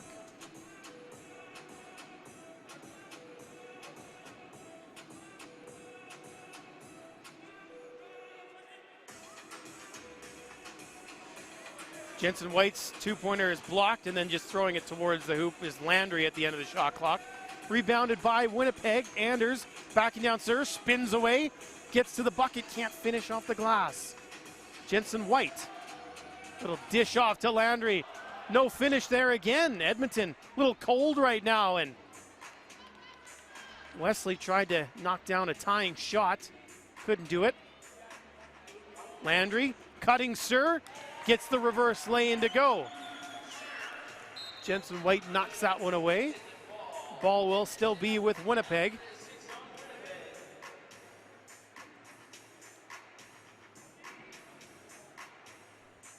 (9-6) Edmonton, 5:22 to play. Price, Ayob from deep, didn't go. Rebounded by Edmonton, Jordan Jensen White.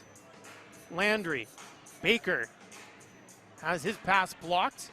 I have tried to track that down, and Price comes up with it. I have all day to think about this too.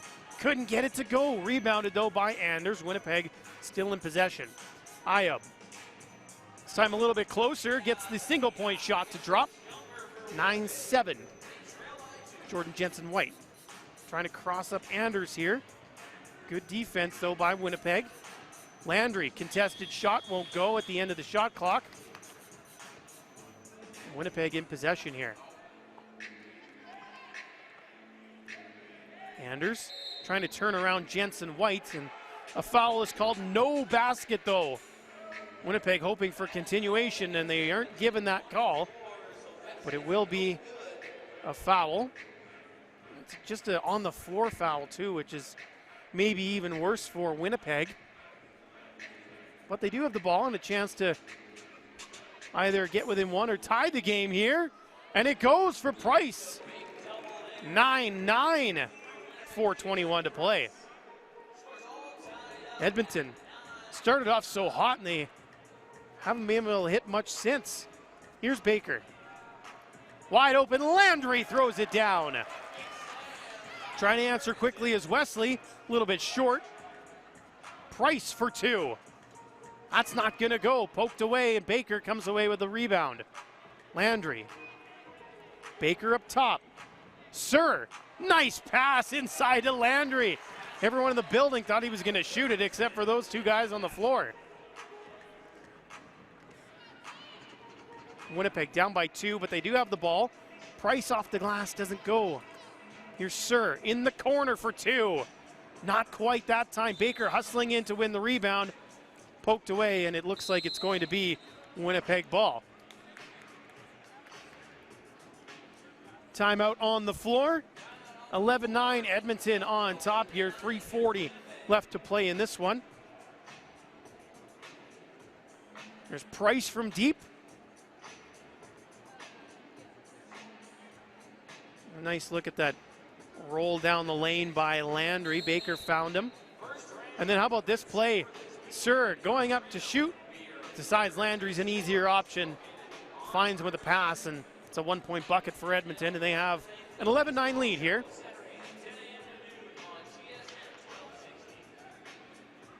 Ayoub into the post for Wyatt. Anders had it poked away, grabbed it back, and managed to hit the fadeaway jumper. Little push there called on Anders. Baker tried to clear, so Winnipeg, it's just their first foul of the game, so nothing for them to worry about quite yet. Baker cutting down the lane, muscles it home. 12-10.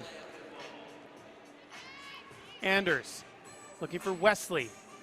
Steve Wesley lays it in. Teams trading baskets now. Sir drives, finds Baker. Jordan Baker, the U of A Golden Bear, puts it in. 13-11, 3:01 to play. Price to Wesley. Wesley spins away from Sir, gets all the way to the cup and finishes. A pass broken up. Winnipeg comes away with it. Price, Ayoub, open for 2. Got it. Winnipeg in front. Sir trying to answer quickly. Not quite there. Wesley comes away with it. Drops it off for Price. Price from deep. That's off the front rim. Jensen White with a rebound. Jordan Jensen White thought about the shot. Dishes off to Sir. Little fadeaway J from the elbow is good. We're tied at 14. Foul called against Jordan Baker here.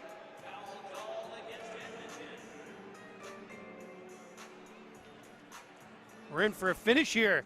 This all-Canadian contest. Will we need the full 2:22 left to play, or will one of these teams find 7 more points? Staying down is Price. Remember, he was down a little bit earlier after that dunk where he crashed to the floor. Not sure if this is related at all, but he's just staying down. At least able to sit up. Now he gets to his feet here. He's able to walk off.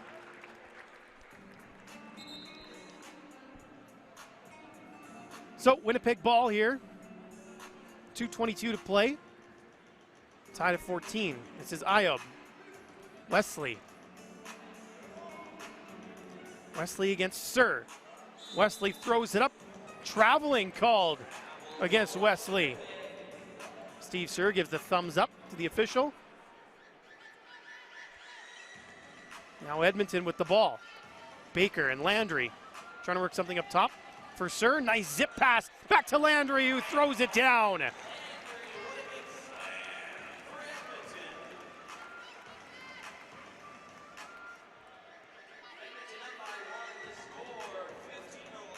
Here's Price. Trying to get that basket right back. Reverse. Oh, that's good. Nifty from Jelani Price. Jordan Jensen-White. Step back two. Yes, sir. Anders comes crashing into the announcer's booth here. The ball is just over there.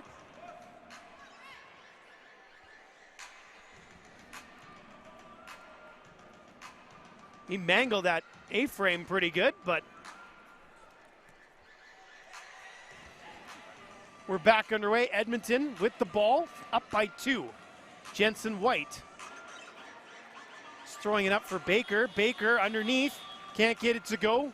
Winnipeg rebounds. Ayob driving to the hole, can't get the right angle on it.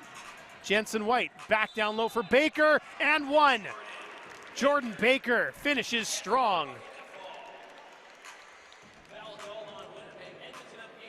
So 18-15. Jordan Baker looking to make it a 1-bucket game.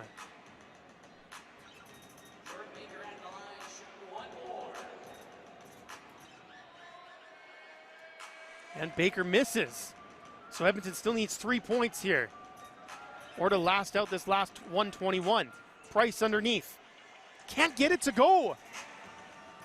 Sir, Baker in the corner. Jensen-White. Back up top to Baker. Thought about it too. Now drives, kicks it out. Jensen-White, up fake. Goes to the hoop, gets it to go. 19-15. Wesley for 2. Not quite there. Anders tied up underneath.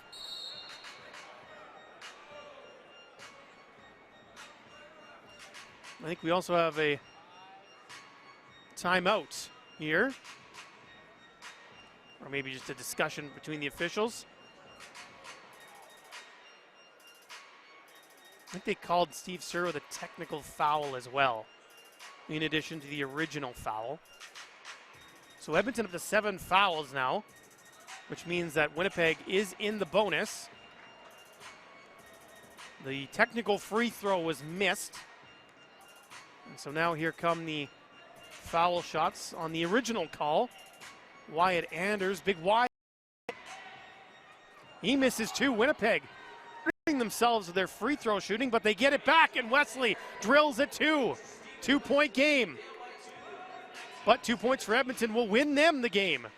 Landry going hard to the hole. Can't get it to go. Yes, he did. It danced tantalizingly on the rim. Wesley called for a foul is Sir outside the arc, which means Wesley will go to the line for 2. They're saying he got him on the body. Wesley gets 1.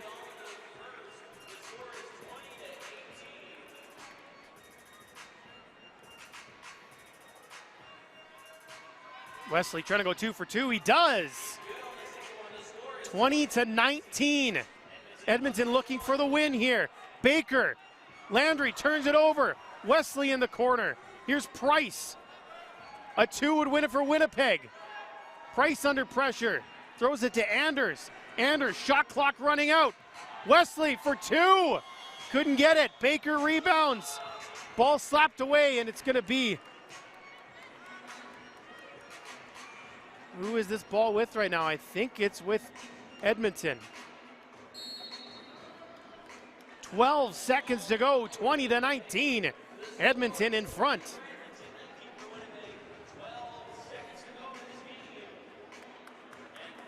Back-to-back outstanding finishes here in these last 2 matches at the FIBA 3x3 Challenger here in Edmonton. It looked at the start like the home team was just going to run away with this thing. They weren't missing early on. They went into a bit of a lull.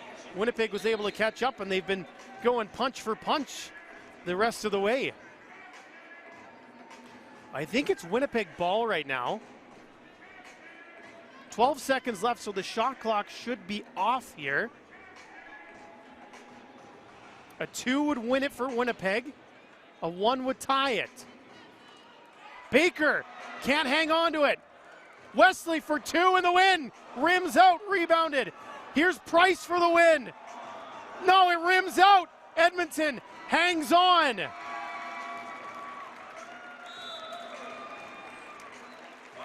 Oh, it was a nervy final possession for Edmonton defensively. Winnipeg just couldn't hit the shot. They had a couple of attempts from from two, pardon me.